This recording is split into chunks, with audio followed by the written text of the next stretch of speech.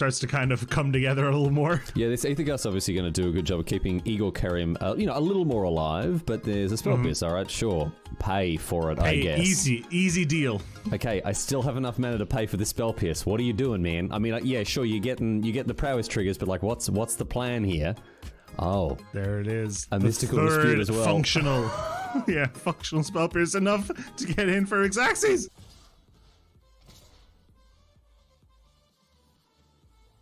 Settle the wreckage. I'm glad you asked. Oh my god!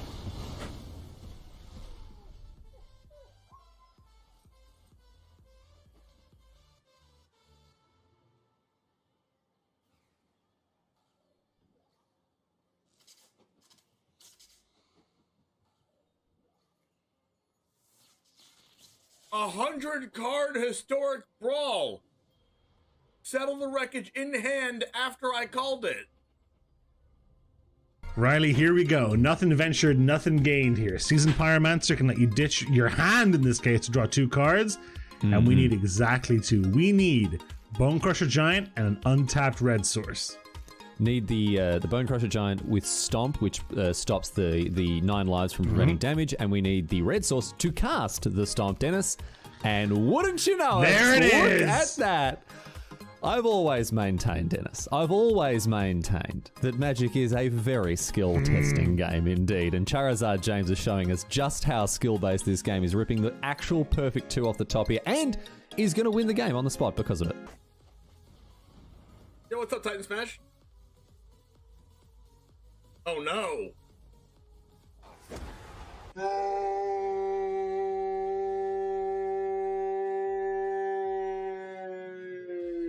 If this was the only way Tybalt's Trickery had ever been used, Riley, I think it would have been balanced the way Wizards intended it. I think this is actually Magic as R&D intended. Tybalt's Trickery. Getting rid of an eye twitch? Why are you scared of an eye twitch? Now you have to deal with the lolth. What was that? I'm terrified of an eye twitch, dude. Like, if only it had been something like a lolth, you know? Raise the alarm. We found their win con. We didn't know what it was, and now we know. I've now found their win con. I don't like it. You fool didn't play around Triple Tithe. Listen. My opponent had Sky Tether main deck and then boarded out of all the bad cards and boarded in good cards like Memory Lapse and Teferi. How am I supposed to win if I know that? Their tempo play of 2 soldiers are going to win them the game. Oh, it hurts. Oh, it hurts. It hurts. I can't look. I can't look.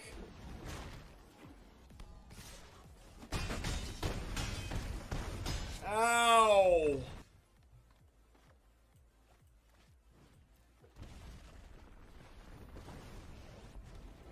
Man, Valkmir is a problem. Nope. Oh no! Wait, what just happened? Why was this 5 mana? Oh no! It came in tap! Oh no! It came in tap. Oh my god! Did we do it? Yes! I attack! Holy shit! I attack! I attack! I attack! Everyone's clenching right now. No! Oh, he lost! He lost! I attacked! No! No! What? Oh, he lost! Oh no! Oh man! What? Okay, I want them to kill this first. So I play this first. And I want these 2 to cast my other spells. No! Stop, opponent! Stop it! Please stop. Please stop. Please don't do it to me. Don't cast another land destruction spell. Please, oh my. Let's go! Not distortion! Yeah! Feel the power of the 6 mana black sorcery. Thought distortion, come forth. I summon the winged dragon of Ra.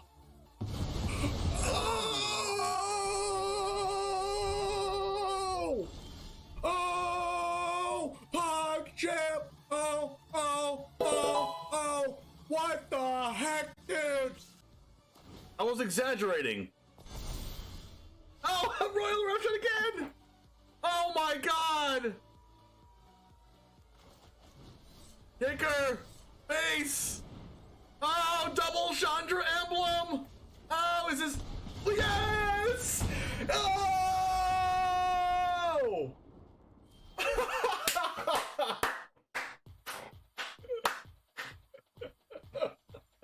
Oh!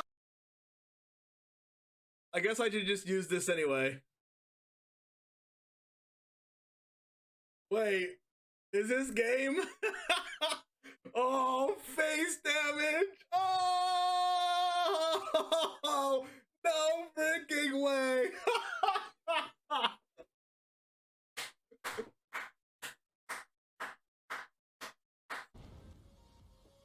Alright, give me Scorpion. Off the top, right now.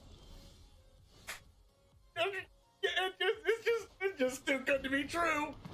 It's just too good to be true! It's just too good to be true! What the heck, dude? Cheating! They have Fatal Push.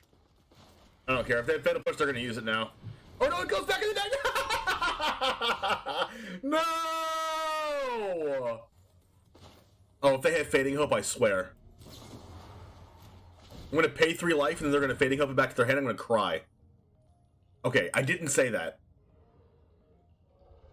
Oh no, I should have played Thalia first. No, I should have played Thalia first. No, don't do it. No, no. The second one got approach.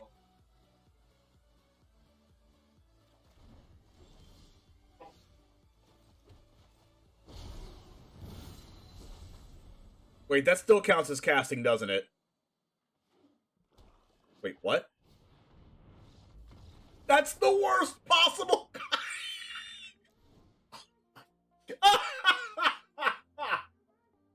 That doesn't work the right way.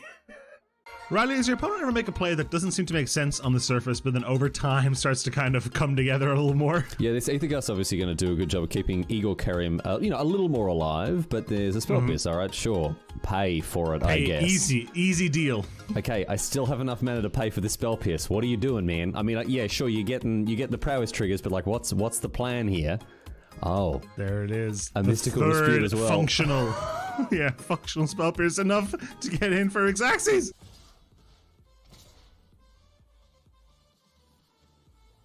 Settle the wreckage. I'm glad you asked. Oh my god!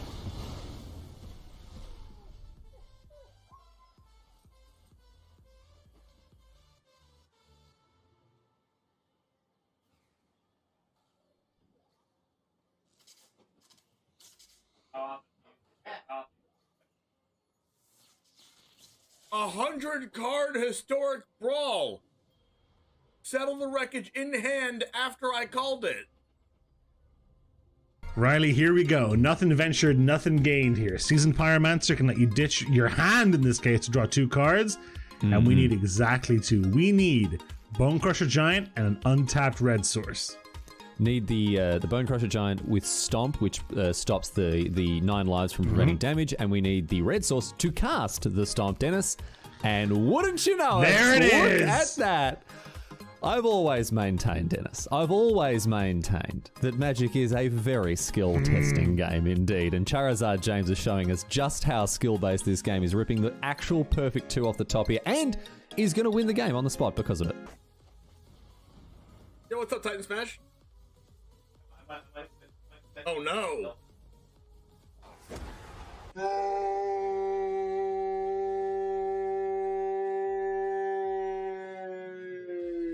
If this was the only way Tybalt's Trickery had ever been used, Riley, I think it would have been balanced the way Wizards intended it. I think this is actually Magic as R&D intended. Tybalt's Trickery. Getting rid of an eye twitch? Why are you scared of an eye twitch? Now you have to deal with the lol. What was that? I'm terrified of an eye twitch, dude. Like, if only it had been something like a lol, you know?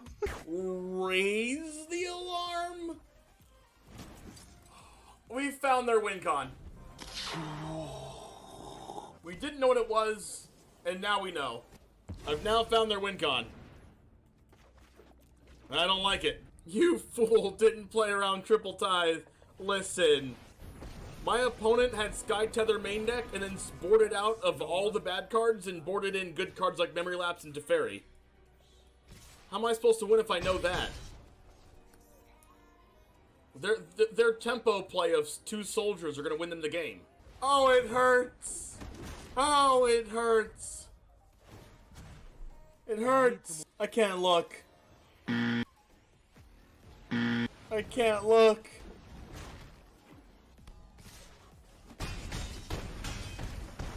Ow.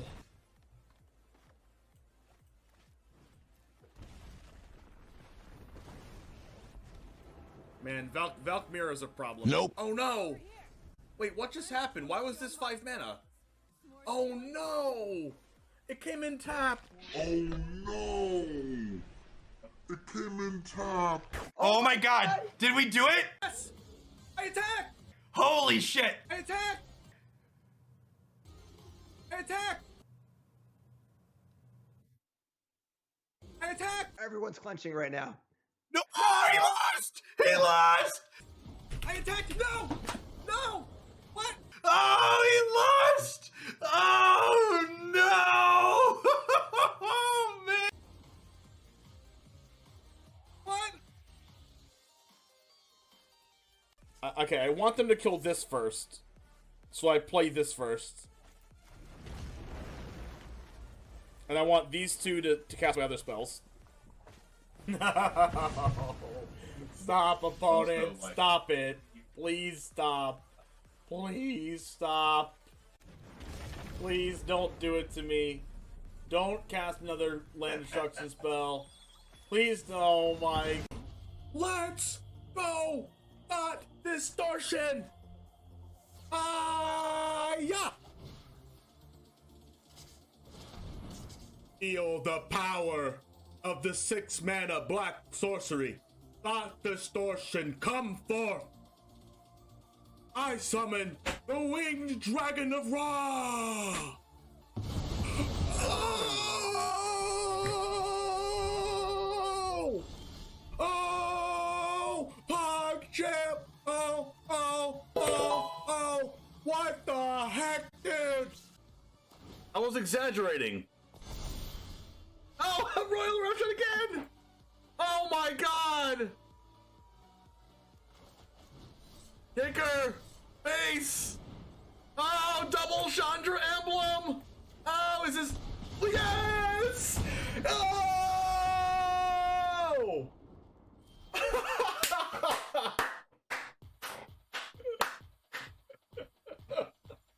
Oh! I guess I should just use this anyway. Wait, is this game? Oh, face damage! Oh, no freaking way!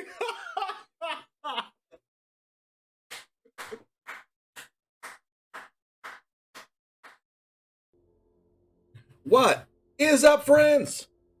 What's up, everybody? Riley's first in chat. How's it going? Thirsty Kane and Nuno all here together for the party. We are playing some Sultai Midrange deck. We're playing Sultai Midrange today. And then we are also going to be watching the set championship a little bit, I'm pretty sure. Right now, I believe, let me double check what we have going on right now. Nuno, you said that they're in round 2. Maria Bartoldi, Corey Baumeister, and Riley Knight are in the booth right now talking about that tournament, but we're going to be watching that, I think, on stream for a little bit. Because that's interesting. We got some alchemy and some historic action going on. Some of my friends are playing in it, like Tomasz Pokorny, Arne Huschenbeth are playing in that as well. They're just chatting now, so when here, if it was live, I had to open anyway. Okay, sounds good. But we're going to be playing... How does the mic sound right now? Is it... For some reason, I feel like the mic is, better? Is it worse or better? Can you hear me better or worse right now?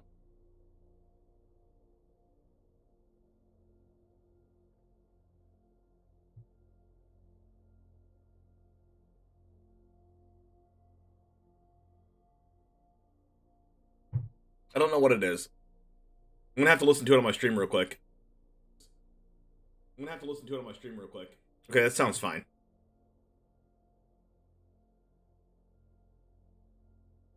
Alright, so we're going to do our sponsor shout-out right now, and if you can, either Thirsty Kane or Nuno, clip this for me. That would be amazing. Thank you so much.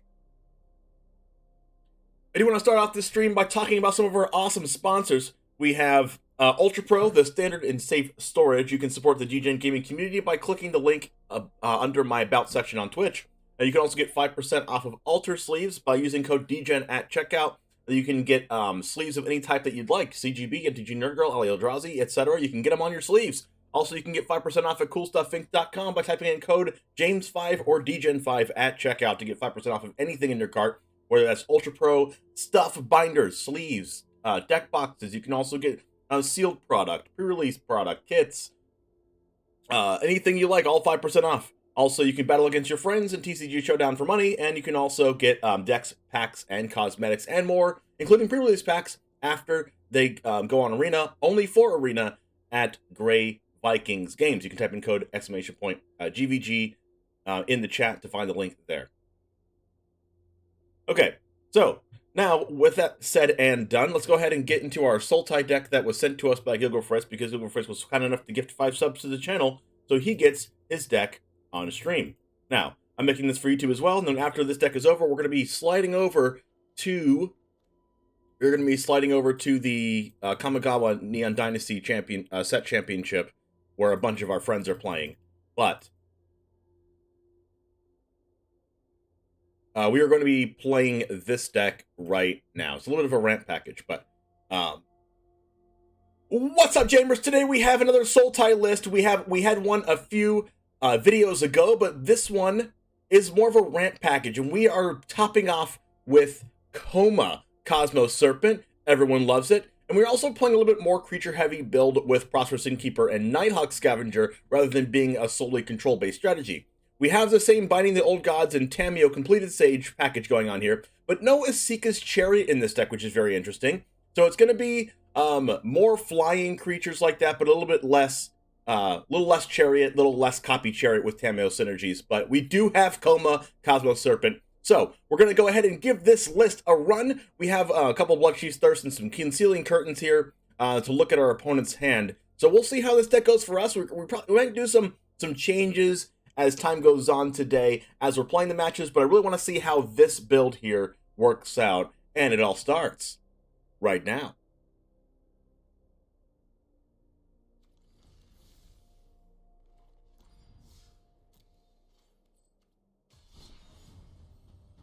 You don't know why there's no clip button? Do you have to refresh?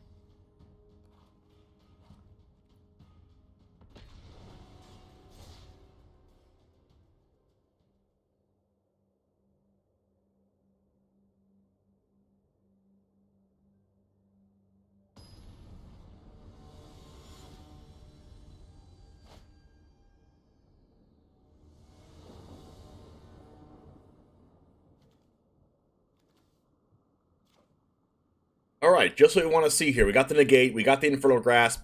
All we need to do is draw land, and we're good to freaking go. We got all of our colors. We got more colors. Play this first.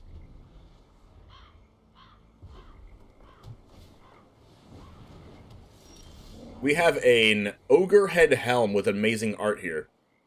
Equip creature +2/+2 whenever it... okay, so we're going to go ahead and play our green source out here, and then Negate or Infernal Grasp if we need to. We're going to try to catch them on reconfiguring something.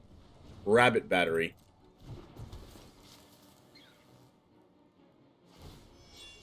Do you care more about the Rabbit Battery or care about the Helm?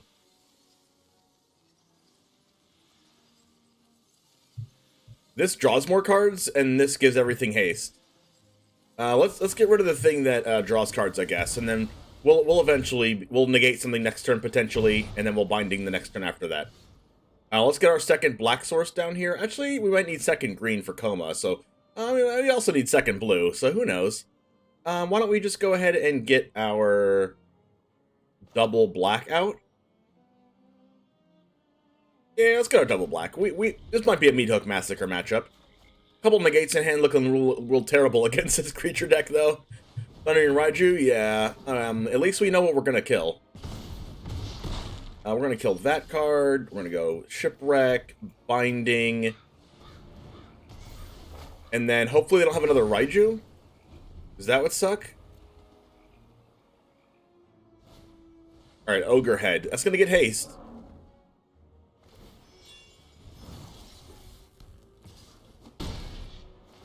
And then we're gonna go Tameo and... Oh, discard draw 3. That's a lot of cards to draw. Search for a forest. We have no forests because we have our forest right here. Gonna definitely add some lands in here that can get off Binding of the Old Gods, because that would help us out a lot. We're gonna go ahead and go green here, and then we're gonna go Tameo for 5.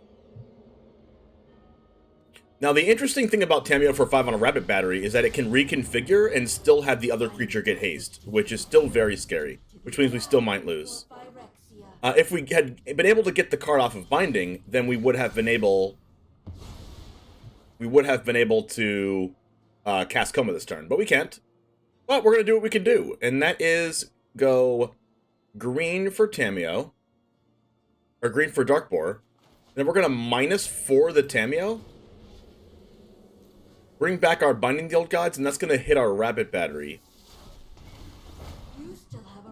This is where Osika's Chariot's really good in this deck, to where you can copy the bindings afterwards.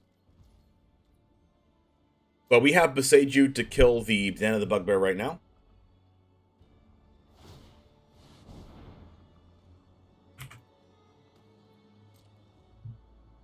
Wait till they go to combat. Beseiju this.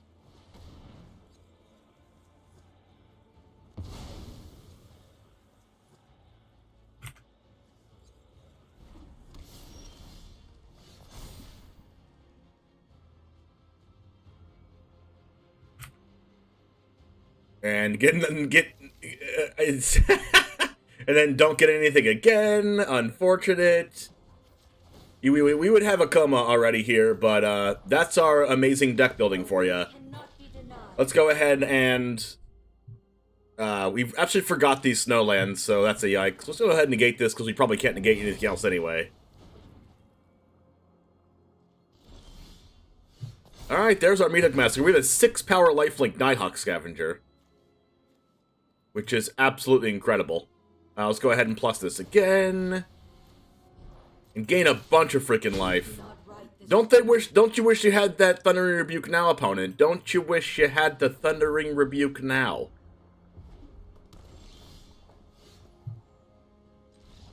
Yeah. Uh-huh. Yeah. Get out of here, opponent.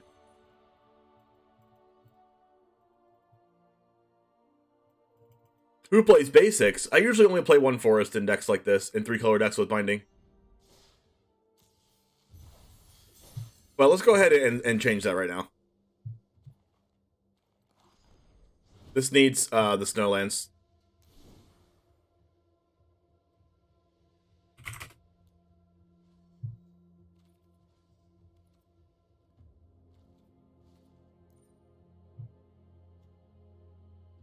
We need a Rimewood,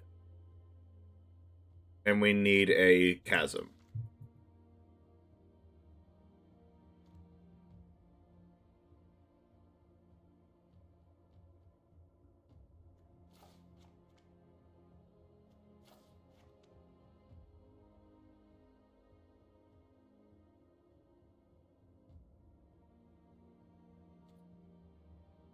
The fact that there's no Chariot in this deck is really weird.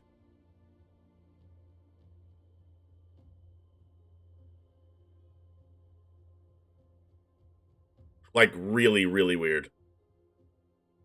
Like, it's actually just criminally weird.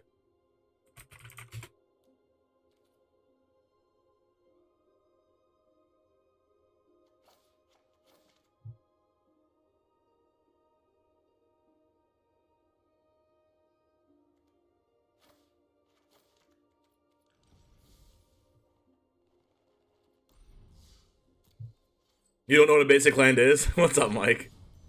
I put a couple Chariots in because, like, you know, it makes your deck so much better to have that card in, especially with the synergies with Tameo.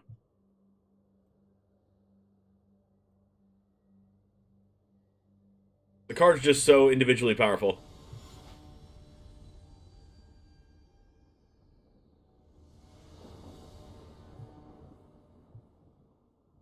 Blaze, how's it going?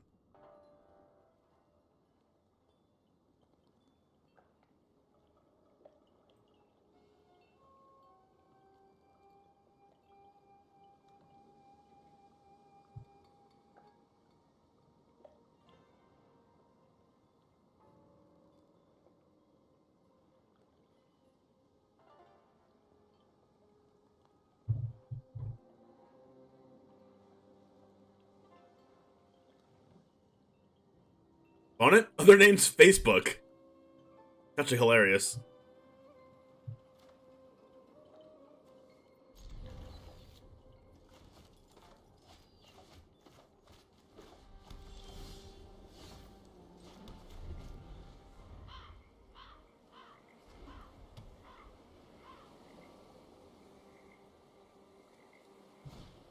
Luminarch Perspirant.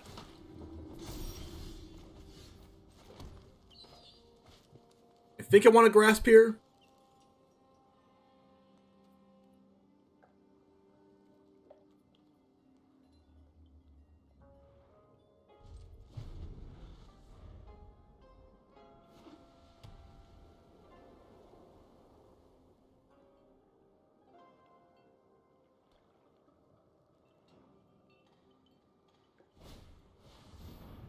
Another Luminarch.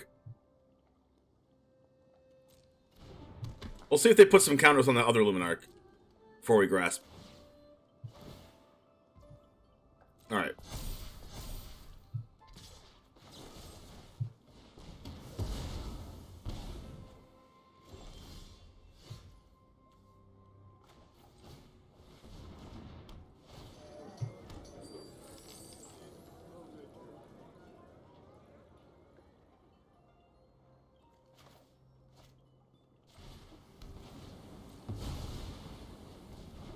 Yo, Flush Donkey, how's it going? Alright, so we go double Innkeeper here, all the life gain.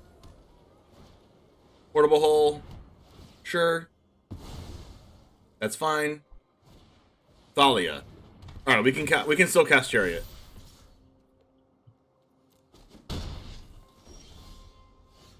Blaze Tech says I'm the best. Oh. Sick.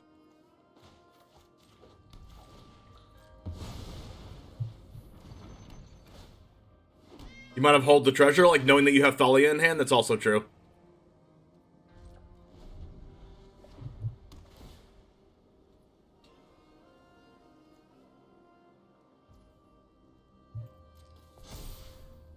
There's no way they attack with Thalia, right?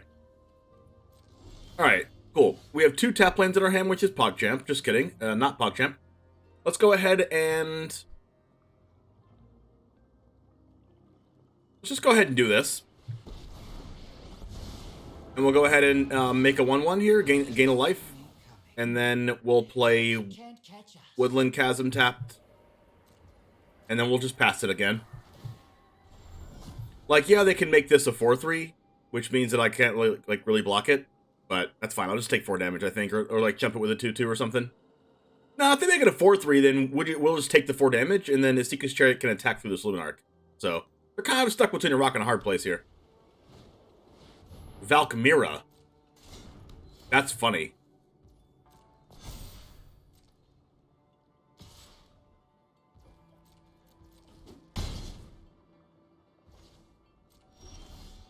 Kodos. Oh. That's a card. Let's go ahead and do this. 1, 2, 3, 4. Swing with the Chariot, make another 2/2. Higher toughness. Deal 3 damage to them. Then we will draw a card from this. There's no secret I can't uncover. And then we can cast Kodos.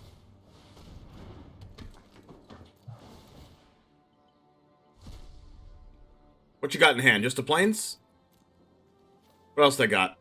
Wandering Emperor, Adeline, Brutal Cathar, Skyclave, Fateful Absence, Intrepid Adversary, Thalia, Valorous Dance. That's going to be a card. Another Portable Hole, Usher, and Stonebinders. So they're more of the exile build.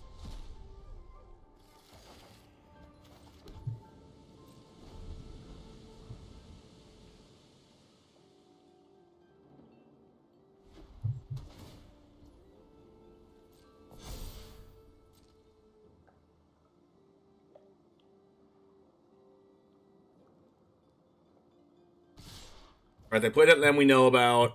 Do we keep our Kaido alive? I actually think we do keep Kaido alive. Because, like, we just, like, gonna draw a card every turn, and they're gonna be out of the game once we draw Meat Hook Massacre. And, like, I don't really care about getting rid of 2/2/2s, because, like, you know, we have everything we really need anyway. Let's go ahead and cast this.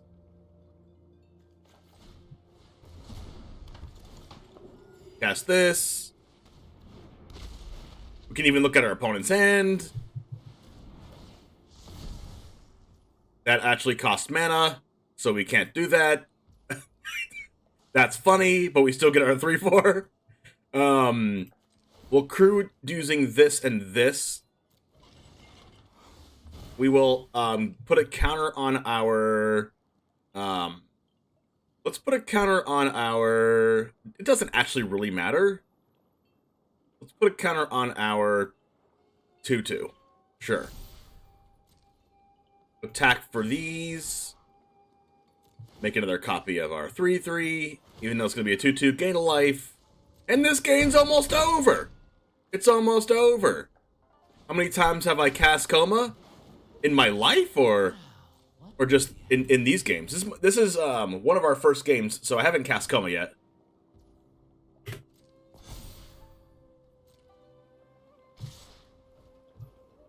This is going to be an easy block with this card and this card. We'll keep our Luminarch Aspirin around, I think. Why don't we just block with Luminarch Aspirin? Who freaking cares? Who freaking cares?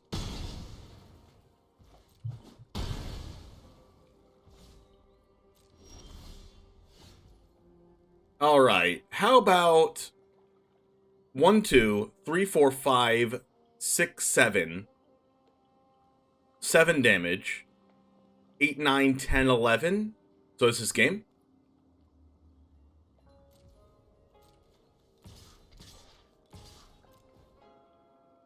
Unless they had the Wandering Emperor, which would be crazy, because they only have 2 of those in the deck.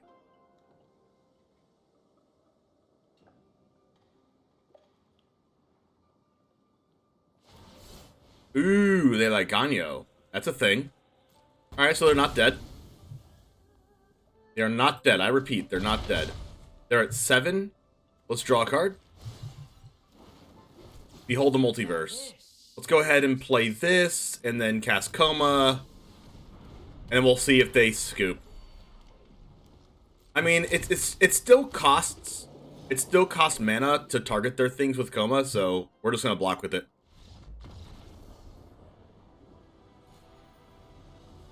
That's nice. That's very nice.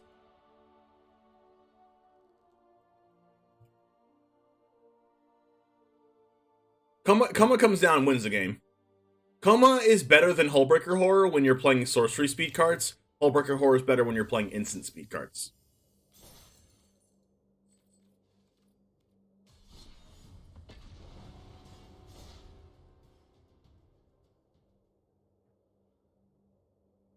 By the way, I encourage you, if you want to catch all the best games from our Teamer combo deck yesterday, where we flinged huge 43 attack creatures at our opponent's face, catch the last YouTube video that we posted. And also, 60% of you aren't subscribed to my YouTube, which is unfortunate, to say the least. We are going to keep this hand.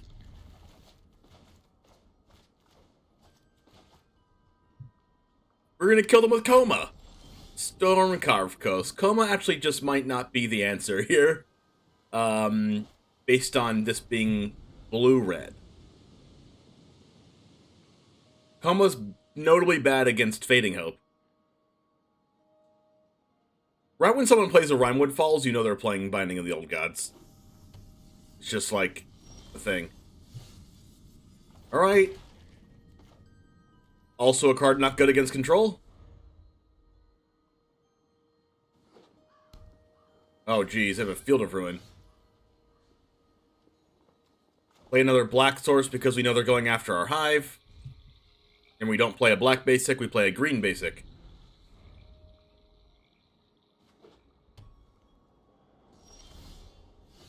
Kaido. It's a card.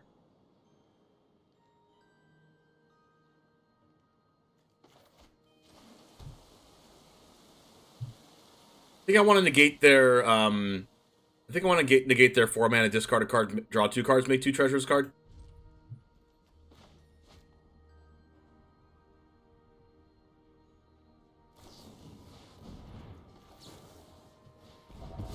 Yep. How did I know? Interesting. It's like another hand.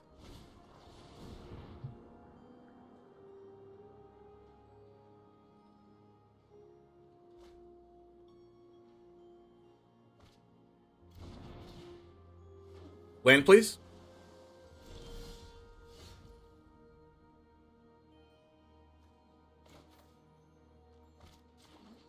I know they could have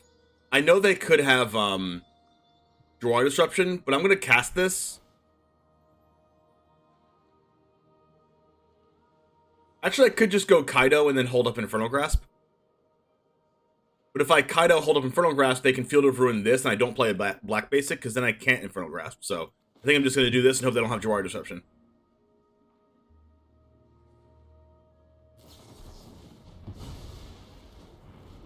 Yikes! Yikes! Yikes! Yikes!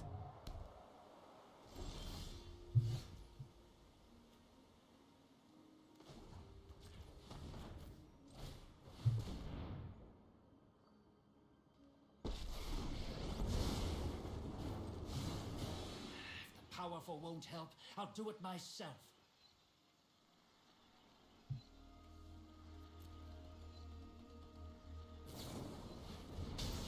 Prismari command themselves. This probably means they're playing the combo deck.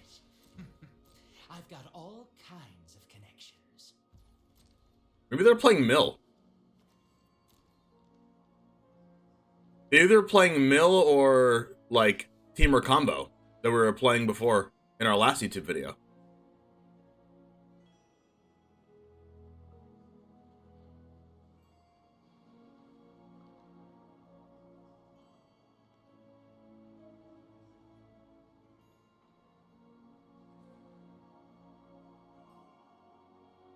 What would you like to do, opponent? Nothing? Looks like Goldspan control? Could be.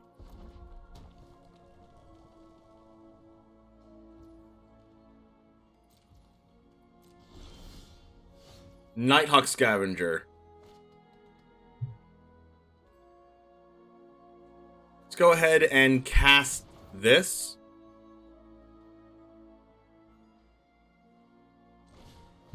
See if they stop it.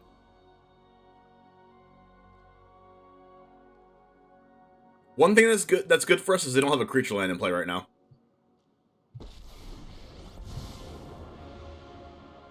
I won't let Kamigawa I'm gonna draw a card right now because I'm more than happy to discard this Meathook Massacre.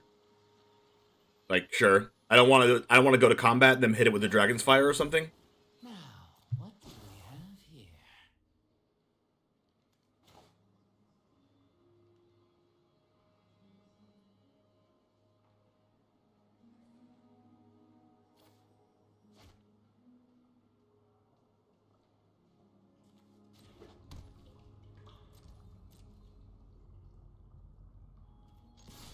Could be Hullbreaker. I hope it's Hullbreaker. I really do.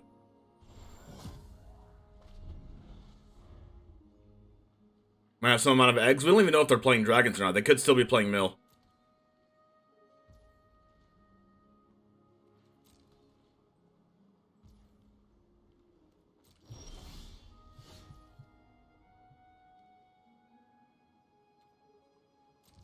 I'm not going to draw now because this is out of range of Dragon's Fire if they have it. They have to have Dragon's Fire and Goldspan, and they have shown that they don't play Goldspan. Prismari command.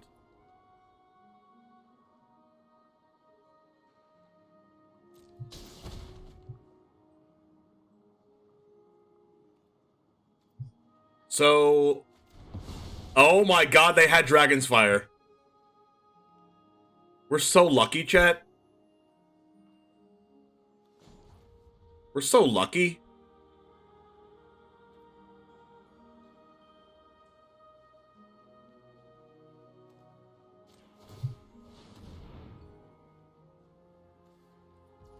We'll see if they wait till we attack, because if they let us attack... Oh, they let us attack, which means we can draw a card off Kaido without discarding.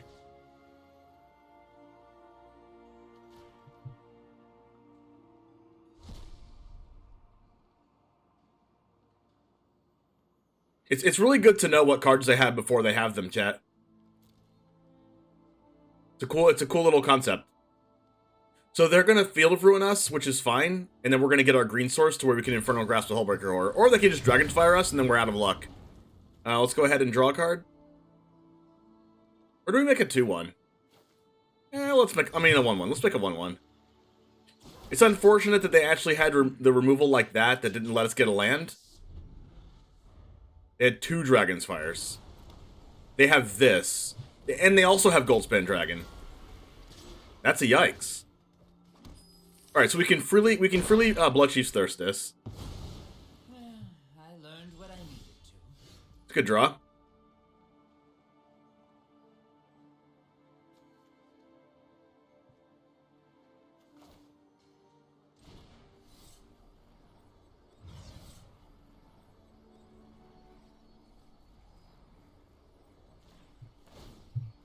We don't mess around with Goldspan Dragon, chat.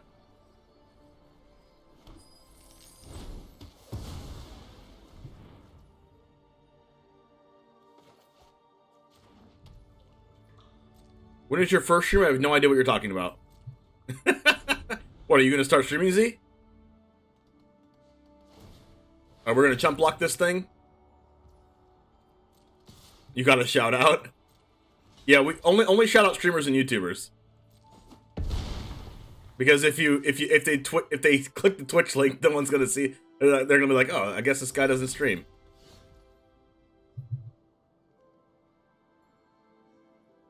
All right, land, coma, profit. Please don't counter this. Just kidding, it's uncounterable. Okay, don't kill this or bounce this. Thank you. We're profiting. We're profiting. I need a profit emote.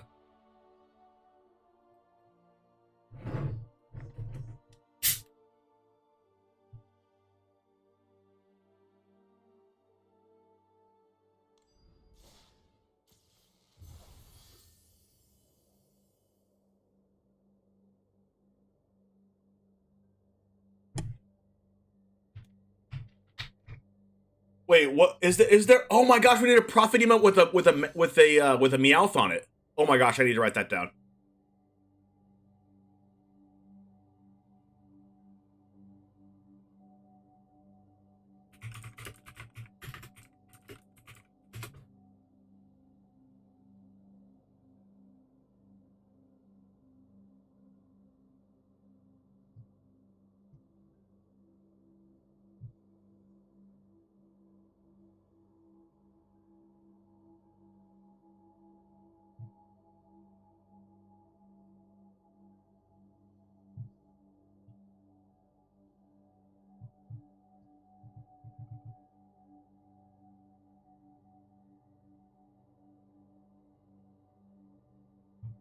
Hold on.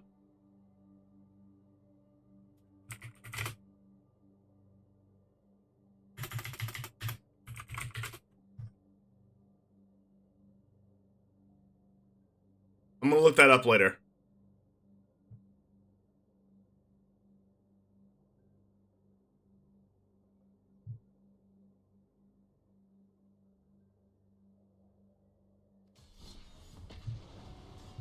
Your wife designs emotes for Twitch? Oh my gosh! Wait, can I send you something, scoundrel? Scoundrel, I have the idea.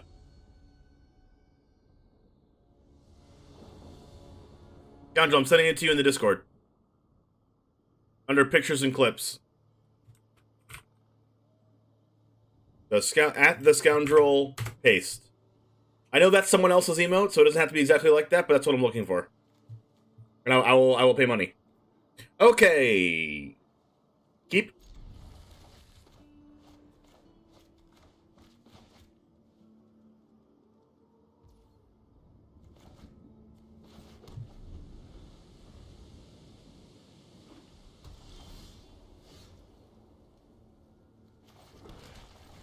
Have I made any changes? Yes, I have made some changes. I put a couple Seeker's Chariots in here. Because I feel like not playing Chariot in this deck is kind of criminal. Criminal, I tell you.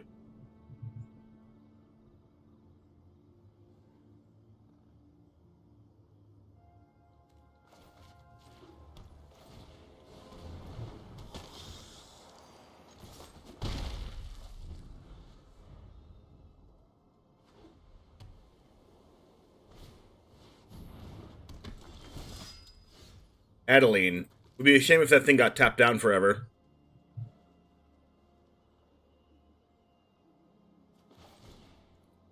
Phyrexian mana.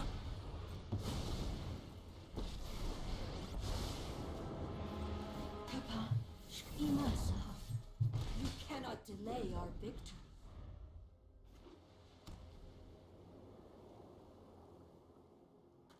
You can always, if you're watching this from Twitch, you can always look at the screen and see the exact deck list, or type in ! deck and get the untapped profile, which will show you all my changes. Okay, Meathook Massacre, where are you at? Oh my gosh, we can get him with the Infernal Grasp. But that would require it to go to nighttime. Which I don't like.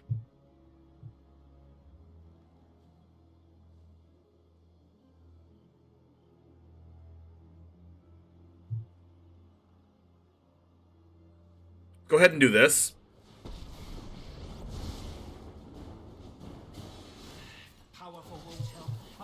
Make some blockers. Tap the Adeline again. Bow before Phyrexia.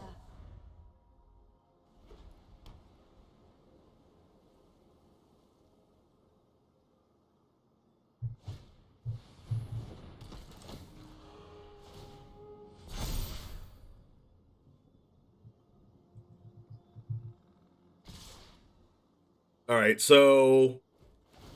I mean, we can freely chump block one of these. The Hopeful gets to destroy artifacts and enchantments, which is fine because we're not playing any.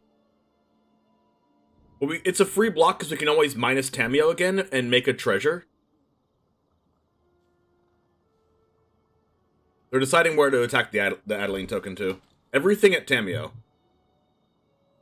They really don't like Tameo, huh? But I like Tameo.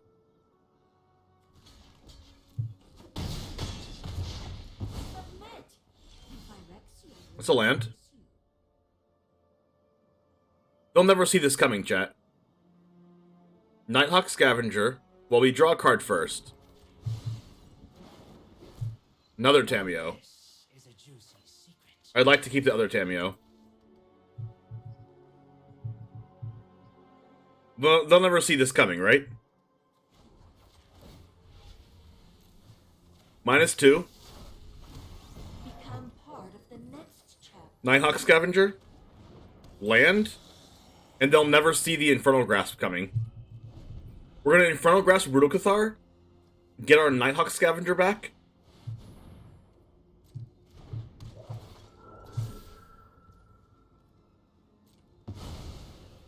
And then we're gonna freaking ruin their lives.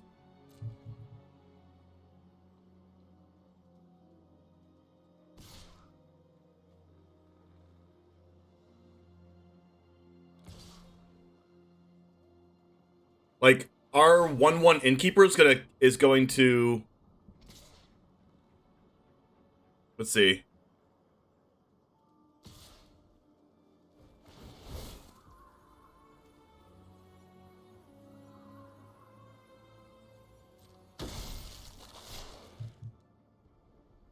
If, like, we still might actually die. The Adversary and the Adeline are coming at me. Kaido's being attacked by...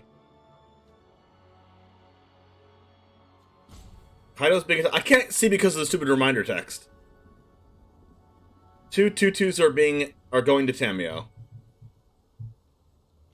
Kaido's being attacked by Brutal Cathar and Hopeful Initiate.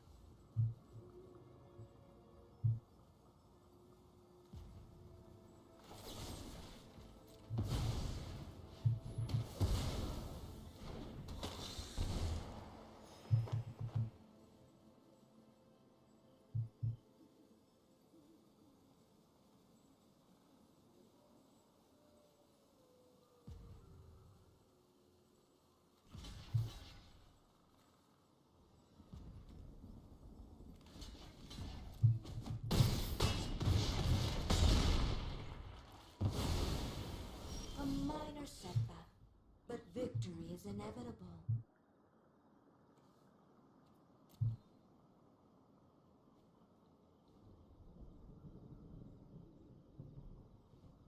All right. Draw a card. I know something you don't know.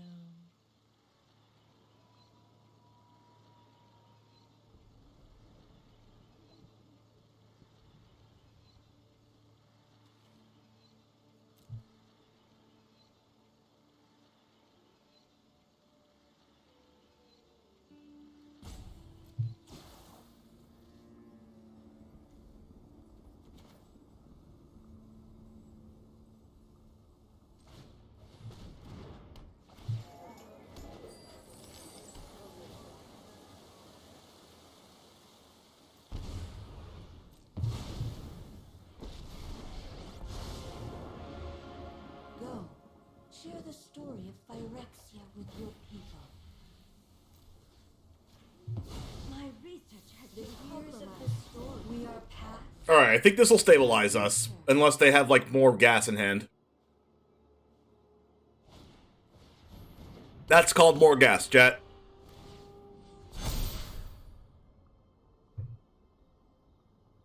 Whatever they just did, that's what's called more gas.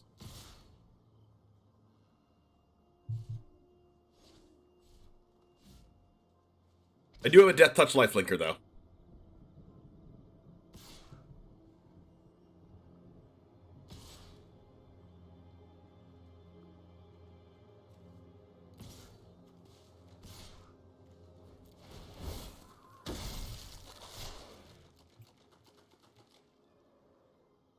Alright, what's going to get us out of this is Meat Hook Massacre. So in order to do a really nice Meat Hook Massacre for 2, we're going to need to... A lot of things are attacking my Kaido right now. In fact, 3 things are attacking Kaido, which means they really want to kill it. In order to maximize our chances at drawing Meat Hook Massacre for 2, we need to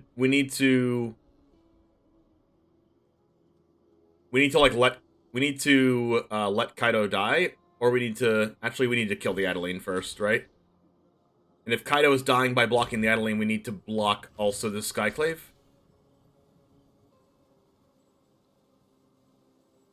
And then we just need to top deck Meat Hook, right? I'm hungry. That is not a Meat Hook. But maybe we don't die?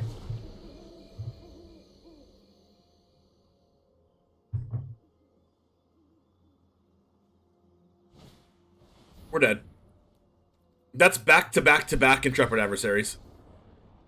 Yikes. Are we playing Path of Peril? No. We don't have white mana to utilize that. Yeah, like, yeah, we have treasures, but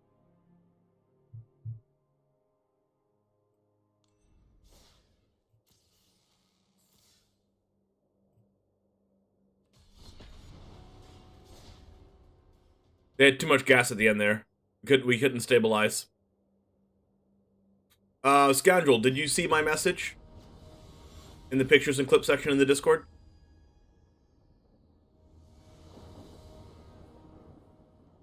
Okay, sounds good. Oh, right. Looking spicy.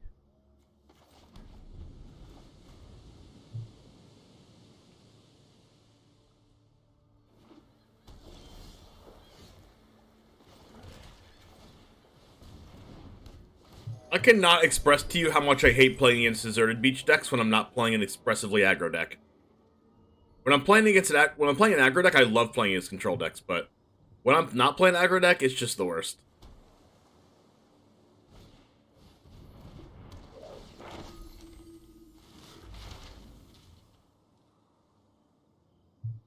Same, bro. Alpha One Tacos in the chat. Yo, what's up, Matt? Everyone say hi, Matt, my IRL friend. My best friend since middle school. Wow, this looks like a good freaking... This looks like a good chariot turn, huh? Looks like a good turn, huh? I actually don't want to freaking attack this, because they're just going to block and then they're going to play a Ganjo Restoration or whatever, which is stupid, but they're going to block. Like, they have Restoration of a Ganjo in hand, and it's actually obvious, but I don't want the Professor of Symbology to block my chariot. It's freaking obvious, but I don't want the 2 power... I don't want, like, this card to just freaking block my chariot. I want to attack for 4. Play your Restoration of a Ganjo. Just freaking play it.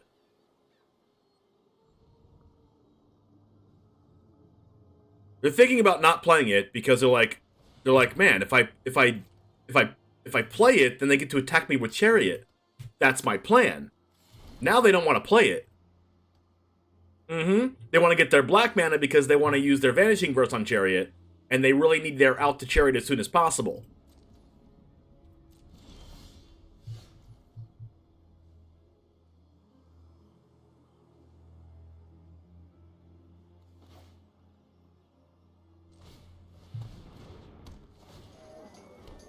Oh, can I get a streamer shout out for Alpha One Taco as well? If you like watching first person shooters content, Alpha One Taco is the place to be.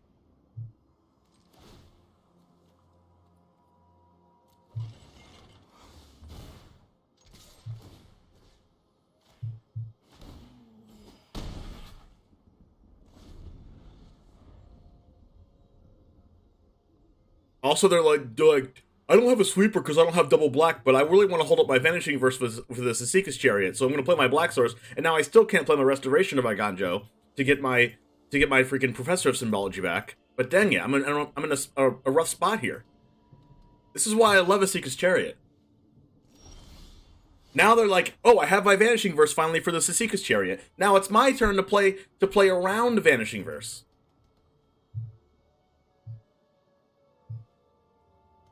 Should have copied Treasure in case of Doomscar. They don't have a Foretold card.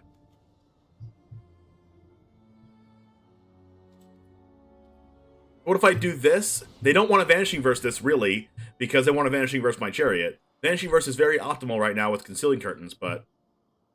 they're letting it go through because they want to use it on my Chariot. I'm gonna take their Vanishing Verse out of their hand.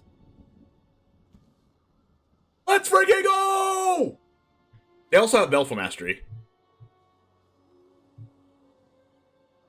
God, their hand is insane.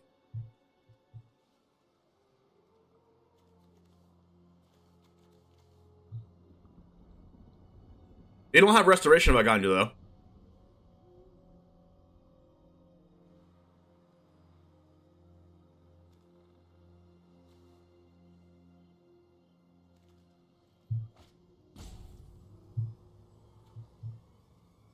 So they're going to use Baleful Mastery right now? So I'm not going to let them use it.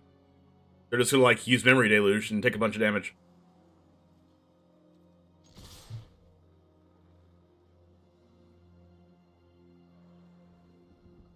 They have double blue, they have double deserted, they have deserted beaches, and this actual blue, wait, what? They don't have double blue, they have triple blue.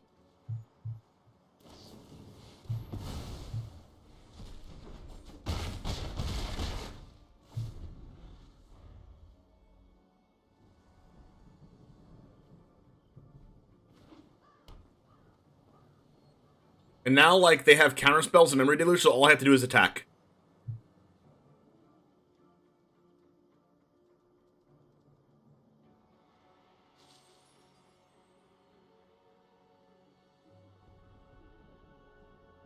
Deserted Beach Cosmetic really does look like a basic Plains.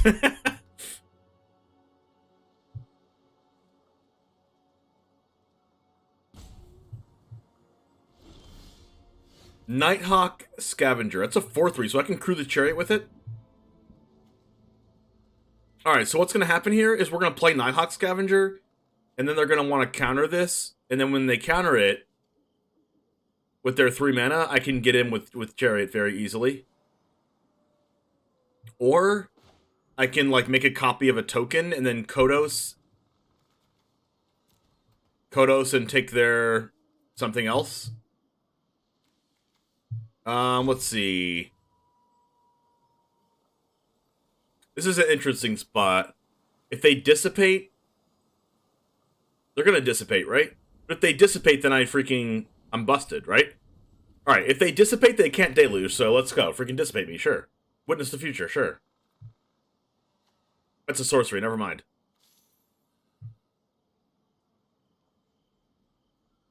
Like, their plan is Memory Deluge and hope to get, like, Vanishing Verse and Doomscar, right?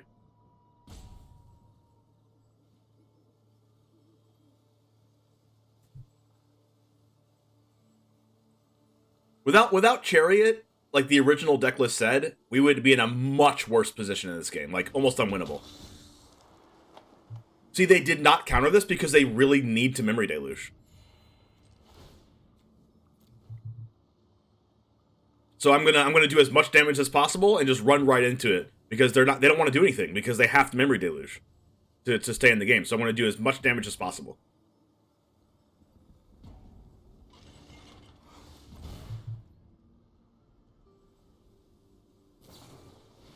See, they drew Belf Master, which means they can't Memory Deluge. Which means they take 7 damage to the face and they're at 4.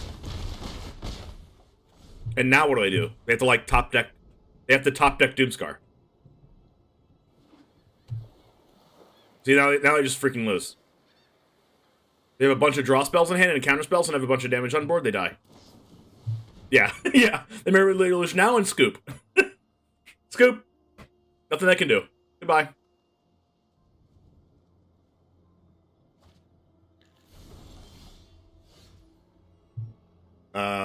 Attack you? For game? That's how you play against control, chat. Let's go!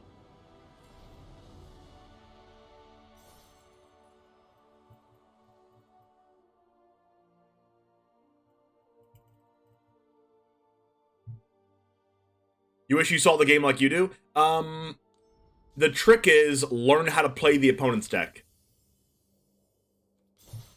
If you know what the opponent wants to do, then you can not let them do that. Deck is Sultai good stuff, yeah. It's basically the same deck as you. It still has the Komas, it still has the Tamios and stuff. I just put like 2 or 3 Chariots in the deck.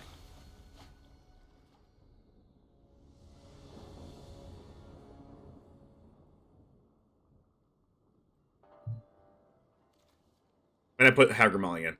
Okay, we're gonna keep this.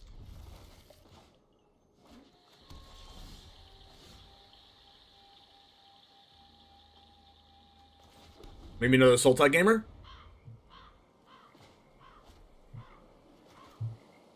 Honestly, Behold the Multiverse has felt kind of clunky, but maybe it's needed.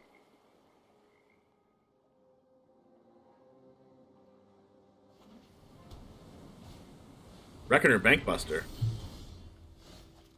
That's perfect for my binding.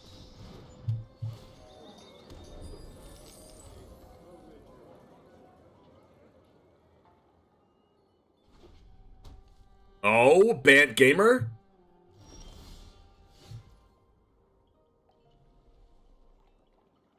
Be a counterspell.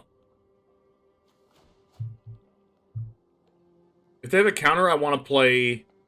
Well, if they counter, they can't draw a card off Buster. And they probably have Chariot themselves. We want to use Binding on Chariot. I guess I want a Binding Bankbuster too. Why don't we just make the most proactive play possible? And see what they have. Disdainful Stroke, sure. But if they Disdainful Stroke, they can't draw a card.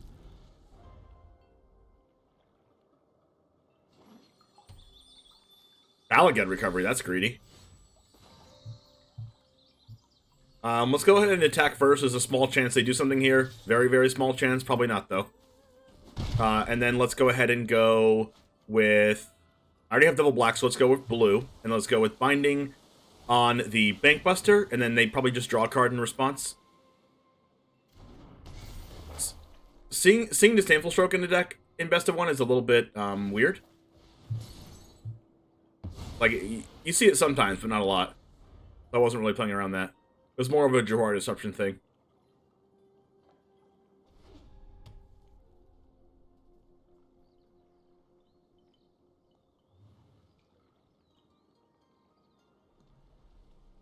It's a good out to foretell. I don't know what you mean by that. Out to foretell. Like, it doesn't beat foretell or anything. I don't know what you mean by that. Alright, let's go ahead and go for the other black, I think. And then we will attack with this. There's a chance they play, like, a big 6-drop next turn. So what's our best play into that? Probably put some damage on board that can attack Renin 7 if they get that off of the big 6-drop. And then we want the Meat Hook Massacre for next turn after that. So let's go ahead. And we had the Bloodchief's Thirst for the token, so that's good. We're going to play this like this.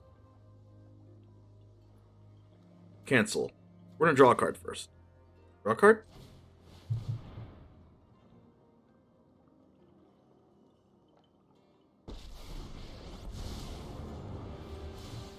No secret is safe. They could be playing Doomscar. Fateful Absence? Sure thing. Wow. I am happy about that. Nighthawk Scavenger, easy black source. And then they're gonna go and cast their huge 6-drop or something, or like cast Chariot or Ren or something big. Then we have Bloodchief's Thirst for it.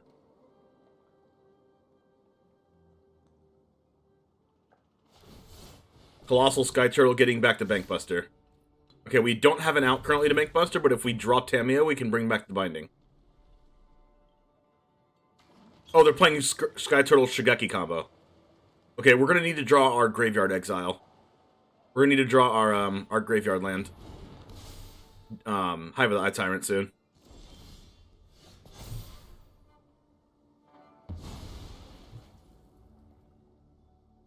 Alright, I think I want to do this to try to draw our Hive of the Eye Tyrant first. Then we'll play it tapped. Neither one of those are Hive, but I mean, Kaido's actually pretty freaking good here. Could be Brilliant Restoration. With Fateful Absence and Disdainful Stroke, I'm not sure.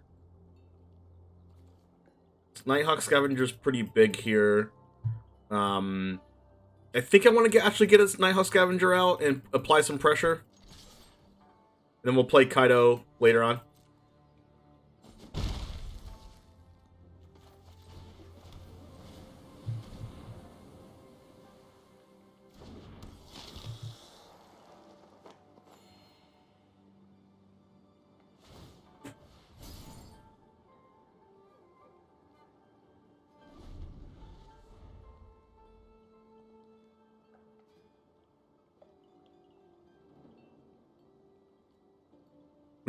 I really want to draw my Hive of the Eye Tyrant.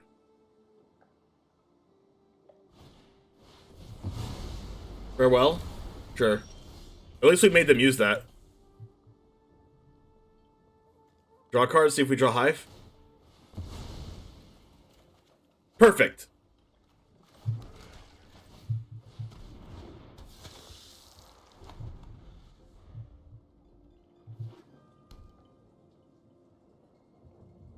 That's called playing to your outs, chat. And then we're going to exile Colossal Sky Turtle so they can't Sky Turtle Shigeki combo us. We have a lot of blue mana already, so let's go ahead and do this. Keep our blue mana up, and then we can negate if they try to like kill our Hive. Like, Nighthawk Scavenger is going to go to like a 3 power instead of a 5 power. But that's okay. Small price to pay. They could Shigeki right now, and that's unfortunate, because that's a channel ability. Please don't Shigeki.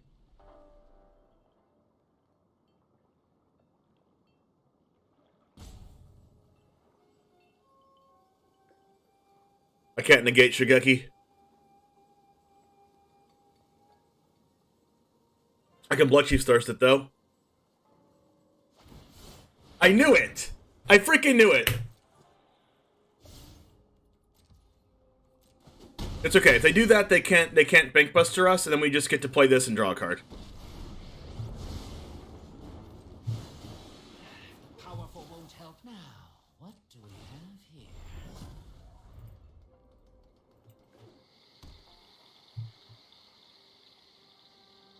This is why I wanted to get this into my hand so I can't loop us.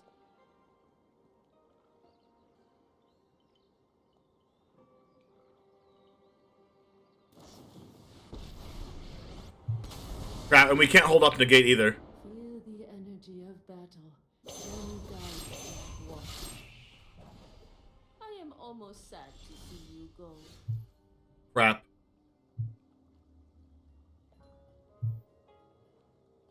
Negate does not stop channel abilities, so they can just keep returning things over and over again.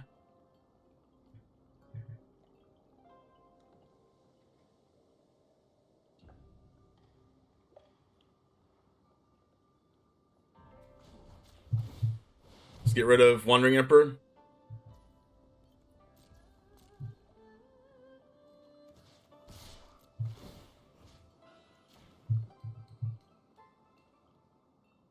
Oh my gosh! They didn't channel in response.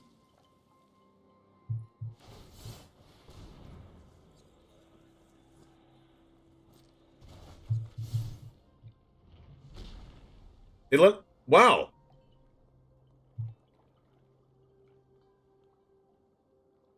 Can they just Infilstruct Bloodchief's Thirst off the kicker?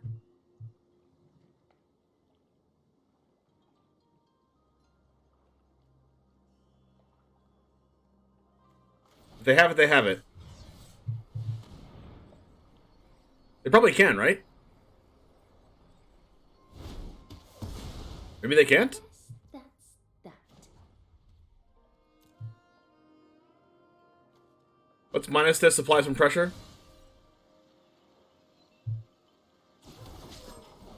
Our eyes are everywhere.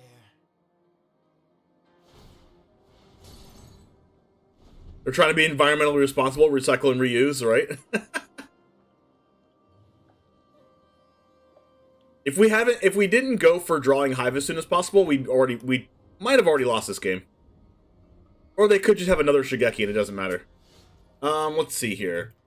Let's go ahead and play this land as a blue.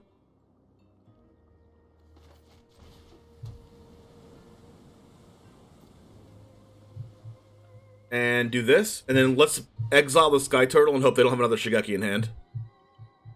They could have another Shigeki, and that would be unfortunate.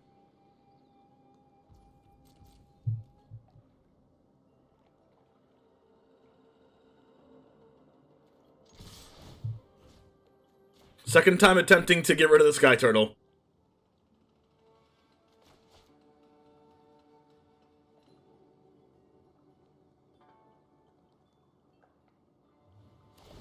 Damn, another one. Crap!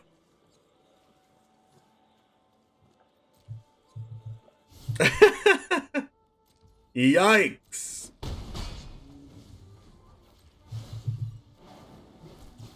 Now this is a juicy secret.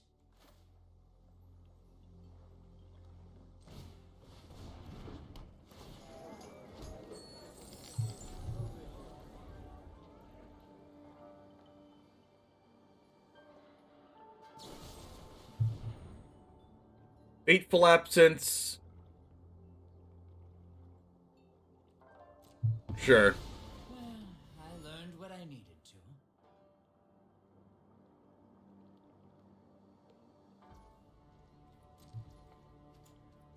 Draw a card. Binding. That's pretty good. Coma. Wow.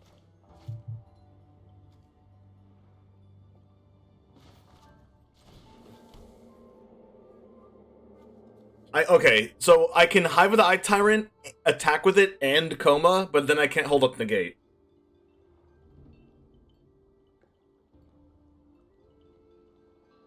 And I already played my land for turn, which I messed up.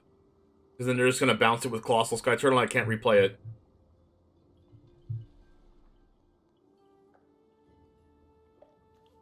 I do kind of need to get rid of that Shigeki, though.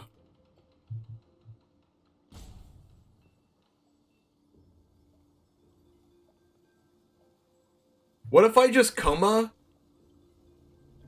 and then they try to farewell, and then I negate the farewell? They can't cast 2 farewells.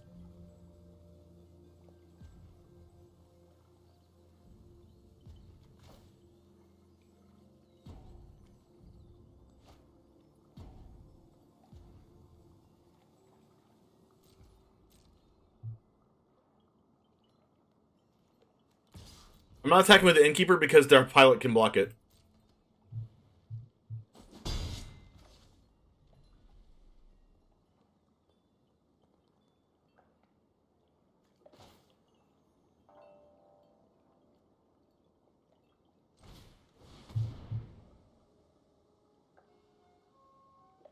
Tyrant and Hook? No, they're gonna bounce my Tyrant, it's obvious. Alright, now they're gonna draw a card and make a pilot.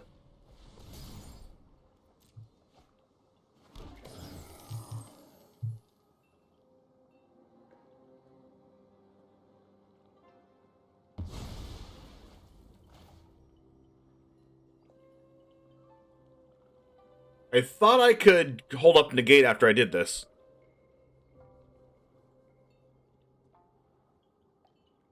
Oh, I thought Coma was 6 mana, not 7.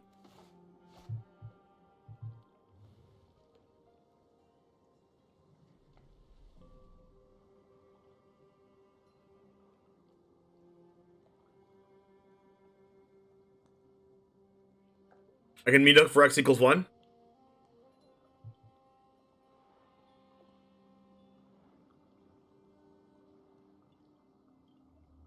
just gonna pass. I'm just gonna pass.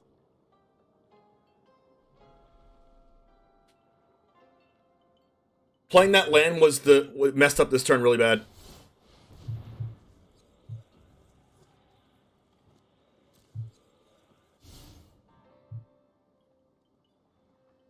Like, I should have just not played a land attack with Hive, and then just replay the Hive after they bounce it.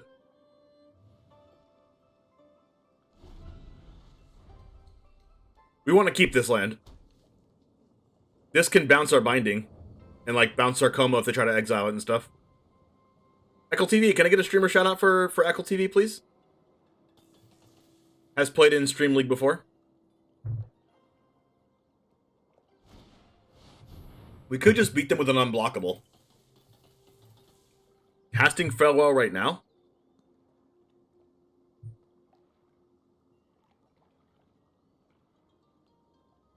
I mean, artifacts, creatures, and enchantments.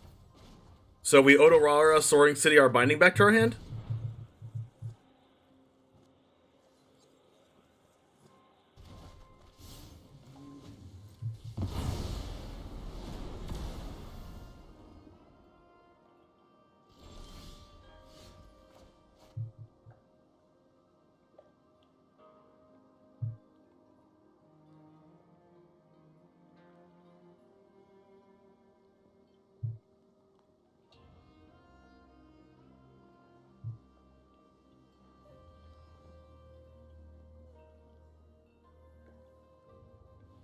See,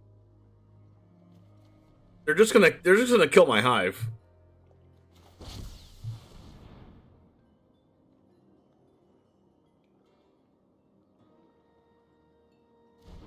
Like, Hive is very nice to play, but they're gonna Fateful Absence my Coma, and then I'm gonna negate the Fateful Absence and hope they don't have another Farewell. They honestly might just, like, Shigeki back Farewell.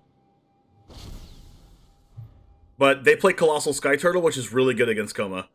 But we're just gonna get this out now while we can.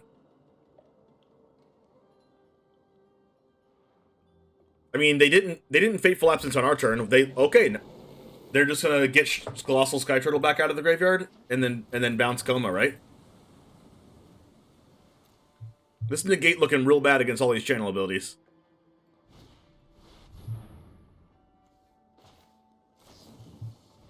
Alright, please don't negate my negate. They're playing Disdainful Stroke, so they might actually play, like, other counterspells. Woo! Oh, that might be it. That might be it. Because they don't have enough mana to Shigeki back the bounce spell and bounce it.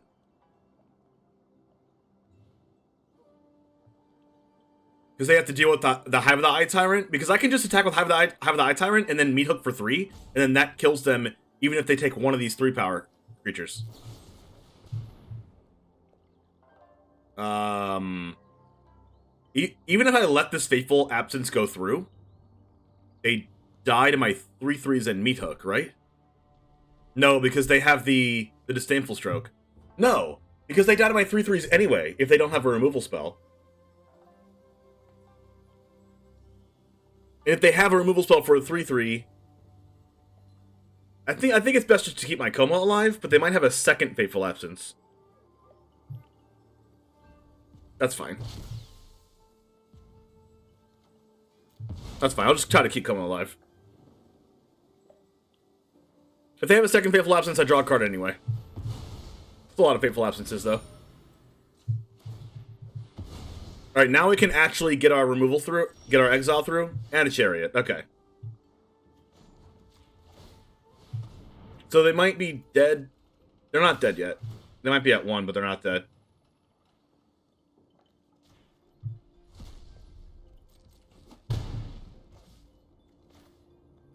Oh wait, no, they are dead. No, they're not dead. They're one mana off of dead. So right now, they go like Shigeki back... They go like Shigeki back, Farewell, and then they lose to my creature land.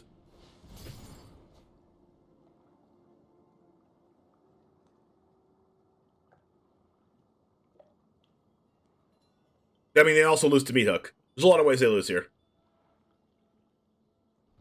But if we had not gone for creature land to begin with, we would have been, like, way out of this game already. How about 3 Meat Hooks? Alright. Number 1, you die if you don't counter this.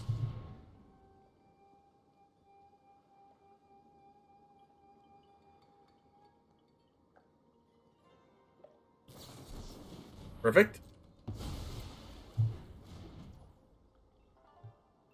Number 2.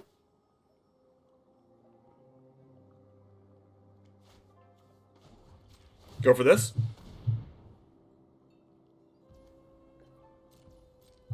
You must stop 3 creatures.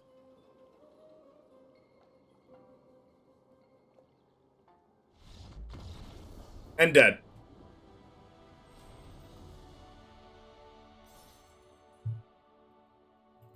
That was insane. And satisfying.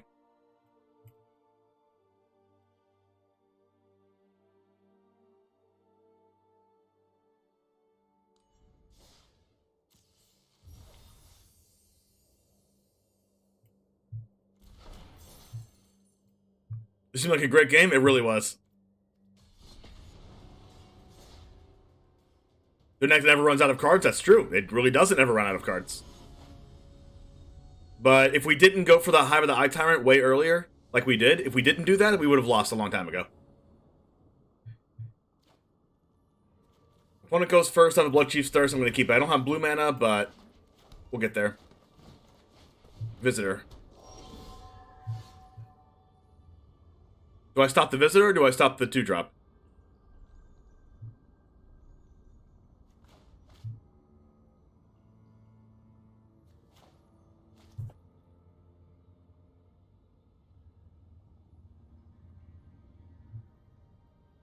I feel like I stopped the Visitor because we're a Meat Hook Massacre deck and we don't want them to grow out of range of it.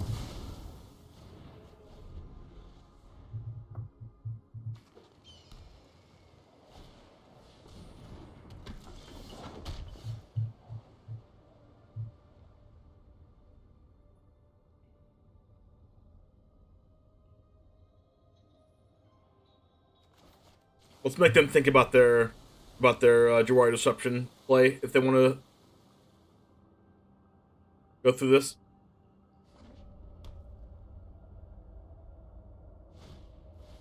Yep, they played around Jawari. What we wanted. Yikes. Alright, getting hit for 5.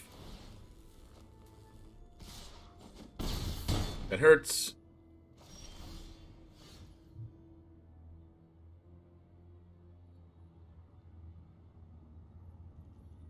Alright, we're gonna try to binding the Kami. That doesn't work because then Rune goes to grave. We were gonna binding the Kami and then try to Kodos the Kami out of the graveyard, but that's not gonna work like that.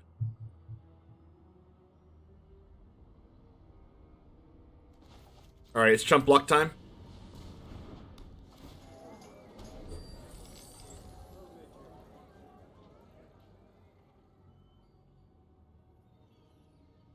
Can you imagine how big their board would have been if we didn't use Blood Chief Thirst on the Visitor?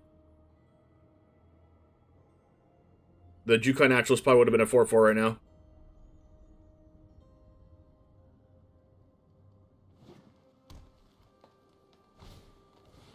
Oh my gosh, they have everything.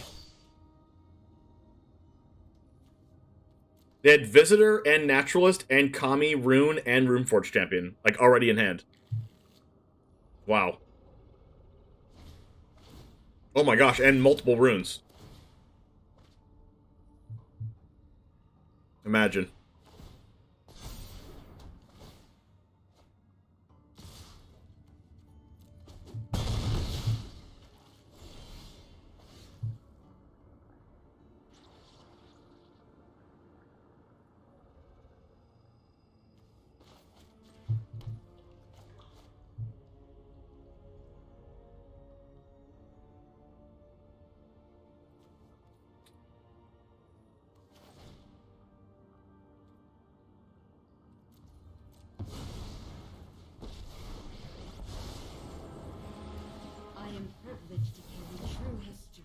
You cannot delay our victory. This keeps us alive.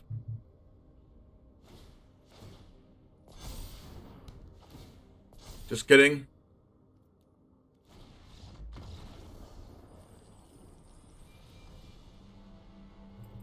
We have to put something for this matchup? I mean, we have a lot of things. They just had more things than we could stop.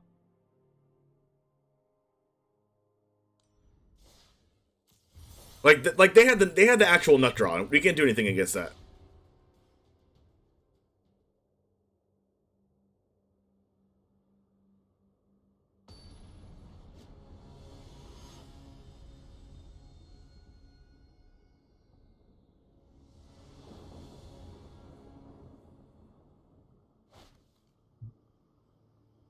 I don't think any deck was beating what the opponent had.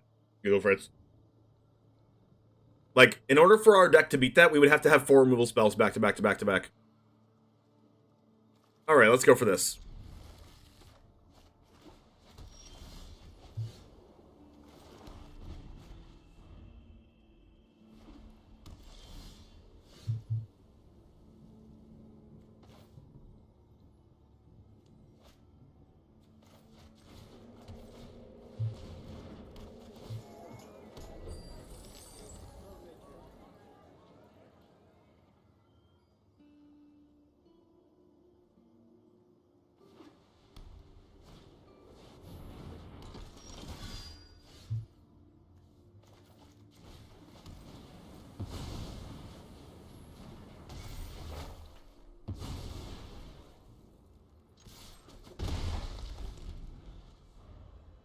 Get that Adeline out of here.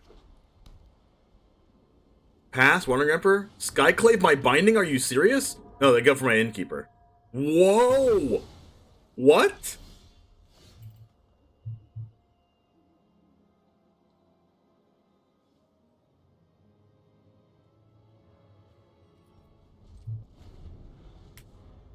Hello?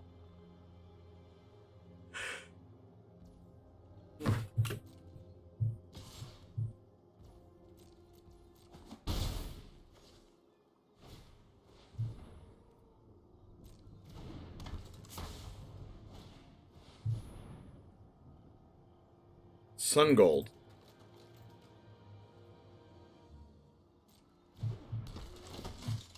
I'm gonna see if I draw an untapped land to meet Hook. So I'm just actually just not gonna Infernal Grass this turn. You'll love to see it pay off, chat. You'll love to see it pay off. Get those cards out of here. Give me my 4/4. Thank you very much. Appreciate it. Thank you. Next turn. Never didn't have it.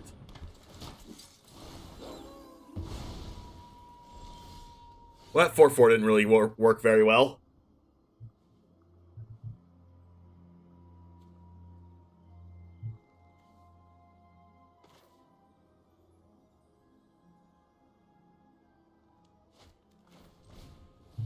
Alright, let's just discard one of their cards. Showdowns?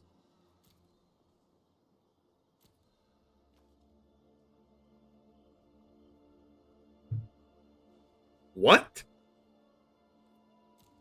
I don't want to discard any of those cards.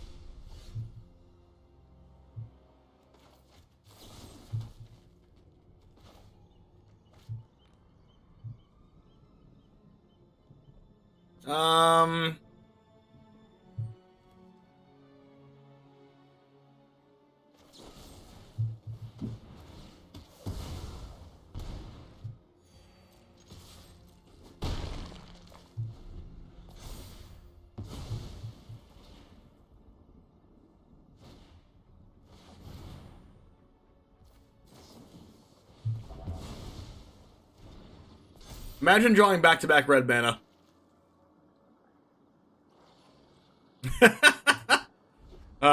Back-to-back-to-back! Only Magic Arena. Only Magic Arena.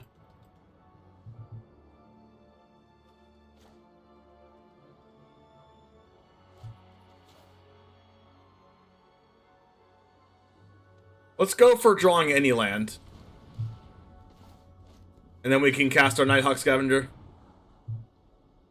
Yep, that counts.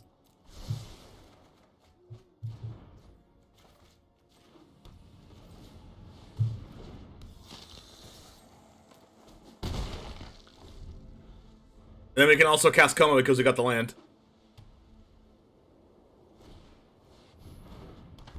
Okay.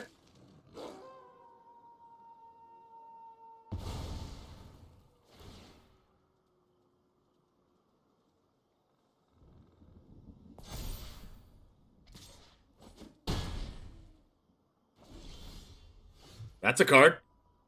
I don't even want to cast Coma anymore.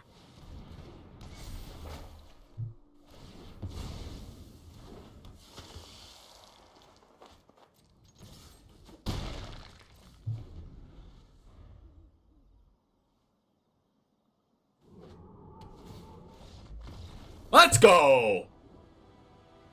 Nice win. I'm so confused. Did you mean to not take a card from their hand with the curtain? I did mean to not take a card, yes. Because the cards that were in their hand, I knew I could deal with, and I didn't want them to draw into a card that I couldn't deal with.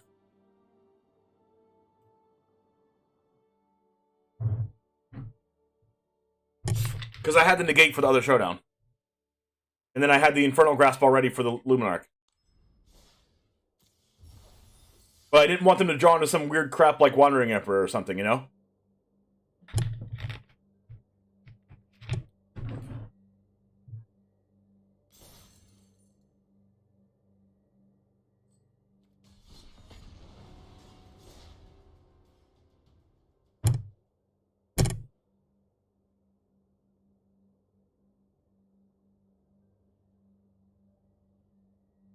The reason why I also didn't take the showdown, if they had one showdown, I think I would have taken the showdown. But they had 2 showdowns, and I didn't want them to draw into red mana either. But it just so happens that they top deck the red mana, you know?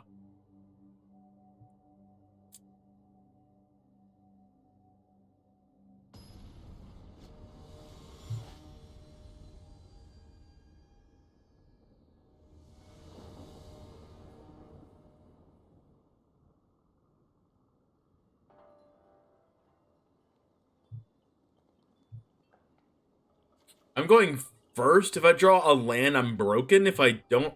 I mean, I have all my colors. I have negate. So let's draw a land.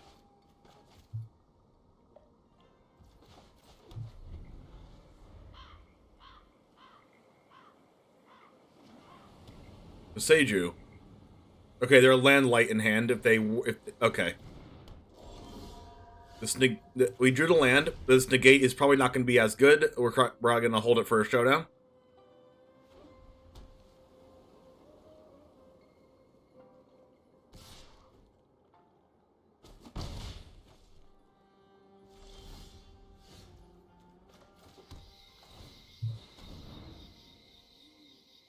They probably have Touch the Spirit Realm in hand.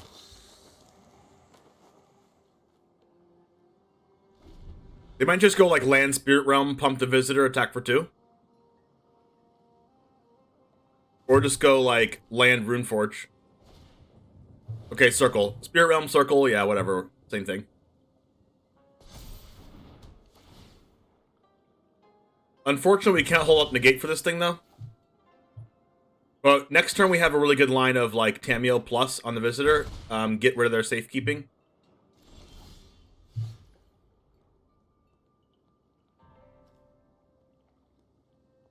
And then even if they have safekeeping, they can't kill the Tameo, right? Because it'll be on 4.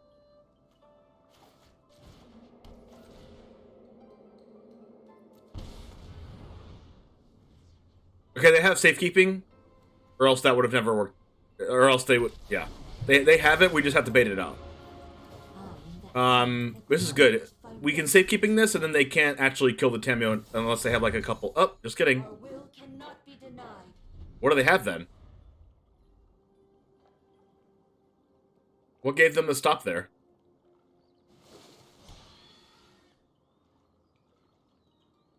Oh my gosh, they're passing. That is really interesting.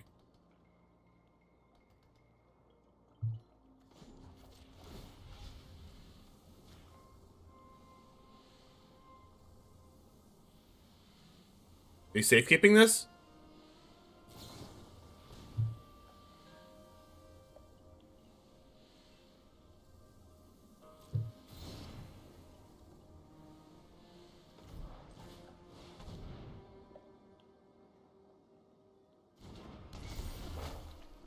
So they have to have another safekeeping? Okay.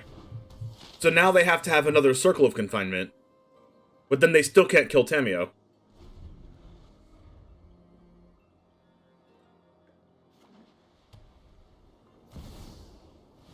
Hallowed Haunting. Okay, good thing for our little binding friend here that we can get that back and kill the Hallowed Haunting in 2 turns. Unfortunate we didn't hold up negate for that, but it is what it is.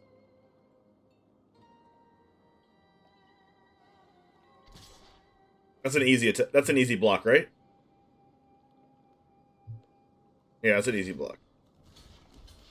They can have another safekeeping. Okay. Land, please. Perfect.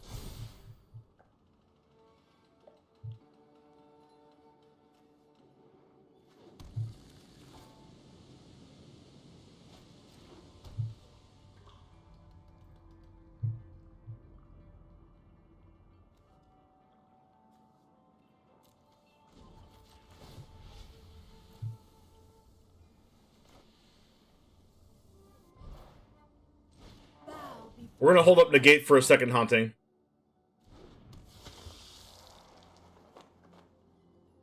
And we can also bring Binding back to kill the Haunting. We ult in this game? I don't know, probably not. We might bring back the Binding. Companion. We're gonna need a Mute Hook at some point now. I mean, there's 3 meat hooks in the deck, I'm pretty sure, so it's not impossible.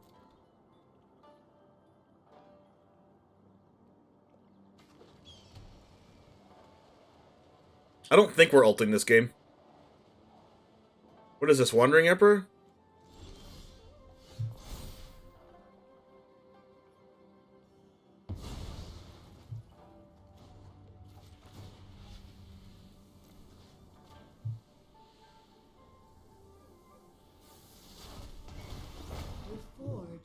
If they safekeeping that, we can negate it.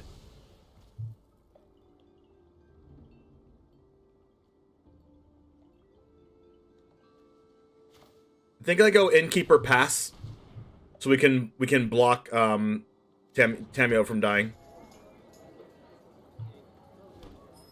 Then we can also cast Coma next turn off the treasure. Okay, no Wandering Emperor.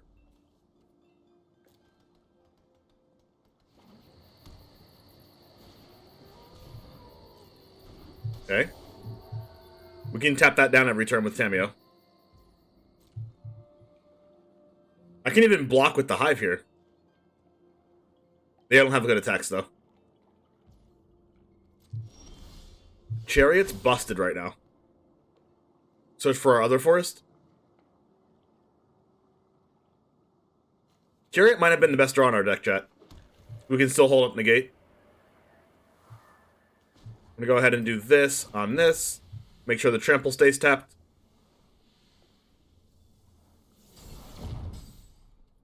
Let's attack in with our Nighthawk Scavenger because we have the Chariot 2/2s to block as well.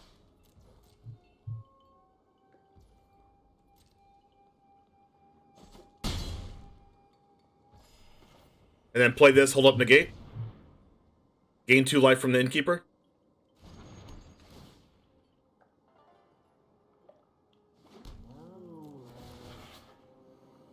Broken.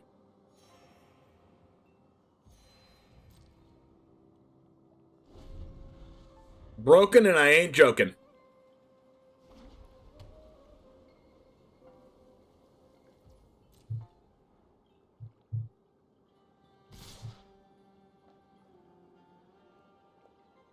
You're on to something? Oh, I've been on Sultai for a long time, Google Fritz. Sultai is the deck that I ladder with, and I even have another Sultai video on my YouTube about like 4 or 5 videos ago.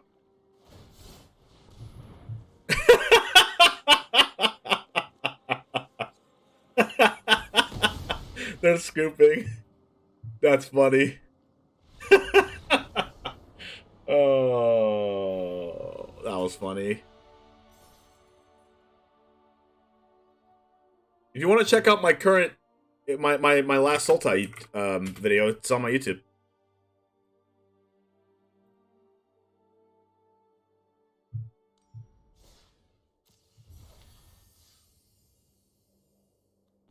What's our record with this deck so far?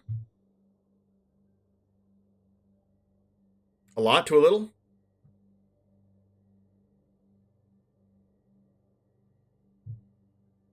%. We've only lost to white once, and we lost to Naya Runes once. But we beat white the other time. We beat Esper, we beat Mono Red, we beat Red White, we beat Izzet, we beat Selesnya, which we just beat, and we beat Bant, the deck that never ended.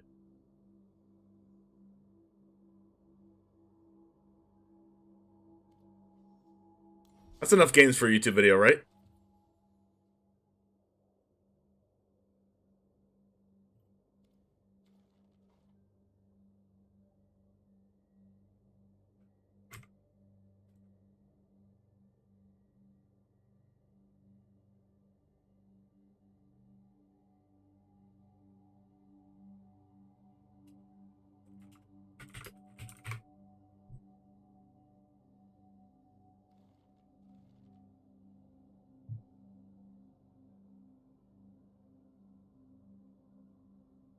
Lost to Mono White and Runes, those are the main best of 1 decks. That's true. Even in Alchemy on the Neon Championship. There's a lot of Mono White in the Neon Championship. Speaking of the Neon Championship, we're going to go ahead and...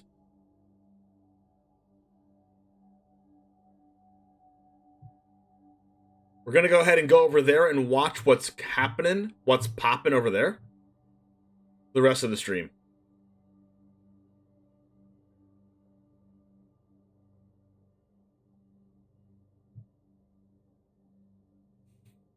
But then again, the time that we lost to Runes, they just like perfectly curved out.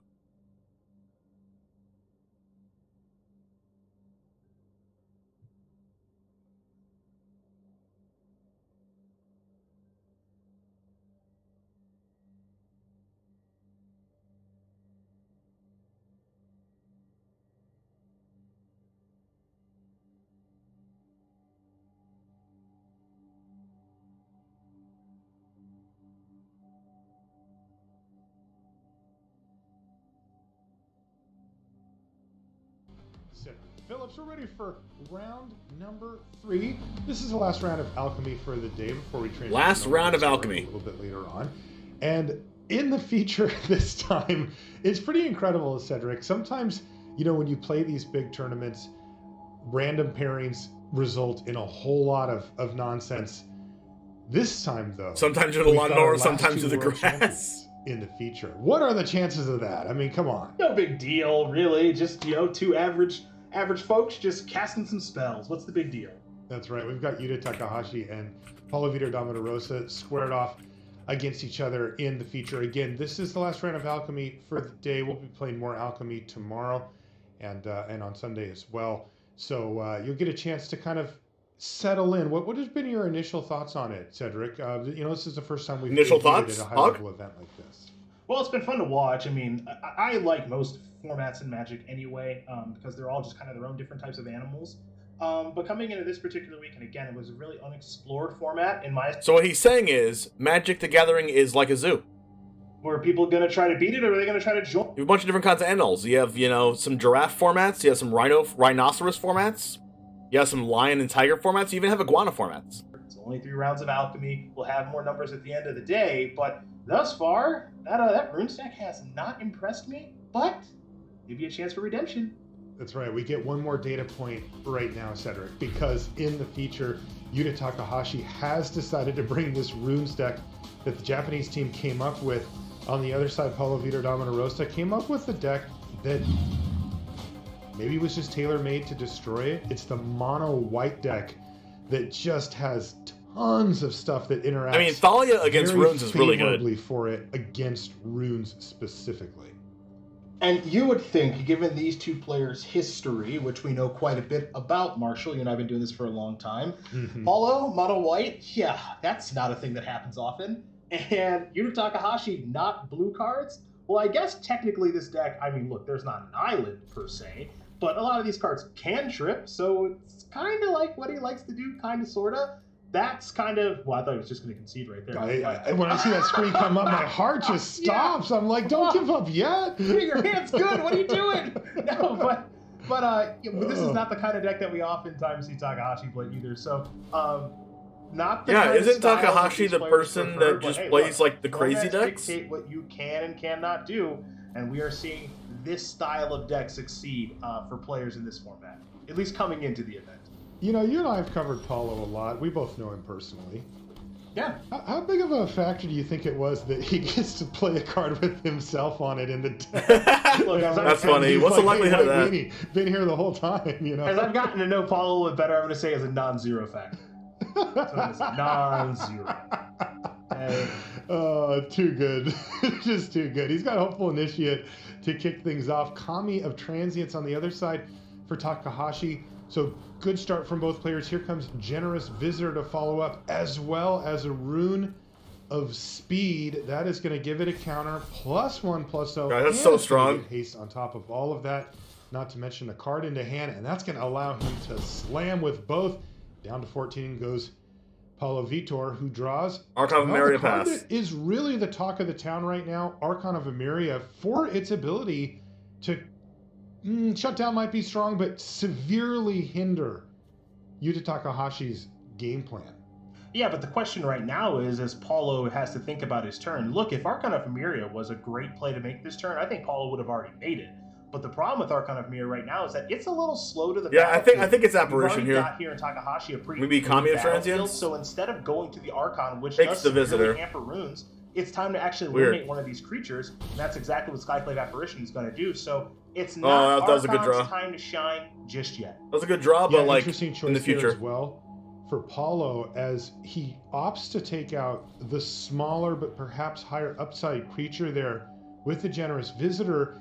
But generally speaking, when Mono White has a chance to take out a Kami of Transience, they will do so with a Skyclave Apparition, as it permanently exiles it. It will not be coming back under any circumstance. But it looks like Paulo decided, all right, well, I'm under enough pressure here that I just need to take down this Generous Visitor. It also gives him the slight upside that if his Apparition were to leave the battlefield, somehow it's only a 1/1. Also choosing not to Skyclave there. Looks like we're going to speed up this Kami now, draw a card. Another Generous Visitor has been picked up now too, so perhaps we'll see Takahashi deploy that as well. We are seeing right now, Marshall, a more traditional draw from runes. Yes, it doesn't have the champion, it doesn't have the reducer yet, or anything like that, but this deck can kind of do its game plan a multitude of ways. And right now, it's kind of firing on all cylinders. It really is. There's 5 more damage coming in. Paulo Vitor down to 9. Keeping it simple. Here comes Generous Visitor to follow up as he passes the turn back. The guy knows a good draw. Yuta staring down at Rune of Speed and Skyclave Apparition in hand to go with. And Rune of Speed and Skyclave Paulo Apparition is a knows perfect about. thing to do on turn Paulo 5. has a ton of action in his hand. He's going to go with Inquisitor Captain, but it's interesting. Spellbinder. How about he Paulo really getting himself? Kind of need to just maximize what he's doing each turn to try to keep up with Yuta at this point.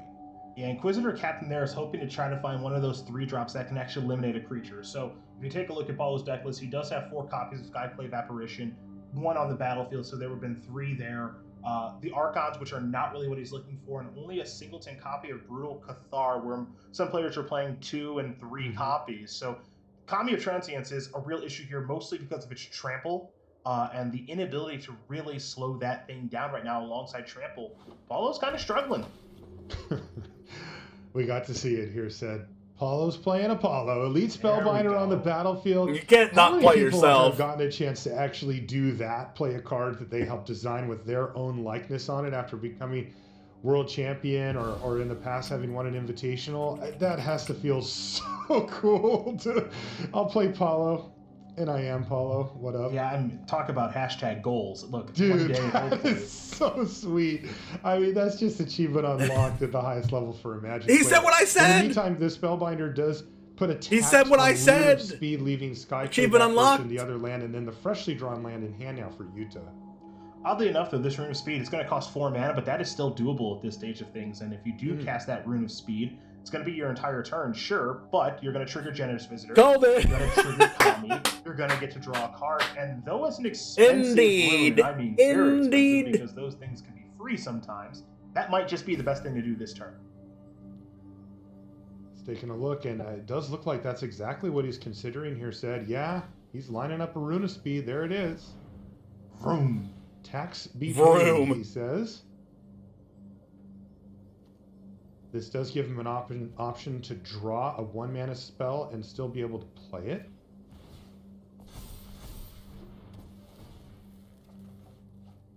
Which he does not do. He's got a trio of pathways now in hand. Branchloft, Cragcrown, and Needleverge. Take your pick. In the meantime, what does the attack look like here for Yuta? So if you rock and roll with the 6/5 here, there's going to be some double blocks that do take place, right? And the Kami will come back because a rune will go into the graveyard. But this is one of the issues, I would say, with the rune stack, is that for as great as these runes are, haste, trample, and we can't forget about lifelink, these runes do not grant first strike, they don't grant flying, they don't grant unblockables. So yeah, we've seen players go towards Death Touch. We've talked about that already today. And sometimes it can just be, I got a bunch of idiots out here to block, so we've seen that want to too. attack? Yeah. And there's no good attack to be had here. Yes, to pass the turn back. That's got. I mean, Paulo might win this game with just that Elite Spellbinder in the air, like Elite Spellbinder plus Archon of Miria or something. With his opponent on 9 life, Paulo draws a so like Skyclave Apparition might actually have to come down on the Spellbinder. Inquisitor Captain number 2. He's getting these out of his hand and Ding. double spell. And look at that. Skyclave Apparition off of the captain is going to send that Kami of Transience packing for good. And look at who's attacking now. It's Paulo Vitor Domodorosa. He's even who's the aggro deck now? And the training trigger here. Yeah, a trigger that doesn't come up a ton, but is going to come up now to make that into a 2/3. Honestly, the cave of the Frost Dragon can attack next turn. And now what we're going to get to the point of the game, Marshall, where now Archon of Myria is actually going to be relevant next turn for Paulo if he has the opportunity to cast it. Because, I don't know, we keep talking about this, you and I, this whole Showdown of the Skulls card. This would be the great time to draw it. Totally. Still reloads your hand in some ways, lets you guarantee action for the next few turns, or at least you have a really good chance of it. But man, Archon really does cripple it on chapters 2 and 3. Here it comes, though. 3 creatures into the red zone, including the Skyclave Apparition with the Generous Visitor. And it looks like Utah's just going to take it all. Falls down to 9. Another land, There's wow. another land off the top here for Takahashi. And he's going to scoop them up. That's going to be it. Concede button has been pressed. And we're going to start consulting sideboards here. Dude, it has been a rough day to be a Runes player.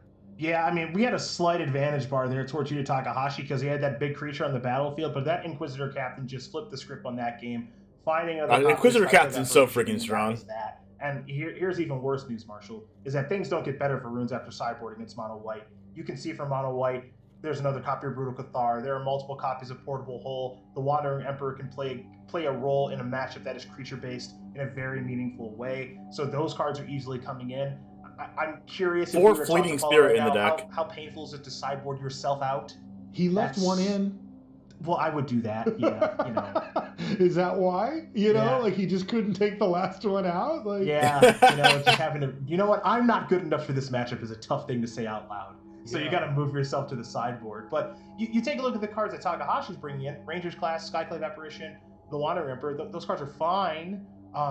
But it would do good in tournament play if people weren't prepared for it. He's already up a game. But being prepared for Runes, being able to play cards like Archon of Myria and Thalia, coming out of the deck, and like 4 Skyclave Apparition is going to make give Runes a tough time. But if Runes wasn't like on everyone's radar, it would be insane. Rumble. Paulo's still putting the last tweaks on his sideboard plan. You know, you mentioned he's got even more that he can do, but it has to feel like you're almost pre-boarded against if you're sitting in Takahashi. See, with the amount of hate cards coming down, it just put a huge dent in your plan. Well, looks like he did end up cutting all of the Spellbinders, by the way, so he benched himself. Game number 2 underway here. Paulo Vitor Domodorosa. Hopeful Initiate, Thalia comes down. You got Skyclave on turn 3. You got double Sigardian Evangel on turn 4. Like, if you're Paulo, you're freaking busted right now. And Yuta won the last one. We're going to be putting 6 more people into the World Championship for this season by the end of the weekend. Yes, we are. I can't wait. And if a land's drawn, Inquisitor Captain, jeez. You know, when we get to Sunday, if you can make it to the top 6 spots at the end of the tournament, then you're going to be qualified. And that's a major life goal for any top-level Magic player, just that right there. Jukai Naturalist kicks off the festivities here for Takahashi. He's facing down Thalia, Guardian of Thraben, and Hopeful Initiate. Both cards that have application against this. And look at that, the combo is on the battlefield too. He's got Runeforge Champion and Jukai Naturalist. But it's not free because of Thalia. He didn't actually have one in hand. So that would be the first one. Normally, he'd be able to just fire that right off, but Thalia says, Yeah, the white cards, as far as the hate cards are concerned, are really flowing right now. Thalia's messing things up. Archon of Myria Archon also drawn for turn. Mess things up. Skyclave Apparition is an answer to either one of those cards. That's going to mess things up. But also, one thing I want to kind of point to right now is take a look at Takahashi's mana base. He's got a white, he's got a green, he's got a red. Double white, not so much. Be able to play multiple green spells in one turn, again, going to have a little bit of a struggle here, depending on what Paulo's turn is. So this is also one of the trade-offs with this Naya Runes deck. You are 3-color, your mana is pretty good, but it can backfire sometimes. So a 1-drop that can destroy enchantments, a 2-drop that makes it so you can't cast very many spells on your turn, and a 3-drop. I think we might see like a Rune of Might and pass. Cast 1 spell on your turn. Your move. Yep. Meanwhile, Takahashi has really one of the best draws you can get here, right? With the Naturalist, the Runeforge Champion, Rune in hand. He even has a pair of Generous Visitor in hand as well, and it's just going to be crippled. Yeah, it's just getting brickwalled right now. He doesn't really have a great avenue to go down. Again, when he made that choice with that pathway, and this is what makes pathways so compelling from a coverage standpoint, which is, look, you got to get it right. And I'm not saying that Takahashi got it wrong because he has Showdown of Skulls in hand, but you have to get it right. And so right now, the trade-off is the inability to play a Skyclave Apparition. So did not draw a white source, picked up another rune, and now guess we're going to go beatdowns. Kind of funny how it works. He's able to pay red for a green rune because he's just paying the 1 tax on Thalia. Otherwise, it would be free. It's like, how do we get here? Right? Like, what layers needed to happen so that you could tap 1 red mana and play a rune out of your hand? It's like, well, we're here. He does get in for 3. That's also lifelink and trample. So 23 to 17 now in favor of Takahashi. But you can't feel like he's in a good position at this point. He currently can't deploy those apparitions, and as long as that's the case, those lock spells for Paulo Vitor are just going to slow down Takahashi to a crawl. And this is exactly why you choose mono white for this particular weekend. You come into the event, you knowing runes is a big deal. And one thing I always like to say about competitive Magic tournaments of this level, you got to win the matches you're supposed to win. If you're Paulo, you came into this event, you chose the deck that you're playing, a mono white, and you said, I want to get paired against runes. I know I have a good matchup against runes. He's already up a game, and in order to win tournaments, which, oh, by the way, Paulo's really good at, you got to win the matchup. Oh, by the way. The advantage is very quickly creeping his way because now he's got his lock pieces on the battlefield. Now the next step is, let me get your real cards off the battlefield. And then you really can't do anything to catch up because you can only play 1 spell a turn. Yep, Skyclave Apparition is going to take care of the Jukai Naturalist, and Yuta Takahashi draws what has to be one of the worst top decks in his whole deck. It is Showdown of the Skulls number 2. That's all we've been talking about, Marshall. I know. It's a 5-mana showdown that doesn't hardly do anything. There's another white source, so he'll comes be in tapped. It will ETB tap, but doesn't matter anyway. He couldn't play another spell. Perfect draw from Paulo. Paulo. Have to just settle for Rune on Runeforge Champion. Pass the turn. Ugh. Yeah, that white pathway, in the infamous words of JoJo, might be too little too late.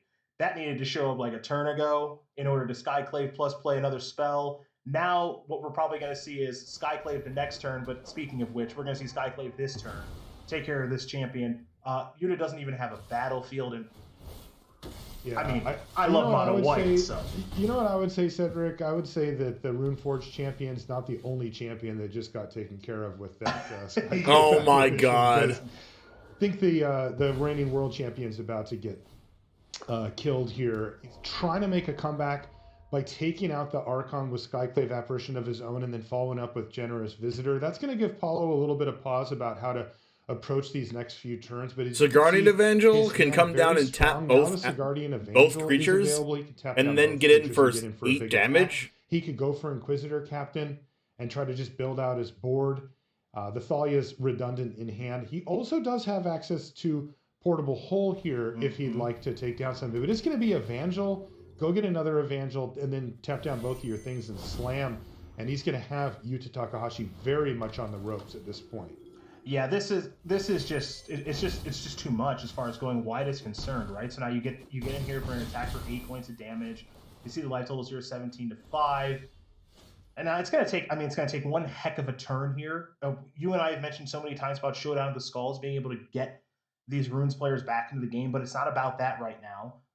There are no runes to really have some kind of crazy runes turn. You gotta go right now. So if you're Takahashi, you have to ask yourself, if that Forsaken Crossroads is an untapped land, you could go Jukai Naturalist, put a counter into Skyclave, I guess, but it involves a lifelink and trample creature, and it involves a heck of a lot of spells cast in one turn. And usually, there's going to need to be economy of transients on the battlefield. Perhaps Generous Visitor could get the job done, but as you mentioned, none of those pieces. I think this Portable Hole might be the nail in the coffin. Supposed to be leaning on the Showdown of the Skulls at this point in the game, but he's so far behind. That's not even an option. He just has to dump out these cards onto the battlefield and pray. Yeah, now the question is, with that Skyclave apparition taking care Like, of this the isn't Skyclave lethal, though. apparition and giving him a 3/3 illusion, has that done But this enough can to exile the stabilize 3/3, this and then game? Thalia can Yes, he Depends on first that. strike There's anything 3/3 else, illusion and then stays on if the he battlefield decides to after double use. block a Thalia, Yeah, Horrible Hole kind of answered that oh, question. double for blocking us a a little Thalia bit. means Yeah, that he's illusion slipped that and he's fell dead, down right? the hole, and His hopeful now initiate goes everything to once 3. again is crashing into the red zone here for And then Paulo if Vitor Thalia ends up Damarosa. dying, second Thalia comes He's down. doing his best Cedric Phillips impersonation here. Just right-click, attack all. Hey, I'm a fan. And I'm a it looks fan. like it's working out pretty well for him here. He's lined up right now to trade off Sigardi and Evangels for generous visitors, which is certainly advantageous here for Oh my Paulo. gosh, a legendary creature. Here's a whammy. So it's You're 2 hoping that mana. the Ganjo doesn't actually rear its ugly head, but it's there. Wow. It's only going to take 2 to channel because of the Thalia being on the battlefield. Wow. Which means that combat is going to go beautifully here for Paulo. He's got everything. Yuta has nothing. That's right. Jukai Naturalist and Rune of Sustenance are the types of cards that he needed to come back last turn. Gosh, that but he Iganyo doesn't is 2 have mana it. with Thalia on board. I didn't even think of that. Our non-reigning world champion dispatches of the reigning champion in fast order there. Paulo Vitor Damarosa with quick 2-game victory there, Cedric, over Yuta Takahashi. And kind of getting used to seeing this now. The Runes deck, against, particularly against Mono White, horrible matchup. Well, look, if you picked Mono White coming in this event, this is exactly how you expected things to go. Now, interestingly enough, here's my question kind of coming in. So I mentioned Brad Nelson in his Twitter. This isn't my goal, is to promote Brad's Twitter, even though it's not a bad follow.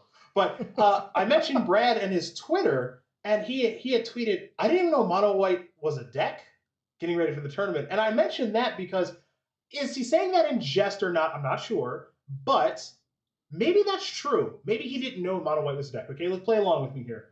If that's true, did that happen for other players as well? Who were playing Runes and just going, we have the best deck. Who cares? You know, we'll prepare for the mirror match and like these mid-range decks, and then this mono white deck shows up, and not only does it show up, but it's the most played deck in the tournament. You're going, oh no, we missed something. And the team from Japan, they don't miss anything.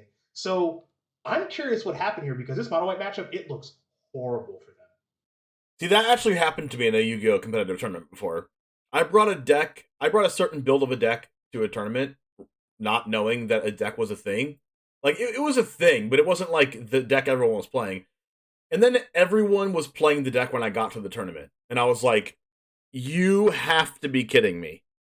Like, I'm walking around the event before it happens. You know, has anyone been to like a big event for any card game, whether it's Yu-Gi-Oh!, you know, Pokemon, Magic, anything like that?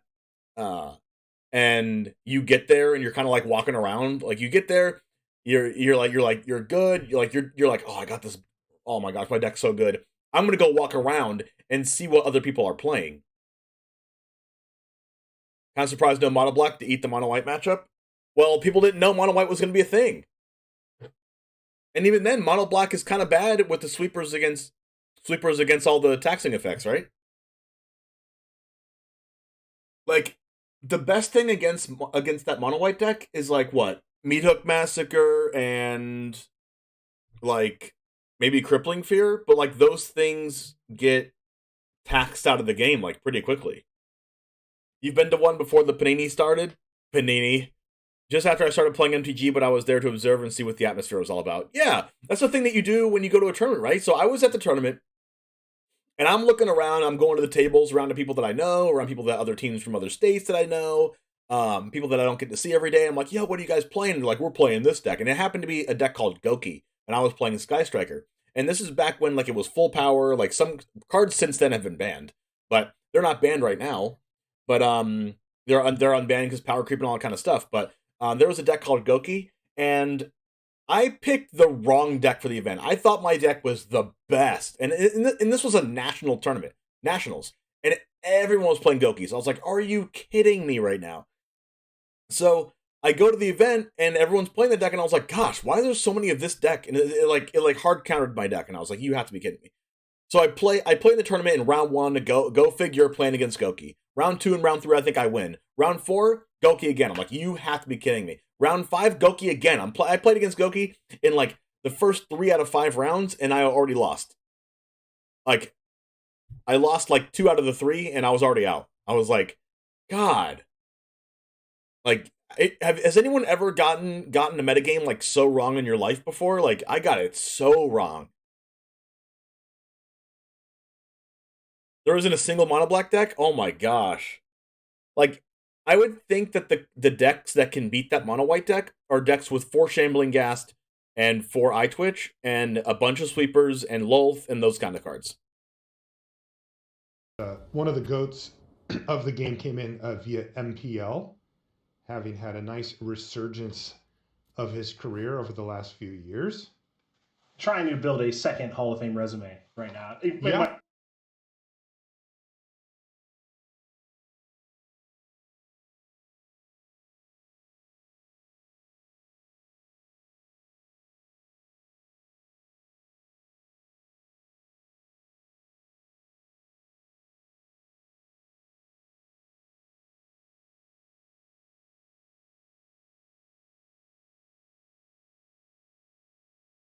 They said, hey, do you know what the dungeons do? Yeah. You know what all of the dungeons do? Yeah. And I played a lot of Dungeons and Limited, so I'm kind of here for it. Like, this is, you can lean on me a bit, but come on, it's been a little while, right? Hey, what's the 3rd stage of the 3rd dungeon? It's like, all right, you got me. You know? You win. Yeah, you win. Okay. But we'll see. I am curious to see how those, when it came to Limited, there's 3 dungeons. There's kind of a longer value dungeon, a middle dungeon, if you will, like kind of the mid-range dungeon. And then there's a very aggressive kind of short-term gain, long-term loss style dungeon. And most of the time you would go for the middle one in Limited. Wait, I just realized that's a Genki. Here in Alchemy, right? Because, if you're going to be really going off with dungeons, you may want to go for the value dungeon, if you will. And, you might think, well, look, I can just sort of turbo through this thing and get a lot more by the end. Or maybe you just go for the middle like normal. I'd be surprised if they go for the more aggressive side of the dungeon. Look, I'm not saying that I have Lost Mine of Fandelver, Tomb of Annihilation, and Dungeon of the Mad Mage up on one of my monitors right now. But I'm not saying that either. Okay? Oh, boy. Good tricks here from Johnny. Everyone go follow Geeking on Twitch. He's one of my friends. On the battlefield, he saved it by discarding a card there. So this Fleeting Spirit, this is a card that some players are playing this weekend. Paulo had 1 copy in his main deck and a couple on the sideboard, but we haven't seen this be like a uniform, ubiquitous card in mono white aggro. It is the kind usually of make it to day 2, then get destroyed. Seems like my opponents always get the perfect ramp. It kind of does feel like that sometimes, Genuine, right? Against the mono white mirror, but better against opposing controlling decks. So a notable inclusion that has shown up here in this game.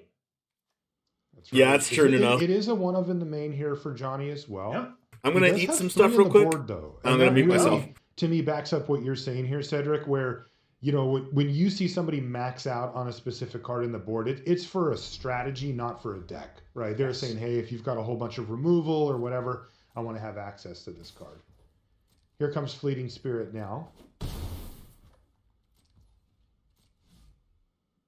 And this thing's a good, power to mana cost ratio of just, hey, coming in for 3 points of damage. This thing's a little bit annoying to try to kill, that sort of thing. And then those ones in the sideboard, I imagine we'll see come in when we get to that point. But remember, I think it's also worth noting, in this mono white deck, again, it was brought to dismantle runes, and I think it has done that admirably. How well does it fare against a more controlling strategy like what Kai is bringing to the battlefield? We're going to find out pretty soon here, because this matchup could be horrible for white.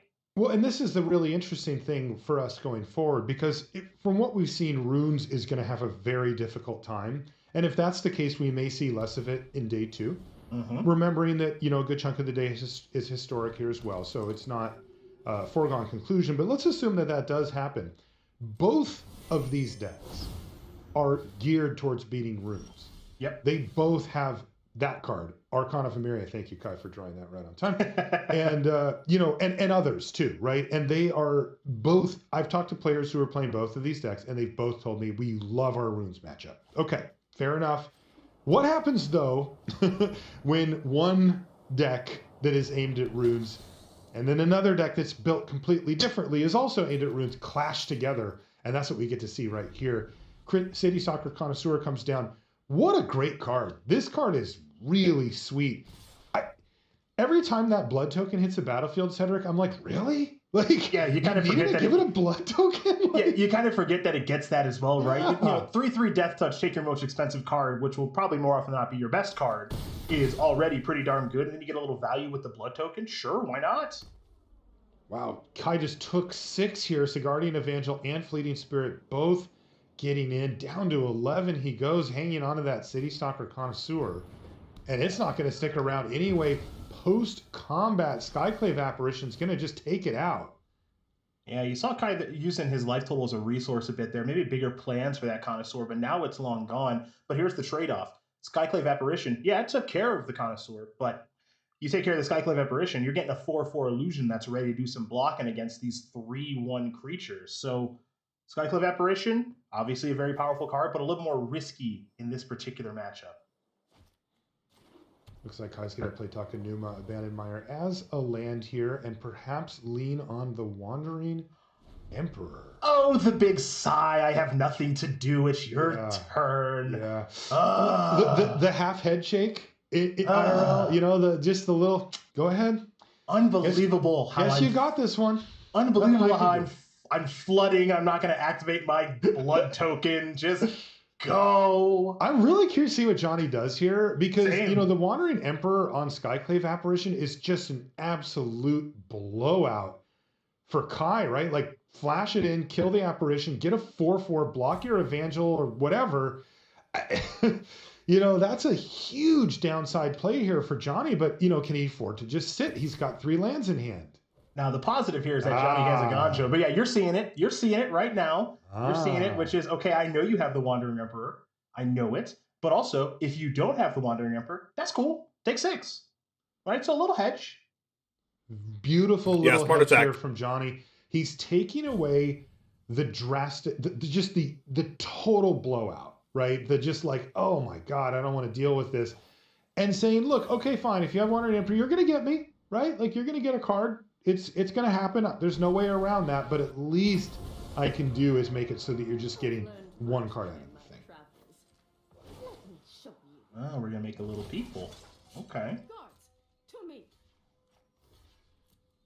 And he's going to go for the block there. Now, this does give Johnny the option to use Iganjo Seed of the Empire. If he'd like, he's going to decline it, though. What do you think of those planes? You're a planes connoisseur. Are you off it, or are you? I want to keep my job. Oh, good answer. That was a good answer. His answer was, I want to keep my job. I think they're sweet. Little like stop. No, you're so much better than this. I know this is our first like pro tour working together. You're so much better than this. I'm trying to you're trying to entice. Yeah. Nope. Trying to get you. Nope. I just think they're so creative and cool. There's a lot of words you can use to describe them. I'm just glad that you agree, because I don't really see how you couldn't. Here's Archon of Emeria and a 2/2 off of the Wandering Emperor now. Brutal Cathar off the top, but there's also Infernal Grasp that Kai drew last turn. So we're going to see some fireworks here between these two. Yeah, with a 6th land, so a 6th land with that 5th plane, you have the opportunity to do multiple things in a turn for Johnny. Just depends on how you want to sequence it and what you want to play around here. Yeah, and this is sorry to cut you off there. This is an instance where you actually can do multiple things in one turn because you're casting 1 spell in Brutal Cathar if you want to play it pre-combat, and the other thing that you're doing is not actually casting a spell and channeling the Ganjo. So that's right. We're good around the Archon stuff. Yeah, and the one interesting dynamic as well is when it comes to like keeping these beautiful snow-covered plains in hands or not, is that he still has Fleeting Spirit on the battlefield. And he would like to keep extra cards in hand to be able to discard to it to save it from a removal spell or something like that. Looks like he's going to send in the Fleeting Spirit against the Wandering Emperor, and that will actually... Ooh, even worse. Yeah. So now Johnny has interesting choice here where he probably just needs to bail out on this attack and save his Fleeting Spirit. The 4/4 is just too big, and he'll have to discard a plains to do so. But now he doesn't have Iganjo available, as you mentioned. So But we do get to see the power of Fleeting Spirit. It has now saved itself from 2 Oh my different gosh, death look what happened. situations. Look what happened. You see this, right? Ginky MTG says, "Oh my god, that Johnny Gutman guy is so handsome. I wonder if he's single." Message deleted by a moderator. What? He's playing! He's playing!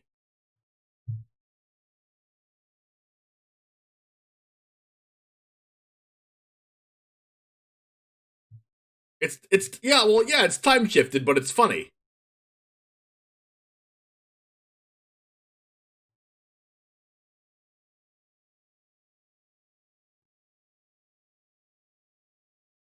Cards in hand, a couple of small creatures against 2 4/4s, a 2/3, and a Planeswalker with 2 blood token, by the way, at the ready if Kai decides that he'd like to filter away a draw step. I mean, things weren't looking that good until the Wandering Emperor hit the battlefield.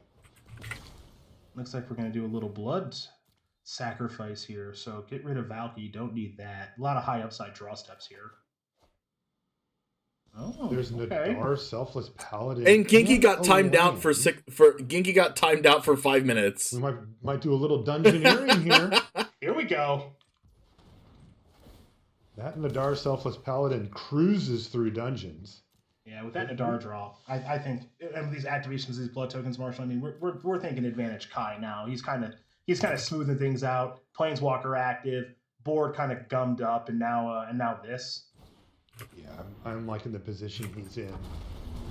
So let's see if he goes through the Lost Mine of Phandelver in the middle there. Yes, he does. That'll get him to Scry 1. It's the most immediate impact you can have, and it also sets you up for the next turn as well.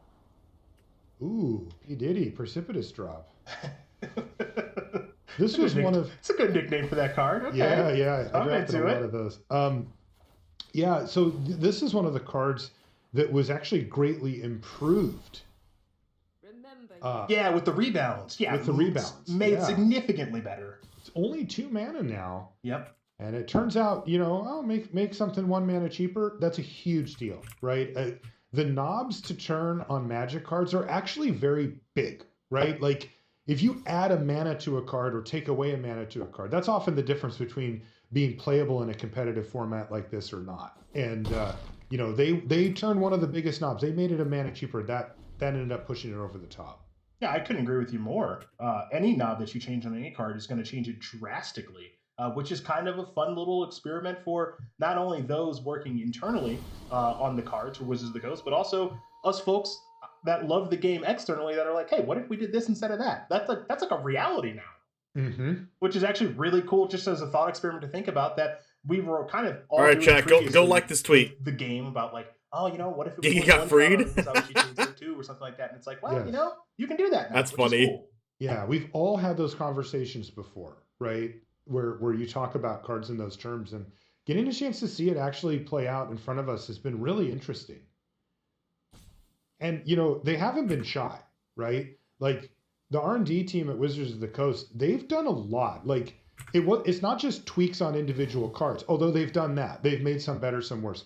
They've also, this is a really good example. They've taken an entire mechanic and said, this missed a little bit for Constructed. Why don't we just see if we can change that? And the dungeon mechanic, it just never really hit. And so they went through and changed a swath of cards. It's not just one, it's multiple cards. And hey, here we are at a set championship and people are playing dungeon decks now. Which I think is really cool because I think Heart in the right place with the mechanic. I think flavorfully it's a total hit, but it was a little low power, but I also like taking the lower swing on the dungeon as opposed to making the dungeon way too good. So they took a little bit of a lower swing with that, which, okay, cool. And now the ability to kind of ramp it up a little bit, which is also pretty cool. So I think a lot of fun things going on here. Well, maybe not for Kai so much with the Wandering Emperor showing up, but that's neither here nor there. Yeah, still Kai just really playing cleverly here, not putting any of his creatures at direct. Reported the tweet as asked, though I'm not for sure why you wanted it reported for being offensive. Food in the yard to get first strike. Oh, maybe I'm wrong. I didn't want to report it. I said liked. It's just going to trade off. Okay. Oh, I see. They both had first strike. That's why. Yeah. A certain someone who is amazing at the desk Czar agree with you and remove the timeout. The Wandering Emperor, which also gives it first strike. So those are going to trade off, and that's going to leave Johnny on nothing. Just the Archon, the Moonrage Brute, and his own Wandering Emperor, but he's being pretty solidly outclassed on the other side right now. Yeah, now the question is what is Johnny's best draw? I promise it's not snow-covered plains. Especially not that one. Well, yeah. Look, I almost got you to just jump in. Twitch. Look, it has nothing to do with the artwork. It more so has to do with the weird minimize, maximize X in the top corner. That's so cool. Doesn't it remind you of your childhood playing pixelated video games on Chandelar monitor? Yeah. Come on. Yeah. Come on. Old Chandelar. Little King's Quest in there. Well, look, one of the best things about Magic now, speaking honestly, is that there's a million different artworks for cards, everything. So if one doesn't resonate with someone like myself, I'm going to find one that does, and vice versa. That's cool. How worried are you about it for, let's say one day you and I are commentating paper Magic. What did you just say? Yeah, if you remember those days, right? We're all thinking, hey, one day let's get back to that, right? So now we're sitting there and somebody plays some card you've never seen that version of, getting probably a Tarmogoyf. Not 100% on that. Look, if you want the absolute truth, it is something I literally have nightmares about. You've woken up and I just have nightmares. It's just I don't know what that card is. Yeah. Oh, I've had that nightmare too, actually. Yeah, it's just one card to know. On the 15th, so 4 days. I'm super excited about it. Therapy sessions with each other, because I think of the people in the world you and I share the most in common, with our careers, right? And it's very few people. They talk about that, with people that have been through really tough situations or whatever. And it's you kind of had to be there to understand. It's when you've covered Magic tournaments every other weekend for 8 years, come talk to Cedric and I, and we can have a little chit chat. It's it's different, man. I hope that I can nail it like I used to back in the old days of knowing what all the cards. As soon as I saw a card, it would trigger my brain. You still got it? I'm getting there. I mean, we got a P. Diddy over here in hand. I know what this snow-covered plains does. This Needleverge Thicket is creeping up the battlefield. There we go. Now it's back where it belongs. We do see Wandering Emperor up to 5 on the other side of the battlefield as far as loyalty goes here. 3 for the Wandering Emperor on this side. So far, the game's come to a bit of a grinding halt. You still feel like Kai is building up an advantage that will eventually take over, but there hasn't really been any meaningful progress in a while. And this is part of the reason why Kai's sitting at a very low 6 life total here and has to feel, at least somewhat at a disadvantage, although it looks like Johnny's going to just take out the Wandering Emperor on the other side and start building up this Archon of Emeria. Once it can finally get through the other Archon, that's actually a pretty quick clock. Yeah, I'm thinking this might change some things here. Now speaking of changing things... How about 2 4/4 flyers to change things? Assuming it's castable. A lot of flyers. Yeah. Yeah, it looks castable from here. And it makes the board indestructible too. No, for sure. Because the crossroads is, don't know, could be anything. Yep. Yeah, that's. I mean, we know there's 2 white sources out there. I'm not positive if there's 3 at this exact moment. We're gonna find out right now. Yeah. Okay. Bingo, baby. That's the one.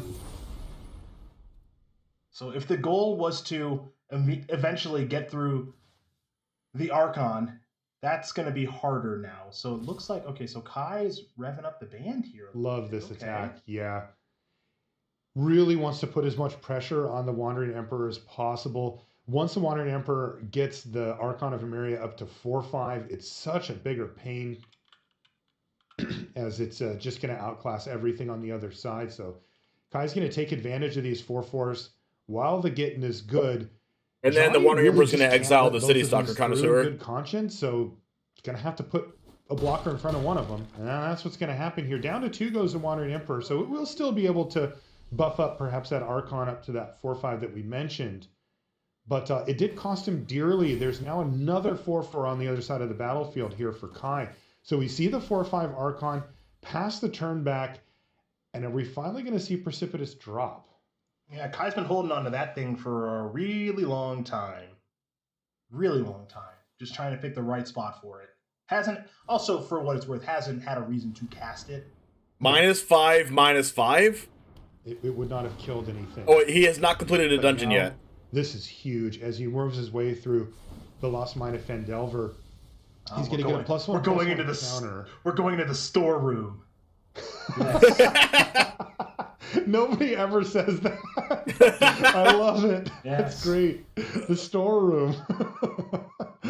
He does get a card if he can manage to get one more step through the dungeon, but it doesn't look like that's going to happen because he's actually getting very close to being able to just start closing out this game with this huge attack he's got.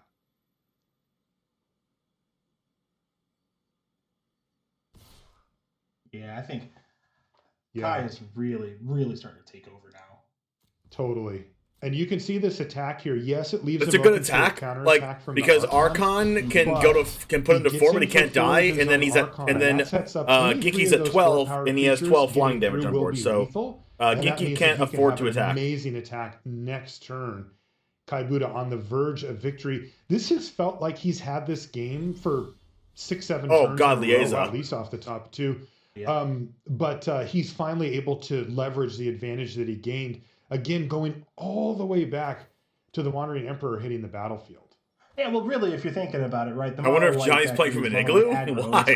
All those snowlands? Into a position like this where Kai is all those slowly land but surely drops? venturing through a dungeon and generating small advantages that way, generating small advantages with his planeswalkers, and more importantly, he has huge draw steps like we saw in Amiria's call. So it's stuff like that where Johnny doesn't ever want the game to get to this point. It's here, and there's really no meaningful way for him to come back. It's funny. He's actually thank you for the congrats, Z. Through a removal spell here as well. So yeah, I really hope I get one from Nukapeta. That would be amazing. Only attack with all of his 4-powered creatures, but I just know that not a lot of content creators create content for alchemy, and I've been creating YouTube alchemy content. He can survive it, as you can see, but that's not, of course. So maybe that's why they picked me also. So down to 4, and with just one creature left, plus Lisa off the top.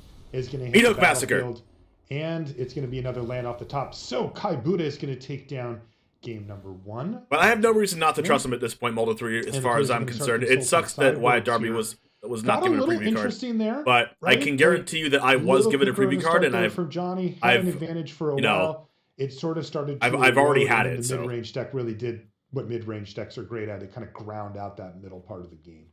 And part of the reason that was able to happen there for Kai is because one thing you got to remember about this take on mono white is that it's not the most aggressive build that you see of this deck. And what do I mean by that? What I mean is because they're trying to beat runes, they're playing a lot of 3-drops. They're playing cards like Skyclave Apparition and Archon of Amiri and stuff like that to be able to make sure they have a good matchup there. If you knew that a deck like Kai's was going to be the most popular deck, maybe you're a lot lower to the ground and you have less disruptive elements. An example, Usher of the Fallen. It's just not in these decks for the most part, right? I've seen one in all of the mono white lists that we've looked at. Literally one copy. Yeah, now, if you thought that there was going to be a black-white mid-range deck that's kind of a board control deck as being the best thing, you want 4 Ushers of the Fallen because you want to start every game with that card. And you want, Lumark Aspirant, and you want more 3-power, 2-mana creatures, right? My goal is just to kill you as fast as possible. But when Runes is the best deck, you're actually taking a slower approach as the white deck to play a little bit of a longer game, be able to disrupt what they're doing. And the best way to disrupt what they're doing are 3-mana spells that don't have that much power baked in. So there's a little bit of a trade-off taking place here of my creatures don't kill as quickly, nor does my deck, because of the thing I'm trying to beat, which Kai and other players that are playing this Venture deck are actually indirectly leveraging to their advantage. Totally. When I look at mono white, mono red, these type of lists, I always look at the 1-drops first, right? When there's enough playable 1-drops, that's when you see those decks really rise to the top. That's what shows you that this deck isn't that. This is a different thing. Yeah, this is mono white aggro is an appropriate thing to call this deck. You could certainly, in some formats, call it mono white mid range. It plays very much for you legacy players out there, you modern players. It plays very much like a Death and Taxes or just like that style of white board control deck via creatures. That's what it's more playing, like a Hate Bear style deck. And when you mix up your sideboard and load Meathook into your deck, but don't load any black mana. do 1 for 1. Let's do Right, this. yeah. Yeah, I know. You know, and mid-range decks do come in different flavors, right? Some of them are skewed towards the cheaper spells, a little bit more on board. Some of them are right in the middle, and some of them, you know, are approaching a control deck, but they're really kind of creature-based and still are playing a bunch of that mid-level stuff. And this one's the first, right? It's leaning towards the aggressive end of things, but yeah, I mean, I could have you build me a mono white aggressive deck in this format that would be much, much faster and much, much more consistent at doing Kai's hand is bonkers thing as quickly as I can. Clearly not what they were optimizing for with this build. Yeah, not the goal. Not the goal. The goal is to beat Naya Runes and have enough game against everything else. And right now, we're finding out what it looks like against everything else. Because this is the first time, at least for you and I, said that we get to see 2 of the decks that were designed to beat Naya Runes facing each other. No Naya Runes to be seen. Looks like we're going to see a little Fleeting Spirit beatdown here. Okay. That's right. Triumphant Adventurer could block. It has Death Touch. It has First Strike as long as it's Kai's turn. So this is just a trade as it sits, meaning that Johnny can decide to discard a card to save it, but that wouldn't really make much sense at this point. So he's going to go ahead and let it go. And there's Elite Spellbinder to follow up here for Johnny. I don't know how Ginky's deck beats Liaison on the battlefield. This is interesting. Like, maybe attacking with... Kai attacks with it, and the Wandering Emperor comes down? There for Kai. Yeah, so I meant... My interest level here is... Are we supposed to, like, snipe this Emiria's Call? Interesting. Basically take a land? Yeah. Maybe try to get a little...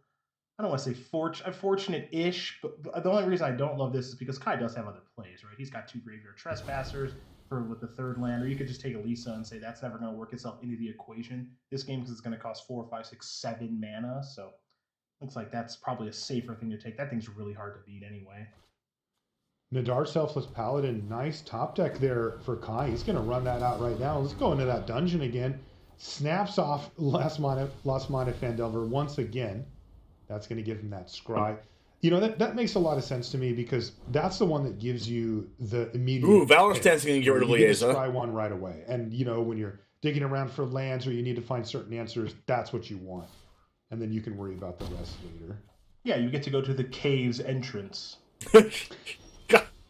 Yes. Look, baby, if we're going to venture through the dungeon, we're going to venture through the dungeon. I love it. I'm here for the storeroom, the cave's entrance. That's right. We'll see what room we're going to go into next. It could be anything. Here we go. He does have 2 options here on this next one. Ah, yes, the Goblin Lair of the Mine Tunnels. Yes. Mine Tunnels is actually of interest. A little mana. Not too bad. And when you have as much action as he has in his hand here with the Connoisseur, the Trespasser, another Trespasser, and then, yeah, maybe even down the line Emiria's Call or the Lisa Forgotten Archangel. Yeah, having that treasure token's big game. And now you're this busted card. This card's so good. This card's busted. I think you're exactly right. One of these Wandering Emperors is going to have to get discarded. That's about the best you're going to get from Johnny's perspective because, well, it's redundant anyway, but, like, come on. It's also worth noting, too, this is like a kind of a minor thing. It's you see the Wandering Emperor join the fray at the end step, but Nadar having Vigilance is actually pretty relevant there, so Wandering Emperor can't keep that thing alive. So small little keywords playing a big role over the course of this game. It's funny, they're wow, Evangel's actually pretty nice here. Talking about you can Evangel tap the cards and then minus the Emperor. Connoisseur, but you know, there's but like he wouldn't do that this turn. Column Hill Giants, you know, 3 mana, 3/3s for 4 mana in this format. In fact, in these decks that are right up there with it as well, they've really kind of pushed that little narrow niche of card, the 4 mana 3/3, quite hard here. You know, with Inquisitor Captain also being a big part of the puzzle on the other side. Here comes the Guardian Evangel. This is a great turn 4 play as you get another one and you get to usually tap down your opponent's team so that they're not able to block. That'll net an extra couple of damage. This is my kind of card if I was playing mono white. I understand why why versions aren't playing 4 copies. Again, in specific metagames, like I was talking about, if you were just balls to the wall aggro, I think you play 4 copies of this card, but because you're playing a more of a mid-rangey style, you're only going to play maybe 1 or 2. I like this, putting a counter on the Vigilance creature. Good here is to tap those 2 creatures and is allowing for a pretty healthy attack while also adding to your battlefield. So that's a nice turn there for Johnny. Yeah, and how about running it back again too, right? I mean, there's some real nonsense here. If you find another copy of Sigardian Evangel, to just, I've seen people just chain them. If you just have a couple of them naturally, you go off. Okay, Triumphant Adventurer off the top here for Kai. He's facing down a heck of a lot of power. And he's just going to continue, I think, to struggle in combat because of the Wandering Emperor and the +1/+1 counter plus first strike. So this game, I think Kai may have to try to play a little sub-game action and say, hey, I need to get the Wandering Emperor off the battlefield so I can actually engage in combat in a meaningful way. And, well, there you see it. Oh, hang on. Nope. Dark Pool? Or Fungi Cavern. Fungi Cavern? Yeah, so I feel like right now, I'm in an episode of Legend of the Hidden Temple, fan favorite show of mine on Nickelodeon. Just, like, you can play OMAC if you want, and I'm like the Silver Snakes, and I'm just trying to work my way to the treasure right now. Okay. The treasure is killing the Wander Emperor, and we haven't gotten there quite yet. I believe everything that you just... I hate that you don't know this show. I have no idea what you're talking about. Oh my god! Literally no clue what you're talking about. You need to go on YouTube later. It is one of the best shows of our generation, my friend. Okay, so not right now. No, not in this exact moment, but come on. But later. All right, so here comes Graveyard Trespasser. And there's plenty of food in the yard there for that guy. And then the follow-up Triumphant Adventure. Now, this did cost Kai some action. He had to pay 3 life and play the Emeria from his hand to maintain that treasure token. It looks like he's got his eyes on Lisa for a little bit later. Forgotten Archangel can be a great type of spell to kind of clean up the mess on the battlefield, but he's still a mana away from being able to cast it. All right, so we're going to kick things off with a land. Plenty of food. Chat says Marshall didn't have a TV as a kid. I wasn't gonna point the attention that way. What's wrong with the radio? What's wrong with the radio? That's what these Zoomers don't have anymore is imagination. It's unbelievable, really. Yeah, what's wrong with that? Triumphant Adventurer and Graveyard Trespasser staring down Elite Spellbinder and a Samurai that's had better days, but also the Wandering Emperor. Oh, look at this. Faceless Haven getting fired up. And now we're going to see the Wandering Emperor activation as well. Okay. Who likes 4/4 Faceless Havens? Here. This is a big attack. It's for 7 damage on a player who's at 9. And the Faceless Haven there's no good interaction here. And Valor Stance makes it indestructible. Don't forget about the Valor Stance. Also has First Strike out there as well, too. So Johnny is pretty well protected. I gotta say, in this exact moment, especially because he has the Planeswalker and Kai doesn't, I think it's advantaged Johnny a little bit here as he's trying to cross the finish line. I like Genki's position here. Ooh, boy. Okay.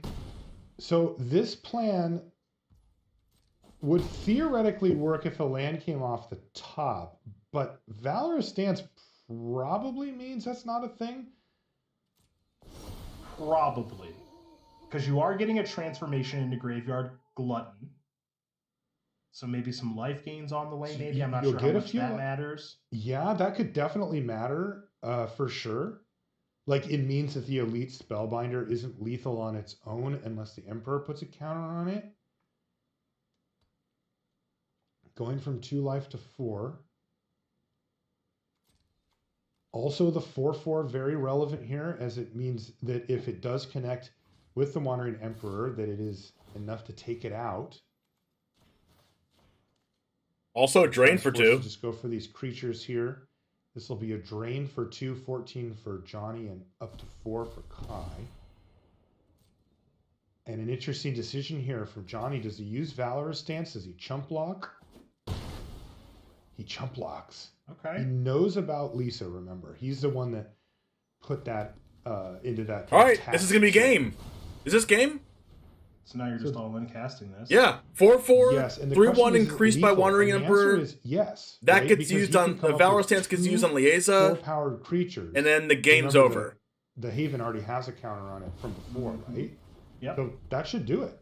Yeah, so Wandering Emperor should just put this +1/+1 counter on the Elite Spellbinder, and it should just be a wrap now. Yeah, it's just a wrap, even just with the one creature. So there you go. Game Wow. number 2, a nice win there for Johnny, taking down Kai Bude and forcing a game 3. These have been really good games between these two. This matchup seems close, right?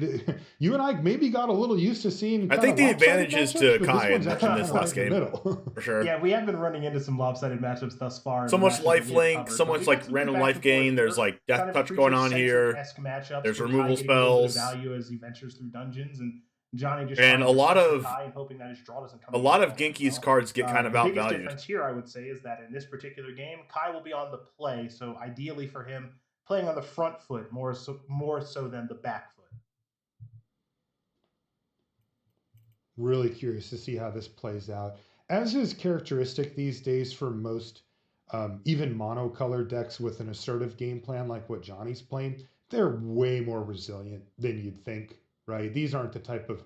These games don't play out where they're like, here's my stuff. Oh, you killed it all? Okay, well, we'll just play another game. It's like every card is card advantage. Everything has a different angle to it that can produce longer term stuff, even if you're playing like mono white. You know, we've seen this out of mono green. There's a time in standard where mono green was the best card draw deck. Like, you know, these decks don't run out of gas. Running out of gas in modern day Magic is a rarity.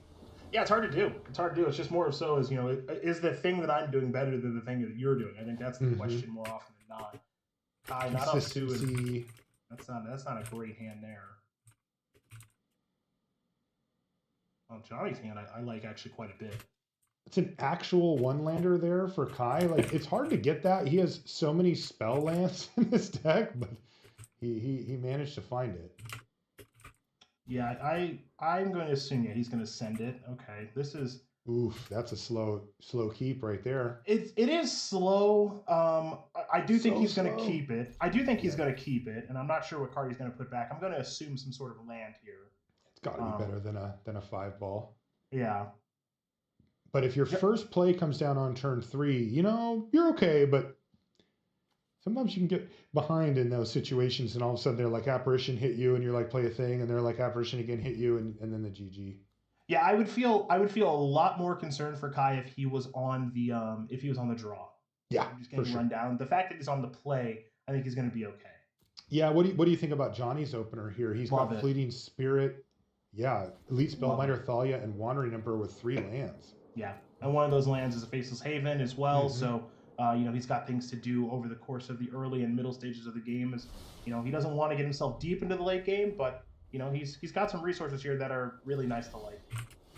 Interesting to see that removal spell on top there for Kai. He put it on the bottom.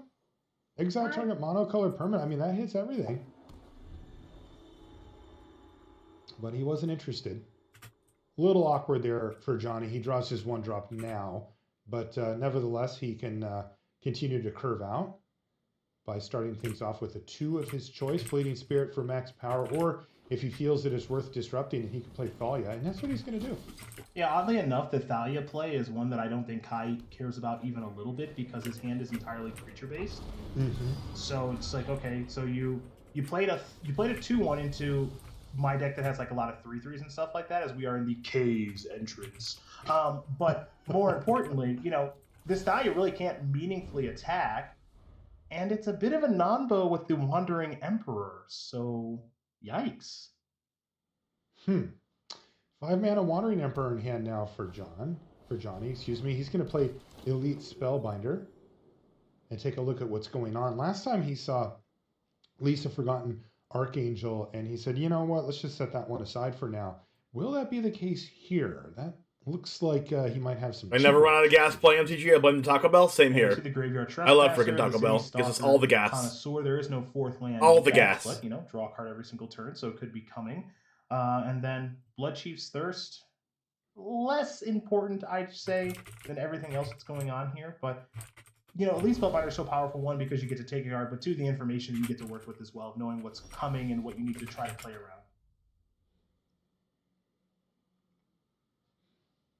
Kai has Bloodchief's Thirst that he could deploy here. Looks like he wants to get deeper into the dungeon.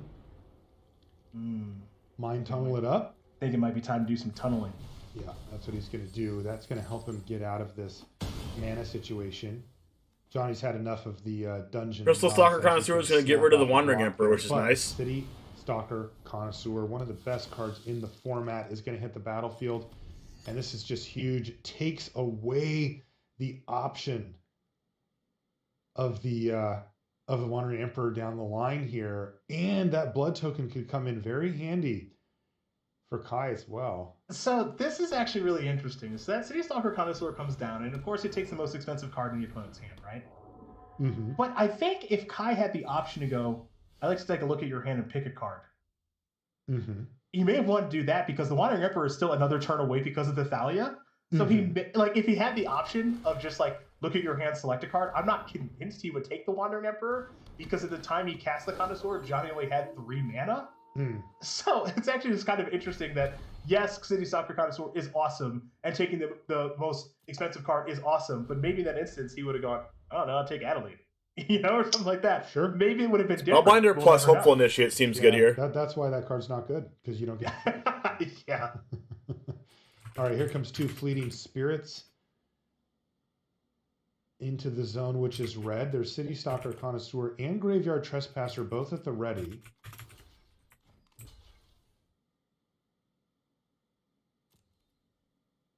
And Kai is going to say, all right, City Stalker Connoisseur, you did your job. Yep, took a Trade card, off one killed of the card. those. Yep. Fleeting Spirit down. The other one does get in for 3 down to 18, goes Kai. And there's Elite Spellbinder number 2. These things get really annoying when they pile up. You can end up with a bunch of cards exiled to it that you can't pay for. He has to decide whether to try to protect his creatures, and that's what he's going to do. He's going to put a tax on Blood Chief's Thirst. Jeez, it costs 4 now? Yeah. It's double taxed. Yeah, that's a lot of work on that card to kill It something. really kind of got him coming and going on that one. 4 mana Blood They Chief. never rebalance it to that, so. No. There's a land off the top of the library here for Buddha. Kai is taking his normal, pretty methodical approach here. He's, just under 9 minutes to go. He's got plenty Well, of time Chief to Thirst finish is off 4 this mana game. He's a to careful kill player. Thalia This or is a Fleeting lesson Spirit. You can learn It is 6 by mana. watching Ivan, somebody who's 7 had the mana to success kill he Elite has in his play, Spellbinder. as long as he has. Still will take his time to make sure that each play is exactly how he wants it to go. Some people play a little bit more by feel. They kind of more intuitive play. Kai's kind of right in the middle for me. He has that aspect as well, where the way I've seen him kind of break down his plays is that he already knows what he's going to do, but then he walks through the options and just makes sure that there's nothing better before committing to it. I would agree. He's going to make an attack here. Okay. He's going to humph up one of these Fleeting Spirits. Get a little life there. Looks like he's okay with the trade either way on the Spellbinder, or just get in.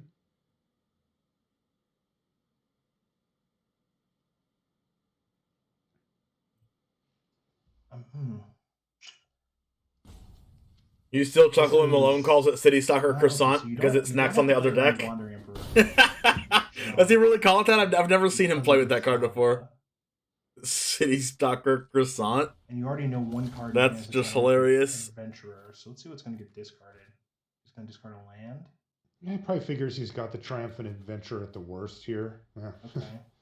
Make that 2 of them. Yep. I would assume that Kai wants to keep the land. So interesting that he chose to ditch the land. Ooh, Skyclave Apparition there for John. Skyclave can make him get in for 8 to 11. That does look very nice. Plus Hopeful Initiate.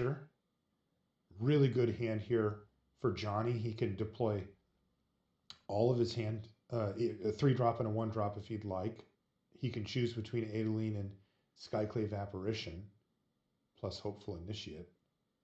Yeah, double spelling right now is pretty darn nice. Do you want to take care of, Apparition can come down. If it does, what does it want to take care of? It can take care of Triumphant Adventure and clear the road for these creatures, and they'd attack for 8. It'd make it it'd be attack for 8 and play Hopeful Initiate post combat if you want, or you can take care of the Trespasser, I suppose. Depends on how troublesome you think that is, or you can go this route, which is Adeline, which is going to make a 1/1, which is still totally fine when you're up against a 2/1, and just serve on in here. Not a lot of blocking. When people on his Discord photoshopped the croissant on the art and placed the vamp victim as well as the name, that was back when it first released. Wow. Do you watch So it looks like best MTG you can do is trade Malone off on YouTube a lot? for I the mean, I would 3-1 assume there so and if you know still that he take a calls the pretty connoisseur good hit croissant. down to 13, and Adeline's kind If of you're rocking and a rolling now. mainly YouTube watcher, I'm happy that you're here, Gen Human, and you're also subbed. So thank you very much. Now there is still a Blood Chief's Thirst to be cast, Right. so you still do have a removal spell in the holster if you're Kai. Someone but, said arena's an upgrade means I don't have to spend time in person with MTG Kai players. doesn't even know about this Skyclave apparition that's hanging out over there. Well, Kai's going to just play another. Cave's nice draw here. Adventurer, hoping to be able to trade it off for perhaps Adeline Resplendent Cathar or something along those lines. I mean, it could go Trespasser, discard the Cave. Or Skyclave version on the Trespasser, discard the Cave, get in with everything. I actually kind of like that. Oh, doesn't get rid of the Trespasser. Wants to play the Cave. Adventurer down, and in comes the team. Maybe the Thalia gets blocked. Adeline's a 7/4. Maybe the Hopeful gets blocked. Yeah, so you got no good blocks on it. You know your opponent has no cards in hand, and so I guess what If the Hopeful initiative gets blocked, it's 7, 8, 9, 10, 11, 12, 13, 14 damage. I think you have to block the Adeline. I think that's the only way out. If he blocks the 2/3, he takes lethal. Quick math. You block the 2/3, you take. You have to block Adeline, or else he dies. This card doesn't have lifelink. Yeah, so now you're just getting flattened. Everything's Just getting absolutely and with 2 creature lands on the battlefield, I think this is game over. City Stalker comes through, and he's going to concede. Johnny Gutman, nice win there, taking down Kai Buddha here in the 3rd round of the tournament. That is the clean sweep for Alchemy there for Johnny. So great job by him bringing. I really thought that Kai had the advantage there to get through his first 2 rounds, and then facing a big challenge with Kai Buddha, and he finishes him off too. So interesting thing here is I know we're putting a close on the Alchemy rounds here, either now or just in a moment, but Mono White being the most played deck in the Alchemy portion of this event. What's interesting about that very quickly before we go to our next game is just, how we have this. You've watched Malone since almost the start, discovered him around the 15th video. I was actually his first Patreon. Wow. How good was it going to I haven't watched today's video, and yes, for MTG, I'm primarily a YouTuber. Did you know I have a YouTube channel, right, Gen Human? I've been impressed. I put videos out every day too. We got one more game actually to bring you, as it turns out. So let's head on down to that. I'm pretty sure you were here for a while to know that. And they are in game number 3, Azorius Control versus Orzhov Midrange. This one probably took them. You found him over the 15th video. I probably have like 150 videos right now, me personally. Race call. Memory Deluge, and discover the formula in hand here for Strosky. Boy, that's a lot of action. And then he also, by the way, has already resolved to discover the formula. You can see some of those cards are cheapened. Is that a word? Yeah. Anyway, they were made cheaper by the prior one. But Andre is on life support here. He's at 3 life right now. He's also facing down Lolth and Kaito. So there's that dang Silvercoal silencer. Yeah, from Stream League. Oh, and Duress can clear the path for something as well. So yeah, I'm with you. There is a lot going on here. Now, Strosky's hand is incredibly powerful. We're looking at Wandering Emperors, plural, Mirius Call, and Discover the Formula. So if he gets the opportunity, to actually convert those resources into cards and cast them and let them do their thing, I believe he'll be able to win the game. I just don't know if he's going to have the time given the life total. Yeah, it's so close because he's clinging to the Wandering Emperor here. And you know what? That should probably do it, right? Because the silencer can just name Emperor. Remember, Luca knows about the Wandering Emperor in hand. Oh, I see. Because so this is getting really interesting. So he's going to react by casting it, which he has to do. Also, I believe that there's a hive on the other side there from Luca that is theoretically lethal, right? So that's what Andre has to deal with here. Yeah, I actually started following you on Twitter a couple months ago, and I do check in on your YouTube channel from time to time. I think it's actually only the 4th time I've been in stream with you, though. I'm usually still at work this time. Oh, did you have off work today? I'm happy that you're joining here on the stream, though. And really awkward here for Andre as well. Having to cast that means that he just can't. I don't yell as much as Malone. That's for sure. Whatever Luca decides. So now Luca's going to get the info. So you need to discover the. I mean, I yell the sometimes. Deluge, the Emeria's Call, and the other copy of the Wandering Emperor. Pardon me. Take the Discover the Formula, which is an incredibly powerful card. Get that out of here. Super good. But every time I see MTG Malone is going to make like either playing on the ladder or like he comes into my Twitch channel sometimes and hangs out for a little bit, I always say "and they scoop" on purpose just because he's there. On the battlefield. And they scoop. Plus multiple planeswalkers. Yeah, can you get the? I think if you're Strosky, you got to start with okay. I got to get these planeswalkers out of here. So, and you do like the idea of exile, gain some life, bring myself up to 5. So, the Wandering Emperor, for me, it's been one of the most impressive cards we've watched so far today. Definitely, card of the tournament for me so far. Lolth down. Okay, so you can go Emeria's Call and flash the Wandering Emperor. The spot for Strosky now, like this is starting to turn around and hold up the Field of Ruin. Yeah, this is a nice dual spell turn here for Strosky potentially too, right? Because you get to play Emeria's Call and then also. Just got off work 4 hours earlier than normal, so I grabbed some rallies. Yeah, rallies? Does that mean you're from the West Coast? I know there's checkers over here on the East Coast. Looks like it to me. Sat down at the computer, saw the tournament was going, saw you were up, so I chose you over Direct MTG channel. Let's bring it on! As I said, as we jumped also into over this one, CGB and Amazonian. Resources into actual cards, and what I mean by those that are cool people, probably cooler than me. And actually cast them. Yes. If he has the opportunity to do that, because of how powerful those cards were, I figured he'd be able to go in and win. The only concern was that he was at 3. Now he's at 5, and he's, we don't see Azorius Control oftentimes have the opportunity to double spell when the spells cost 6 and 4 mana, but we're there. This is once I do love checkers. Silencer that's going to force the issue here on Strosky. Luca knows about both cards and can name one of them, so Strosky's going to have to decide which one he wants to cast, and then the Silencer probably just names the other one. Alternatively, Strosky can wait and have Luca name one, and then he can just simply cast the other. He also does have the option of just casting it into the Silencer if he needs to. Yeah, so this spot's kind of interesting, right? Because the Silencer comes down, and if the Silencer names Memory Deluge, okay, the Wandering Emperor we've played end of turn, and I think we'll see the same turn cycle we saw previously, which is end of turn, make a Samurai, untap, minus, kill your thing because it's tapped. Cool. Or if you name the Wandering Emperor, it's like, all right, I'll cast Memory Deluge. Right. And we'll figure out where to go from there. And that's what happened. He did name Wandering Emperor, so Memory Deluge is ready to roll. It looks like he's going to cash in Kaito for a 1/1 unblockable, which could chip away or become part of a victory. But it's a long way to go, especially with that 2 life having hit the battlefield, and there's Triumphant Adventurer as well. So I assume we'll see Memory Deluge on end step here from Strosky, and this is big. That's step 1. Oh my gosh. March is nice pickup. He could also do another one or a Behold. Ooh, that's good too. Beholding, he says, puts that one into his hand. And this will clear the way for him to get rid of this Silverquill Silencer with March of Otherworldly Light, and then he can cast Wandering Emperor and take out the Triumphant Adventurer now if he'd like. Yep. It's a little awkward for him to do so because of the unblockable ninja, but probably still worth it. Yeah, I think that's okay. I think these exchanges are all good here for Strosky. Also going to go from 5 to 7 now at this point. And don't forget, because of the Aganjo that's in hand, that you can channel that to take care of the 1/1, and then life is protect your Emperor. Yeah, things looking very good for Strosky. It looked like he was on the ropes when we came in at just 3 life. But now he's at 7 and way ahead on board.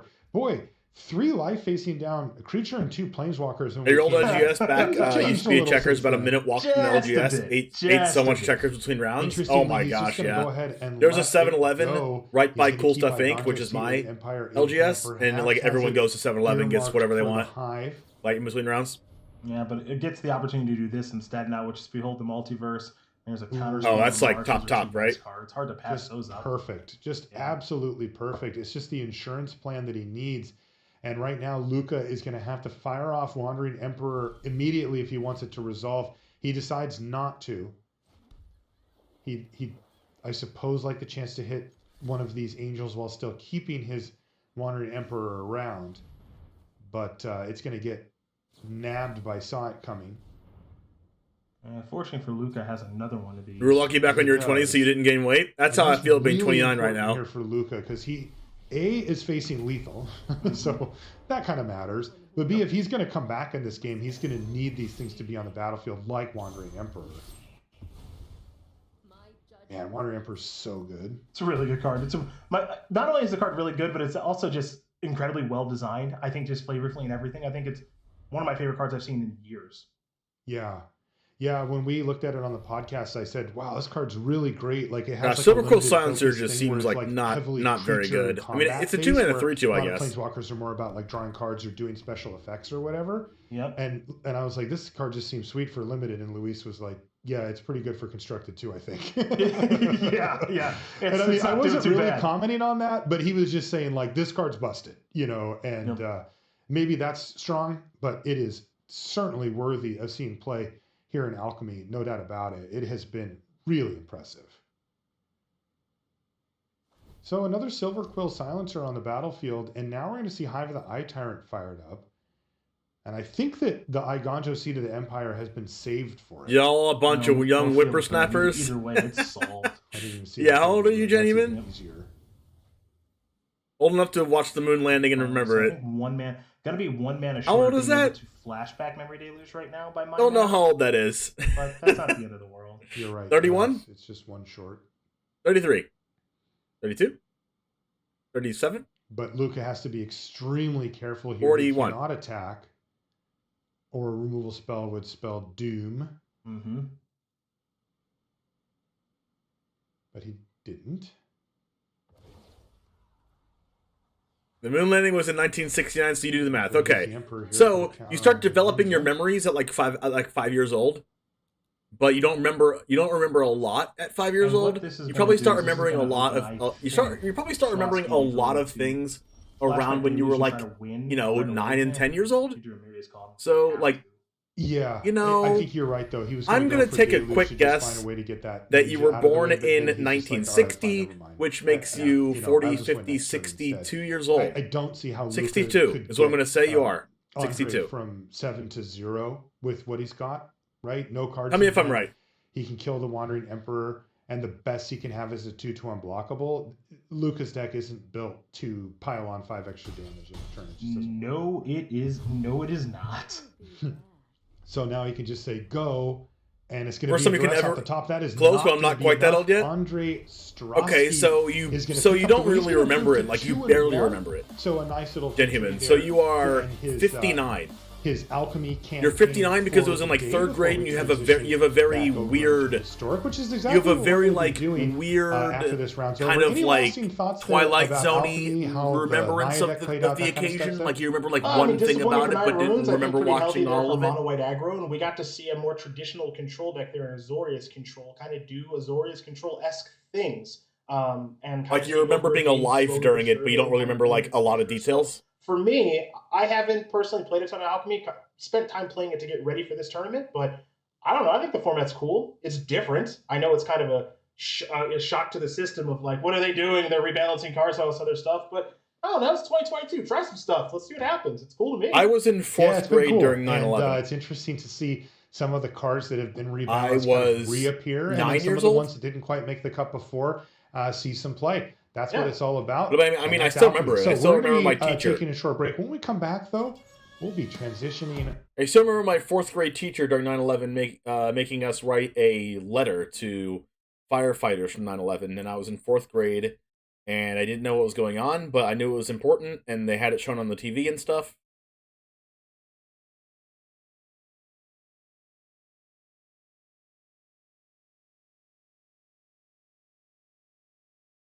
You just like to say you saw the original Star Wars in theater? Yeah, no, not me. I think what was the first movie I ever watched in theater? I don't even remember. Wow. I have no clue.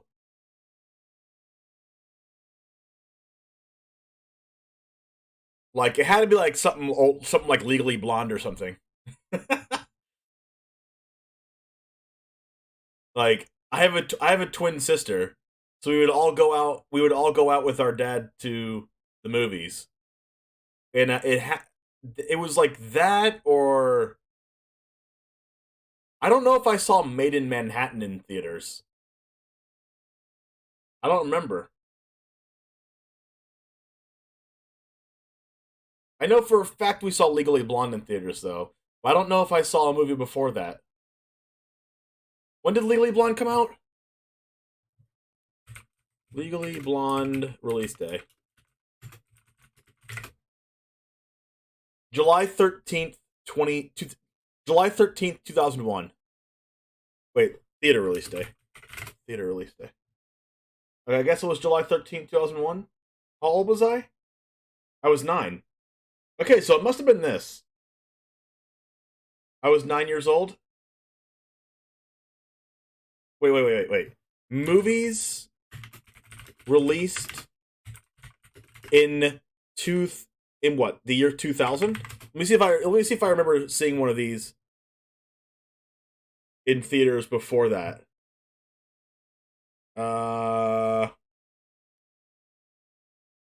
Road Trip, no. American Psycho, no. I've seen these movies, but not in theaters. Scary Movie, no. I remember people saying in like my 3rd grade class they went to go see Scary Movie in theaters, but I never saw Scary Movie in theaters. Unbreakable, Milena, Requiem, Bedazzled, 13 Days. Never saw any of those. The Hip Hop Witch, no. X-Men, no. Bagger Vance, no. The Debut, nope. What Planet Are You From? Nope. Boltneck, no. And Dinosaur, no. I did not see Me, Myself, and Irene. Didn't see it. Okay, I guess 2001 was the year that I remember. I mean, I guess I can look up 1999 movies.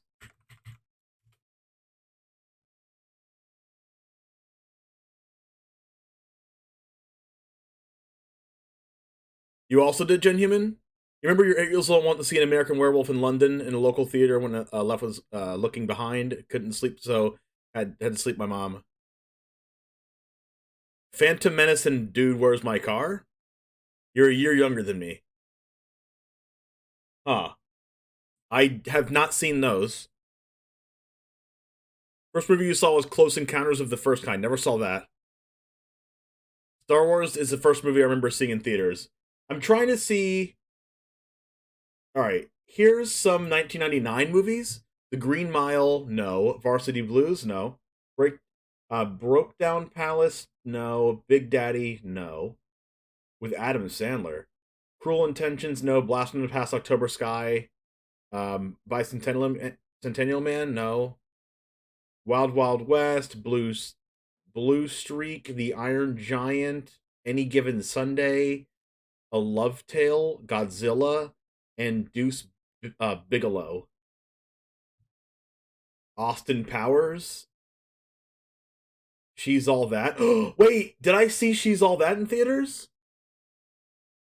No, I didn't, right? No, I didn't. American Pie, no.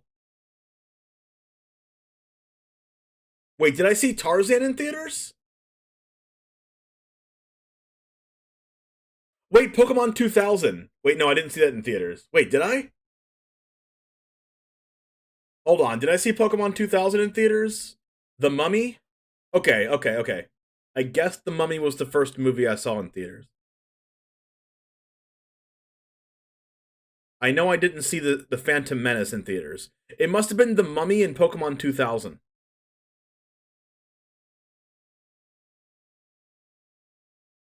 It must have been those. What about 1998 movies? I'm like 6 years old here.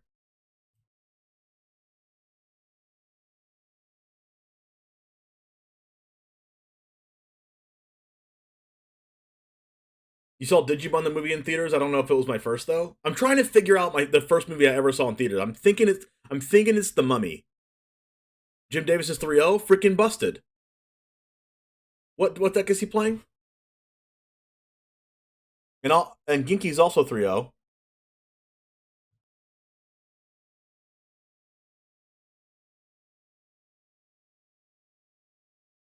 Fight Club? Wait, no, Pokemon the first movie. Pokemon the first movie was in 1998. Did I watch that? No, I think I got the Pokemon the first movie on like VHS.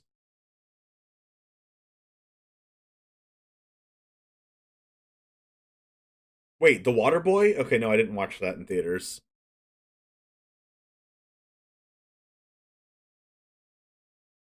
Didn't watch Fallout in theaters.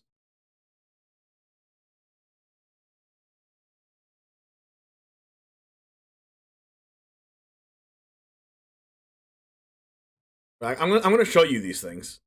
I should be showing you this whole time, but they're just talking about random other stuff.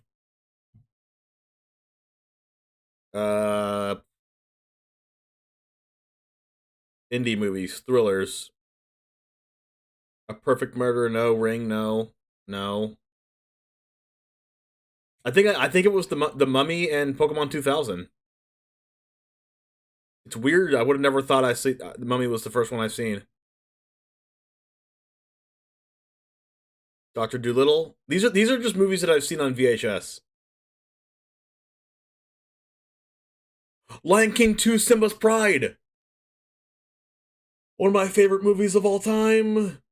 Oh my gosh, these came out. Well, 1998 was insane for kids' movies. A Bug's Life, Ants. I liked Bug's Life more than Ants, by the way. Prince of Egypt. Quest for Camelot. Freaking Land Before Time 6. Scooby-Doo Zombie Island.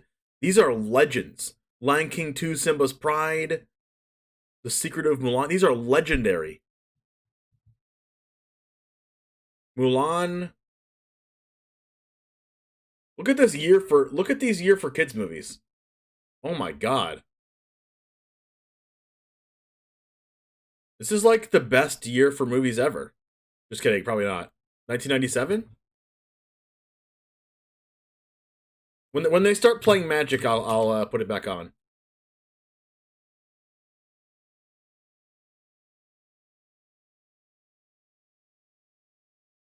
Batman and Robin. Was this the original one? Was this the OG? Or was that something else? Look how young Jim Carrey looks here.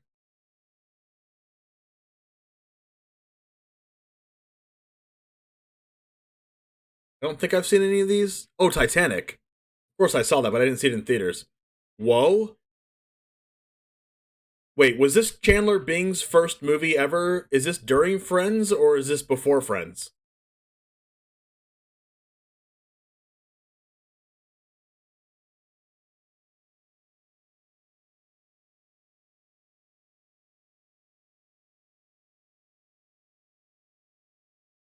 Shawshank Redemption's an amazing movie.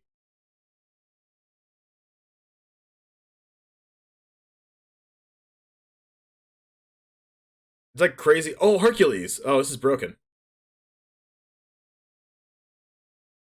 Oh, Flubber. Flubber and Hercules. Busted. I know so many lines from this movie, it's not even funny. My Best Friend's Wedding came out in 1997.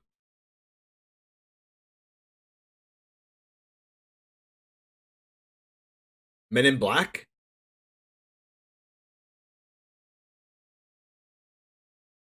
Zero to hero, just like that. Zero to hero. Na, na, na, na, na. Bean! Is this when he originally got the name Mr. Bean?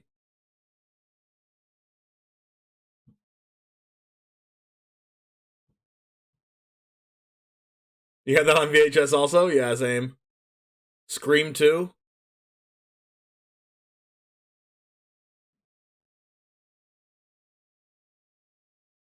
Oh, George of the Jungle came out in 97. This is when I was 5 years old.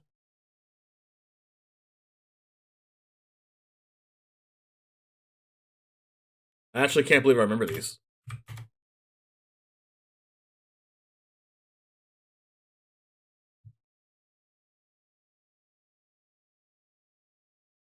Is Magic on? Magic is not on yet. Happy Gilmore? Space Jam! This came out in 96? Why was I 4 years old? I don't remember that. My memory's crazy. Independence Day. Look how young Schwarzenegger looks in Eraser. The Rock, and The Rock is not even in it. Weird.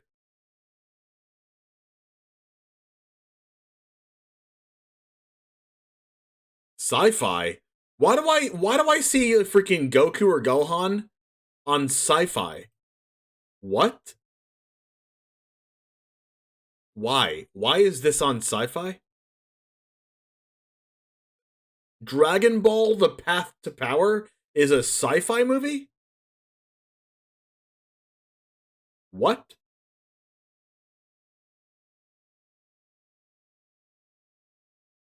Interesting.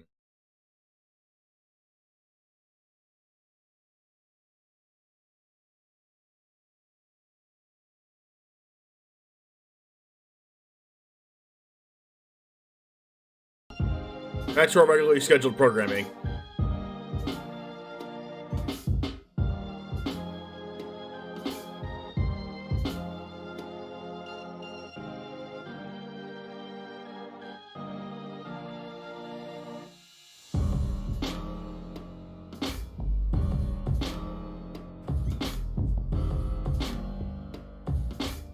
If you put 2 spaces in this card's name, it becomes an instruction telling you to give an equipment to one of the old demons in Streets of New Capenna.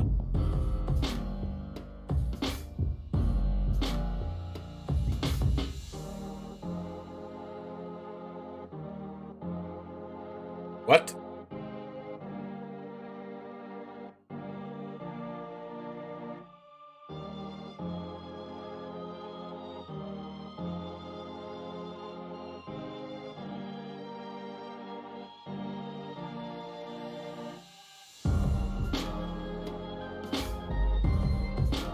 Armageddon.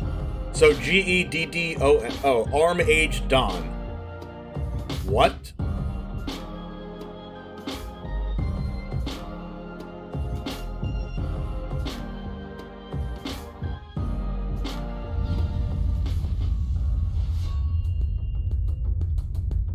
Welcome back to coverage of the Neon Dynasty Championship. We are you just say heading Dynasty? straight into historic, my friends. Ailey Loney alongside Mani Davuti.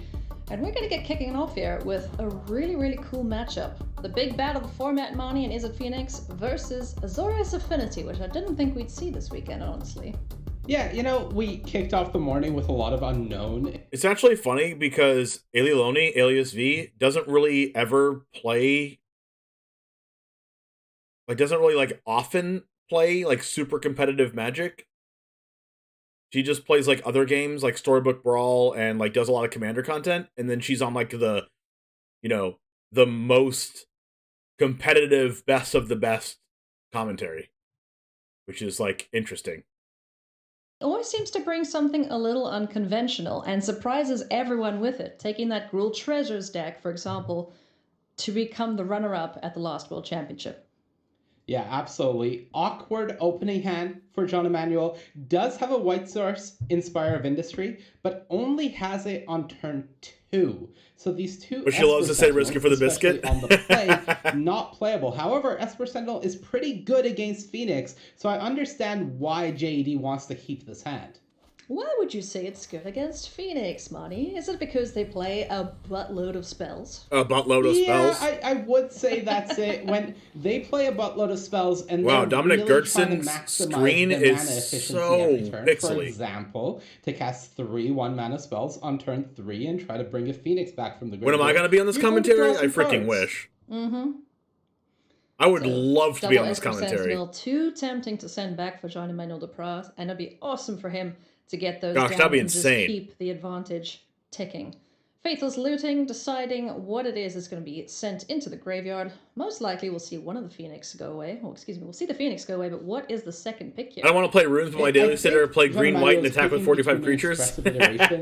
Oh, just play the Naya aggro deck. It's like mono white splashing for Helena and Elena. JD draws a third copy of Esper Sentinel. But you can also just play elves in the Historic. Keeping Drake as it is one of your best Commentate World cards in this Championship? matchup, I should. just delivering a big punch to the face against the Affinity deck. A big punch to the Use the face restroom is real quick. needed because this deck can certainly go crazy, especially when cards like Thought Monitor come down. It gets cheaper and cheaper every time you get an artifact on the battlefield, and then refills your hand too. So it's going to be a good old race here between these players. Who can get the most stuff down the fastest? As Dominic Gertzen deciding what it is he wants to run out here. Yeah, I think Dominic is thinking whether he wants to just fire off an expressive iteration here, just as a way of trying to set up the next few turns, as his hand is a bit awkward. I wouldn't be surprised to see it, even though he's not able to get full value out of it. This is turn 2, so he has already played a land, and there aren't any 0 mana spells in this deck to sort of get the value off of here. So it will be almost a wasted effect on the iteration, but I appreciate setting up your next turns to have that sort of good game plan. About these Esper Sentinels, I think they're breeding. There's 4 in hand now. Yeah, I think if I had to pick a worst card in the deck for JED, it would have to be the 4th Esper Sentinel. So definitely not what he wanted to see there. Obviously, it is good in the matchup. They're great in multiples in the matchup, but only if he could actually deploy them in a timely manner. And deploying Esper Sentinel here would be so costly that JED can't even afford to do it, which is so backbreaking in the spot. These Smiths are really cool in that they'll find you the Treasure Vault, which is an artifact. So that's nice, but we're still lacking, colors. There's a deserted beach there. I bet Jean Emmanuel wishes he could grab that right now. But of these options, what do you like the most? Treasure Vault for free will trigger these Smiths. So even if your draws are getting a bit awkward, you're at least growing the Smiths per turn. Ultimately, if things get really desperate, we can start sacrificing them for some treasures. So I understand taking the card that gives you more mana. It's a spot where you would have loved to have an Esper Sentinel in play, as it would have made things awkward for Dominic. You can typically assume that the Phoenix deck has another expressive iteration in the wings if they're playing the first one on turn 2. But as things stand, you try to just maximize the pressure you're putting on. Soul Guide Lantern. Nice pickup here. I wonder if we'll see Jean Emmanuel grab that Phoenix out of the yard right now, or if he has other plans in mind for this turn. Yeah, that's a pretty massive draw because you get to deploy that, get that Phoenix out of the yard. You still have mana for the activation whenever you need it, and you can also plop down an Esper Sentinel or a Thought Monitor here, thanks to that Treasure Vault being an artifact. So you're seeing the Affinity deck really get rolling here, but at the pace of 1 color spell a turn. Yeah, the draws haven't been super kind here to Jean Emmanuel, as we're going to see a Crackling Drake deployed. Now, Crackling Drake is one of those cheeky cards where even if you exile the graveyard, it's still going to be as big as it is. There's at least another color. It's going to hurt a little bit, but, it's here. Yeah, I think thanks to that copy of Shadow Spear in hand to give lifelink, Jean Emmanuel can actually afford to pay the life here for a few turns on these Spires of Industries and try to get on the board. This Ingenious Smith is going to grow and be able to attack through the Drake here. And I think we're just going to see pressure coming out from JD, as with that Soul Guide Lantern on the battlefield, he's efficiently shut down a lot of the shenanigans that Dominic's deck is putting out in the Phoenixes and Finale of Promise that we see in the hand coming from the graveyard. So these Drakes are the heaviest hitters, and Dominic is in a position where they're not that big, and this threat is huge coming out from JD. Yeah, this is definitely a must-answer threat, so he's going to, a little hesitantly, offer the trade here between the Drake and the Smith, but every turn the Smith is getting larger and larger. So if you have the opportunity to kill it, yeah, I'm with Dominic. You take it. Yeah, really thinking about it, as obviously the Smith gets bigger, but so do the Drakes, and now JD can just plop down double Esper Sentinel if he wants and start getting that tax value out of Dominic. Yeah, who doesn't love taxes? Most of the players this weekend, because they want to play things for cheap. Esper Sentinel is such an awesome card. A great addition to humans and artifacts in various formats. Crackling Drake, number 2, hits the battlefield, finds a Faithless Looting. There is also the Unholy Heat that can take care of one of these creatures, but just going to pass the turn back for now. No free spells for you, says Dominic Gertzen. It's an interesting spot because you sort of assume that Dominic wants to cast one of those 1-mana spells in his hand. So will Jean-Emmanuel start by just casting an Esper Sentinel and say, hey, the tax is going up if you don't want to cast it? Yeah. It's really the exchange of value versus information, and unfortunately, value is. On the right side of things says, well, they might finally ban looting. He fails to find off the Ingenious Smith. Oof, that's a bit rough, but luckily, 2 artifacts in hand here, so the Smith will at least get the counter. How about now? How about 4 Sentinels? Real wide. This. The cards in Jean-Emmanuel's hand over the next few turns are going to go brr if Dominic can't do something about these Sentinels, because this is out of hand. This is ridiculous right now. I mean, it's out of hand. Tax, Get it? sales tax, it's out of hand. Corporate tax. Got every kind of tax you could possibly want on this battlefield right now. Yeah, and deciding where to put this Shadow Spear, putting it on one of the 2/2s would probably be ideal. People keep saying Unholy Heat's broken, but it can't even do 3,800 damage to kill a Blue Eyes. The hand, maybe on the Ingenious Smith, as you expected, to grow the most here. Mm-hmm. It is tempting to put it onto the Esper Sentinels, making that tax even higher, but I agree with you. The Smith seems to be the best target for it, as if the draws play nice, there'll be a couple more counters going on that creature. And notably, Dominic doesn't have Delirium right now, so Unholy Heat is only dealing 2 damage. So this is why he's pausing here to think, do I kill the Smith with this Shadow Spear on the stack at the cost of giving my opponent 4 cards, Ailey? That's probably the worst trade deal in the history of trade deals, if you ask me. Brazen Borrow off the top. Good interactive spell, another threat in. Gosh, if I was Dominic Gertzen right now, I'd be like in shambles. I'd be sweating. Stalling things out here a little bit in terms of getting this game over. Like you cast an Holy Heat and you spend like 4 mana. As Dominic starts playing non-creatures, the game is gonna go wildly in Jean-Emmanuel's favor. Notably, Esper Sentinels only trigger on the first spell. Like, I'd be tempted to just go, like, Unholy Heat, the Thought Monitor, pay 4 mana, attack for 6. Jean-Emmanuel have some number of cards, and then just cast all of these non-creature spells. Well, like, Ingenious Smith is going to just gain a lot of life. Get it out of the way, try to set up a 2-turn clock, potentially. If you were wearing a suit, you'd be sweating too. It's really the question of, can I afford to let this Affinity deck have 4 more cards, or however many I'm willing to allow, while still trying to cast these spells? Because a strategy of casting 1 spell and then paying 4 mana to prevent all the cards might not work out that well for you in the long term.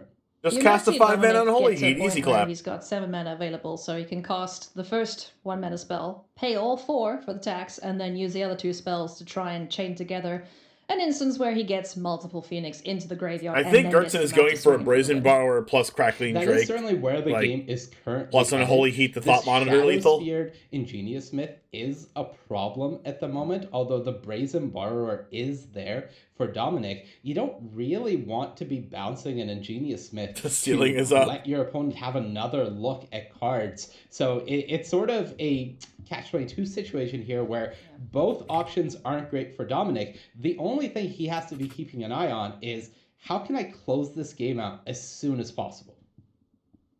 Yeah, that is priority number 1 here for Dominic Gertzen, as Ingenious Smith is threatening an attack here for 3, but the Esper Sentinels are saying, wait, hang on now. Let's just I'll get in there, yeah? It's a 2-turn clock, let's go. The joke's getting old. Nuno said your joke is old. To see a treasure vault stacked here to make some treasures that will make more artifacts that will buff this Ingenious Smith. How many times can you say the joke, Jeffer? And still give you some mana to work with in case your opponent does something like bounce the Smith. That is very, very cool. Don't often see the treasure vault. Bouncing Shadow Spear. Cracked here. Esper Sentinels. Triggers on the stack. Pay 4. Dominic going to pay. Oh, yeah. Oh, yeah. And, you know, I like the Brazen Borrower bouncing the Shadow Spear, as pay 4 mana. Damage hurts here. What really hurts for Dominic is the life gain. So if he can prevent Jean-Emmanuel from gaining this life, this is the beginning to try to set up a position where you can Unholy Heat the Thought Monitor and try to get through for lethal damage. Any consideration to kill the Smith before it gains another counter? It's really awkward because you want to reserve this heat for the Thought Monitor to try to get it out of the way as a blocker. Yeah. We're likely going to see JD play the Shadow Spear and try to equip it on the Monitor, I would guess, just to play around that Unholy Heat or force it. But at that point, there's not much that he has going for him, so it's sort of on Dominic to try to see if he can make this Crackling Drake cross the 13 damage threshold. Yep. Maybe with a little help from the top of the other library. day I was about to say, what is down? Game 1 next turn. Dad Joke City here in Jamestown. Jamestown is just that city where it's like full of dads and retired people. To get rid of this Thought Monitor. It's like dads with families. Notably, there is some interaction available to JED. So if he just leaves all of his mana open, these Esper Sentinel's taxed cards may be able to give him a Moon Snare prototype, which would be absolutely massive for interacting with this Drake. So yes, Dominic gets the Thought Monitor out of the way, and because he's already cast a spell in the Petty Theft this turn, doesn't have to pay the tax for Unholy Heat, but to maximize the number of spells, which is 7, he needs to get in the graveyard or exile this turn. He has those Faithless Lootings, he has a Consider, but what he really needs is the mana available to him. So each card that he gives to Jean Emmanuel is a chance at that Moon Snare prototype that would probably end the game on the spot. Yeah, rightly so, especially... Nah, don't say it. Yeah, that was that time where it was like 4 o'clock in the morning for you, It's going to be the go-to here for Dominic Gertzen. There go the Esper Sentinel 6 a.m. triggers. Let's see what Jean Emmanuel draws. There's an Aurora. That'll do it too. That also bounces things. Wow. That will absolutely do it, and the Soul Guide Lantern in play can essentially fizzle the Finale of Promise, so actually drawing more than he needs here. And I think Jean Emmanuel Defoe with the Aurora is going to be able to disrupt the game plan here for Dominic Gertzen, who sort of was forced to go all in. Why are the Geist Blasters in the deck? Yeah, and also finding... Are there Geist Blasters in that deck, Geek? To go for the counter here. Oh, Geek, thanks for coming over. Lantern. Let's exile Graveyard. Thanks for coming over from the main channel. Yeah, Dominic obviously sees the Soul Guide Lantern in play, knows this play is not going to work, but tries to fight through it regardless. What do they even do? They seek an instant sorcery from your deck, I think. The graveyard, but unfortunately, and it only works if you have 20 or more instant sorceries in your deck. The Dominic can do to keep up with the board from Jean. And he casts a card and not pay to allow the rest of the hand to be normal cost. And he casts a card and not pay. A Dragon's Rage channeler off the top. So Dragon's Rage into Faithless Looting could get him some stuff on the battlefield just to try and stay alive at this point. I mean, all the cards are normal cost with Esper Sentinel unless you're talking about something else. Tries to find some spells here, but at this point, I don't believe lethal is actually possible for Dominic Gertzen, even if Jean Emmanuel didn't have the Otawara. And that oh my gosh, wait. Now is Crackling Drake lethal? Oh wait, no, Otawara is a card. Either alive or push through lethal, depending on whether Dominic attacks here with the Crackling Drake. An 11-4. Guys splash in the Phoenix deck. Yeah. But no you have to play 20 or more instances of sorceries. Soaring City is in hand and has that super helpful channel ability that can just bounce this Drake to hand. And remember, Shadow Spear also gives Trample. So even with a 1/1 blocker available for Dominic Gertzen, playing the Shadow Spear and putting it on the Smith is going to be enough. So Otawara is so good. Azorius Affinity deck. Esper Sentinels didn't look great at the start, but said it's good in the matchup.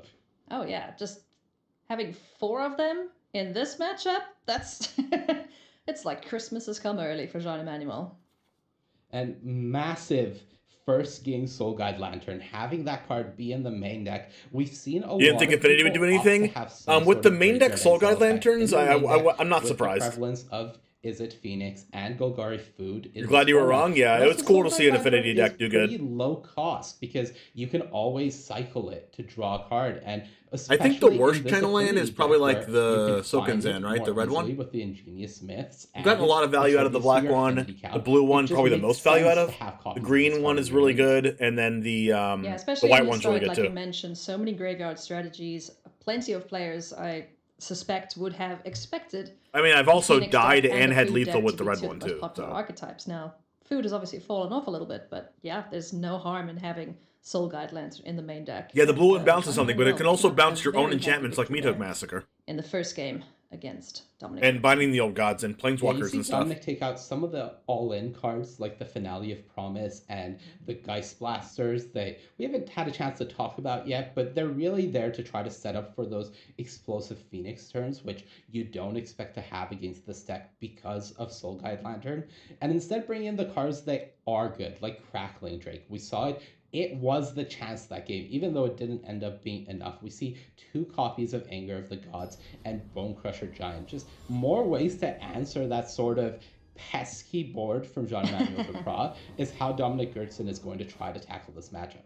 There's going to be plenty of pesky boards, or pesky creatures on the board, I should say, especially with Psy Master Thopters coming in for Jean-Emmanuel. Every time you cast an artifact, you're getting a little Thopter, and Thopters are a pain in the butt for big old Crackling Drakes who just want to one-shot you. Yeah, this is not last game. Jean-Emmanuel Duprat has the Esper Sentinel on turn 1, so this was just a snap beat. I see Sentinel, I keep Sentinel, I play Sentinel. Good luck. Start paying the tax. Yeah. And then somewhere along the line, something profit, right? That's how that goes? Yeah. I think so. I'm missing the middle, but I think that's where it ends up. No one knows what happens in the middle. That's the thing. That's the myth. That's the myth. But yeah, really nice start here for both players. Good hands. At this point, Esper Sentinel is just hanging out, waiting to draw some cards. There isn't a Braid that can take care of it if Dominic so chooses at the cost of a card. Moonsnare Prototypes in hand, that's card you mentioned previously. Another very useful artifact that has a channel ability that gets stuff off the battlefield when needs be. Yeah, we saw Dominic pay the 2 life for Steam Vents just to be able to cast this Consider and pay the Esper Sentinel tax. We know how painful it is for this. Well, Counter Crab is just different than Stifle, right? Counter Crab's good in different decks. I wouldn't be surprised to see Dominic pay the tax at every opportunity available, which means he waits a turn Soul for Guide. the Abrade. Yes, I take 1 from the Esper Sentinel, but at least I can Abrade it without giving my opponent a card. Yeah, it's nice to see Jim doing well as well, yeah. Folly on the battlefield.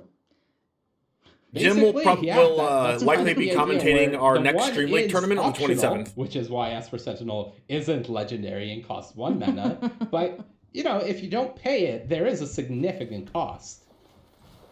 Esper Sentinel is like constructed... Arriving at a good point like in the game. Version of the 3-mana blue commander card. Whoa, what just happened?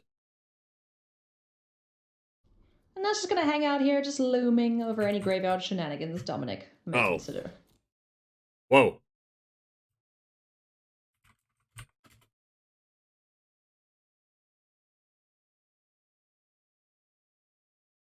No!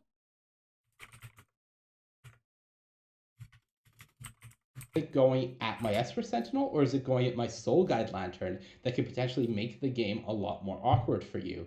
And considering the Sentinel isn't putting on that much pressure, just attacks and you can play... Someone said Premier Tournament. I like Gertzen's idea to just maybe play it a bit more slow, leave the Sentinel where it is. Someone said no budget for production. Sorry, chat. Needed secret lair number 743. For Gertzen. So if he's able to get these creatures down and keep them alive, he could be well on his way to a victory here in game number 2. So Crackling Drake's going to draw another card here. What do we find for Gertzen? And a little sometimes you just can't. You just can't know if your freaking setup's gonna break. Flame, Abrade, like yesterday, I was on a commander stream and my internet went out twice. Gertzen's hand is looking excellent, and he has 2 Crackling Drakes to boot to keep up the pressure. It's really cool, like late game like this for Jean-Emmanuel Duprat to keep the Moonsnare prototypes in hand just to be a 5-mana Aethergast. Cranial Plating, except now with Living Weapon, Cranial Plating brings along its own body to the party. So really, it's one of the scarier cards, and one of my favorite combos, putting Analysis on an Esper Sentinel, because, you know... That's a 6/6 Sentinel. You're never paying for that. Good luck casting non-creature spells. It's dependent on your power, so 6/6 Esper Sentinel. Good luck. You're paying 6 or giving me a card. Good freaking luck. I guess it's a Crackling Drake game. Oh, Abrade the Nettle Cyst! Now we're going to see Abrade take care of the Nettle Cyst and not the Esper Sentinel, because let's be honest, that thing is scary. So good choice there, Dominic. Off the board you go. Have the card, get rid of the Sentinel. Now you have that was a good play. And Jean-Emmanuel's hand not I hate it when I know enough something's gonna well break. When to my use stream was his ending, my Kraken stream was Drake acting right up and Magic now. Arena Most was of super his laggy pressure, and not rebooting the all of it, is client. gone. Yeah, I know. It was just like, Staring it's at the just copy of Portable awful. Hole, It's the would have worst. loved that Metallic Rebuke a turn ago to answer that Abrade, but as things stand, Portable Hole is looking at this Crackling Drake and being like, you're not a Dragon's Rage channeler. No, So- you don't fit in this portable hole. Yeah, Jean-Emmanuel Deprat, now looking at his hand and realizing, I don't really Who's annoying have to a play good against? It really available is. to me. Can buy some time using Moonsnare prototypes to channel them and stall this Drake for a bit, but it's going to be the sort of game plan that is going to fall apart, especially with multiple Drakes, if he's not able to find some form of pressure to accompany it. Yeah, and also that But copy of food's Mystical delicious. Dispute I'm that about could to be eat some fired food after off this stream. Whenever Jean-Emmanuel goes It'll be for great it, if the Championship gets Moonsnare interrupted prototype. by a Of course, server if he maintenance goes for the downtime by the channel developers. now, food resolved, so. I'm He's gonna I'm be sure fast they in the know turn back, that. though. I'm sure they wouldn't do Restoration that. and Pillar of Flame in hand on a 6-4 Crackling I Drake. wouldn't do Swinging that, on it, right? Down to 9 goes Jean-Emmanuel. Yeah, certainly the That would be potential karma. might be there for a Crackling Drake, but considering you can't play it while also leaving... Well, it formats my next tournament dispute, going to be I understand standard Dominic's or not alchemy. wanting to I haven't play really this decided card, yet. Like Metallic Rebuke, and instead just playing the Expressive Iteration, trying to find a land and just keep stacking Leaning your towards hand, standard, keep though. setting up for the future turns, because ultimately the onus is currently on Jean-Emmanuel. Like, there's a new Deprat alchemy to release deal with the Drake that's coming in out play. soon. I don't really know the exact Comes day, Moonsnare but I have a prototype. preview card on the 15th. It's going to attempt And to I'm pretty sure bounce that's the this last Drake. day of previews. Does Gertson want to counter this? I think, if I saw the calendar correctly This before. is an ability, so you cannot... Oh, So you're like correct. maybe With the since it's gonna be the mystical 27th, that's What like Gertson is almost really 2 weeks thinking about after is, the new one, alchemy do I cards need come the out, or second maybe it's copy 1 of week. I don't know when Crackling it's Drake? coming Is it out. on the top or bottom, as with these But maybe effective the classes, alchemy you have hype the is real. choice. But also, do I want to do anything else in response? With your handful of removal spells, probably not is the answer. Being able to have mystical dispute. It's Twitch something. baby, what's It's up, not Grok? best Thanks for the something, sub. but Twitch baby. Can use it. Appreciate if the he 9 wants months.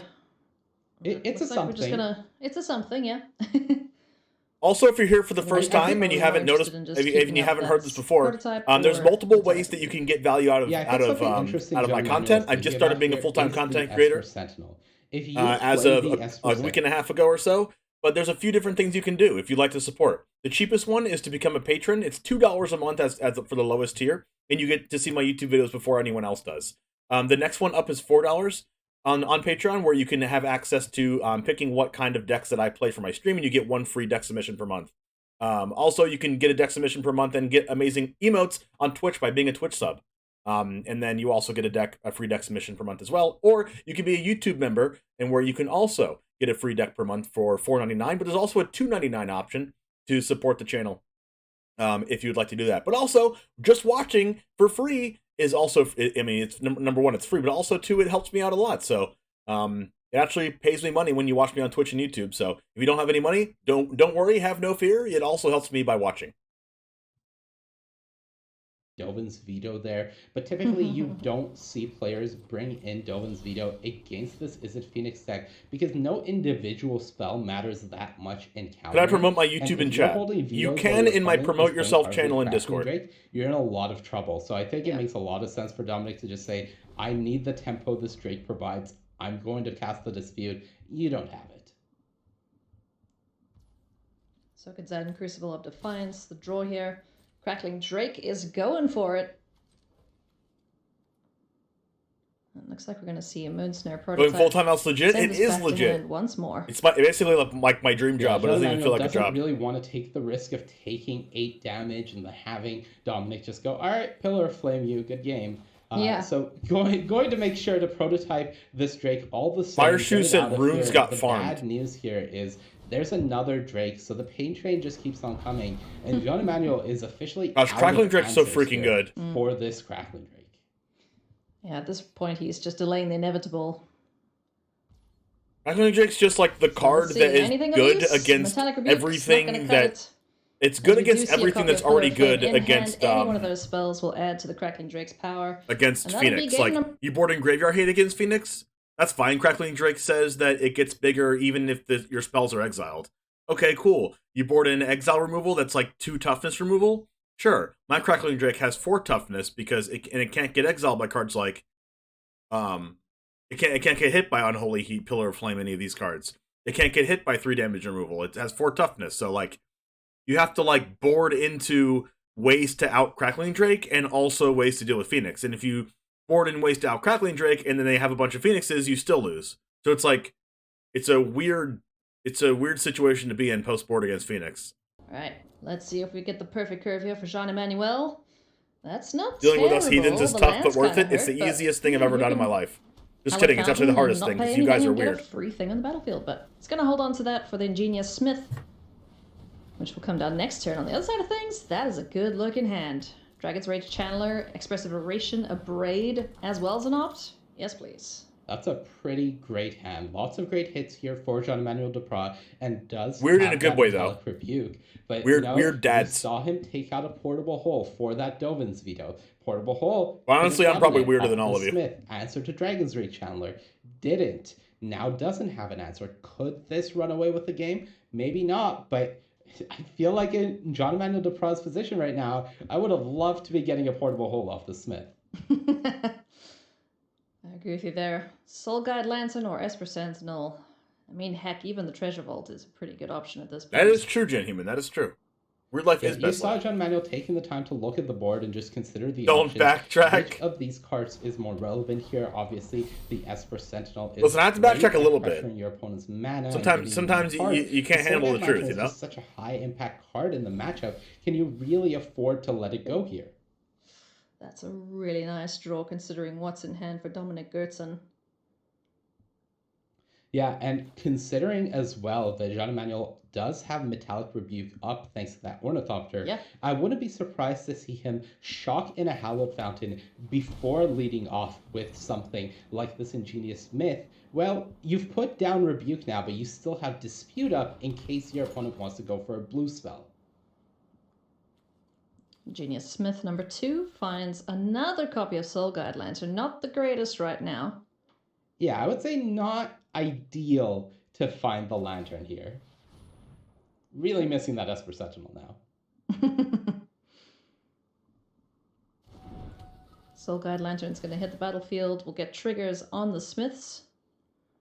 And Dominic Gertzen finds the right time to pounce. A Braid is going to take care of the biggest Smith. And Dragon's Rage Channeler is going to do some surveilling. Yeah, Dominic's hand is all right now. Really looking for some more removal or something to do, but does have the card draw to go along with this Dragon's Rage Channeler, get those Surveil triggers, get the extra cards. So he's feeling safe in a position where, trusting your deck, you should be able to find the tools you need to answer what your opponent is presenting. It just depends how fast you find them, considering this Smith gets out of hand sort of quickly. Yep. Expressive Iteration doing what it does best, getting 3 cards deeper into the library. So let's see what we get here. Another Expressive Iteration and a land into Exile's Spire Bluff Canal. Not a bad position. You would have loved to find something like an Unholy Heat there just to take care of the Smith, but the Smith train does not stop here. And you're not really worried about Dragon's Rage Channeler as a blocker as long as you have a Soul Guide Lantern. What you are worried about is the ability it gives your opponent Who's gonna win? Turn through their deck and find those answers. I think Jean-Emmanuel Duprat's going to win this game. Genius Smith number 3, a consideration here for Jean-Emmanuel. Also, the Shadow Spear, which is great at eliminating little 1/1 blockers, giving creatures trample. Yeah, I think Jean-Emmanuel would really specifically like to find a Treasure Vault off this Ingenious Smith, as it would allow him to play a land that would keep letting him develop his board while leaving up this counter mana, because we're now approaching the 4th turn. This is Crackling Drake turn, and we've seen what Crackling Drake can do in the past 2 games of this set. So I'm looking at that Treasure Vault, I'm looking at that Thought Monitor. Both are tempting. Could say, all right, I'm not going to play Shadow Spear or Second Lantern this turn. Thought Monitor is too good, but the cost of not playing one of those is 2 counters on these Smiths. So I really want that Treasure Vault, Ailey. All right, we'll just channel. There you go. So you sent the brainwaves to Jean-Emmanuel, and he picked Pick the card you wanted there.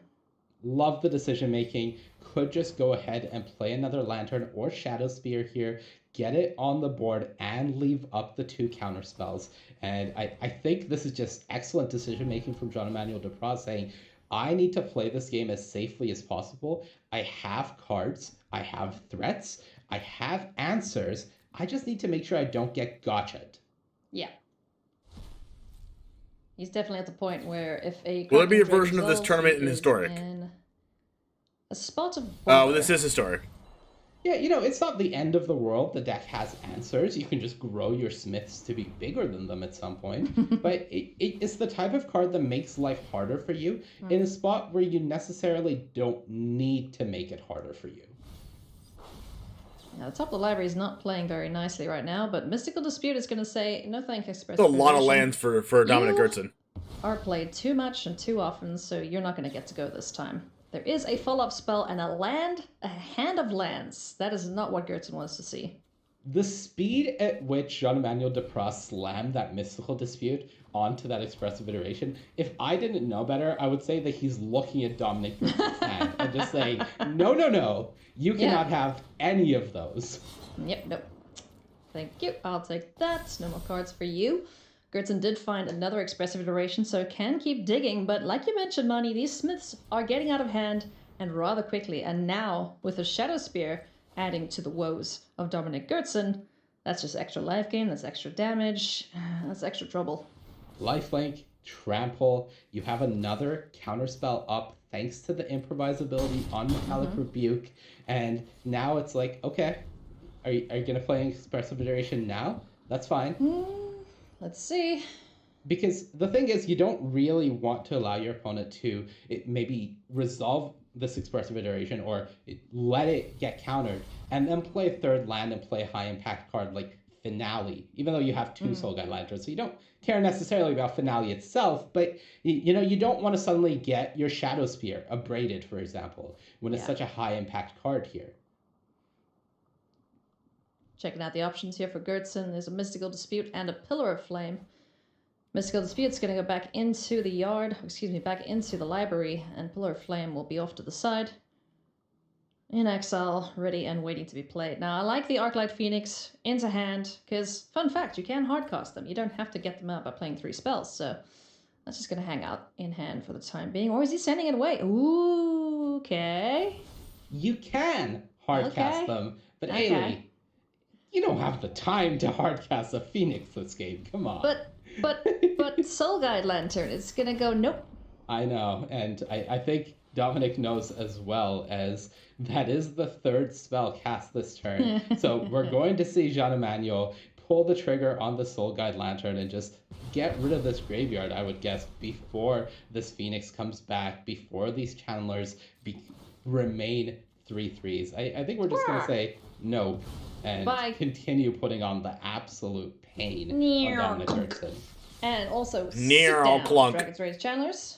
What? You can cast a Phoenix? No, but you don't get a Phoenix either, so shmee. Interesting. Notably, Jean-Emmanuel Dupras doesn't have that Shadow Spear is insane, hand, but still has that treasure vault. So and Iganyo in hand of Jean-Emmanuel Dupras is really good against Crackling Drake. Pumping these Smiths. So this is just getting really drawing a card. Interesting. Ooh, that's an artifact. Hey, buddy. That's an artifact, but it's a pretty expensive one, and it wouldn't let you leave up Metallic Rebuke, so I think I like just playing a land and attacking with both creatures. Alright, fine. Sensible play it is. Both creatures getting on in here. 5 damage will go through. Gertzen's going to go down to 5 unless this other Dragon's Rage Channeler jumps in the way. Yeah, no need to sacrifice the treasure vault. You don't want to throw a Channeler in front of the Trampling Smith. It's not going to do It's like claiming you can hardcast a Toxrill or Jinkataxius. You're right. You could never hardcast those. It's impossible. It doesn't let you. They're literally 30 mana each. Dominic Gertzen's hand. There's not much he can do against this Metallic Rebuke. There's a Crackling Drake, but there's a Ganyo. Yeah, it doesn't have the mana available to pay also for Metallic attacks Rebuke on it. Crackling Drake is a great card, but showed up too little too late, unfortunately. As you saw in game number 2, the game was over very I don't know why the quickly, advantage bar isn't more towards Jean-Emmanuel Dupras, or else maybe they're just not monitoring it. No pun intended. Pretty impressive Azorius Affinity deck. Ailey, I am a huge fan of Affinity as an archetype. I am so glad to see it getting more love in the historic format, and to see a player of Jean Emmanuel's caliber bring it to this tournament and put up this good of a performance against the most played deck in the field. Hard cast makes me to a little ask. happy, you know? It's pretty darn good. How does that work? Jean Emmanuel will be very happy with the start to Historic. Faithless looting here from Dominic. Can he find anything to keep him alive here? He's going to have to string together something, but doesn't have 2 spells to play. That's just the full length of it? Oh, okay. Yeah, Pillar is gone. This is the first spell cast this turn. Unholy Heat does not have Delirium yet. Only goes up to 3 with the I mean, if you Unholy Heat and then flip the last card off of it, you can kill the Ingenious Smith. Would be to block with the Dragon's Ray Chandler on the Ingenious Smith, cast the Unholy Heat on the one with the Shadow Spear on it, and hope that your Surveil trigger from Dragon's Ray Chandler puts a 4th card type into your graveyard. Okay, did you have that on your bingo card for this weekend? Not even close. Okay. Not in the slightest. That would be amazing if that happened. But yeah, we're now seeing the Treasure Vault being sacrificed, another counter being added on here. Oh no! Oh, it's legendary. It's legendary. So more about that. Hold on now. If you play it here, it forces Dominic to use that Unholy Heat if he wants to, right now. And then if that hits somehow, if the spectacular hit of the Surveil happens, you're in pre-combat. You just move the Shadow Spear onto the other Ingenious Smith. So, as silly as it is, buff, yeah. I think playing the second Shadow Spear actually guarantees the game here, even through the Legend rule. Okay. Thought Modder, a little expensive. This is leaving a window here. Dominic Gertzen can play the Unholy Heat here, and if he hits that 4th card type, he gets a turn. I'm not saying he does much with the turn, but he gets a turn. Oh, that is not the card it didn't type. get it. No. Well, Dragon's Rage Chandler got up a little bigger, but that's going to be the good game there from Dominic Gertzen. Jean-Emmanuel picks up the first win in Historic, and that is exactly how you want to start off this portion of the tournament. So congratulations to JED. Yeah, just extremely impressive from him. First match, and we see this Izzet Phoenix deck put up a decent performance, but this Affinity deck looked like it came here to just munch on some Phoenixes. Munch on Phoenixes.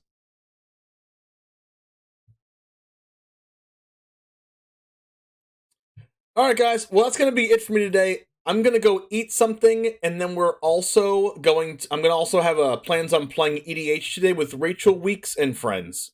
So if you know who Rachel Weeks is, we're playing EDH with her, and then we're also going to be playing with Mental Misplay and also Bear Claymore. So if you want to hang out in Mental Misplay's channel, we are going to be there at 8:30 p.m. Eastern, so in 3 hours. So between now and then, I'm going to eat, and then I'm going to make my YouTube video, and then after that will be live tomorrow at 9 a.m. Eastern. And then we are going to play Commander, our CADH deck, with Mental Misplay on his stream. So excited to do that.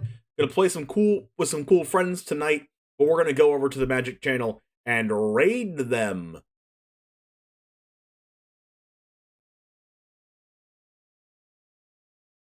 Proof positive that MTG is powered by vodka? I wish.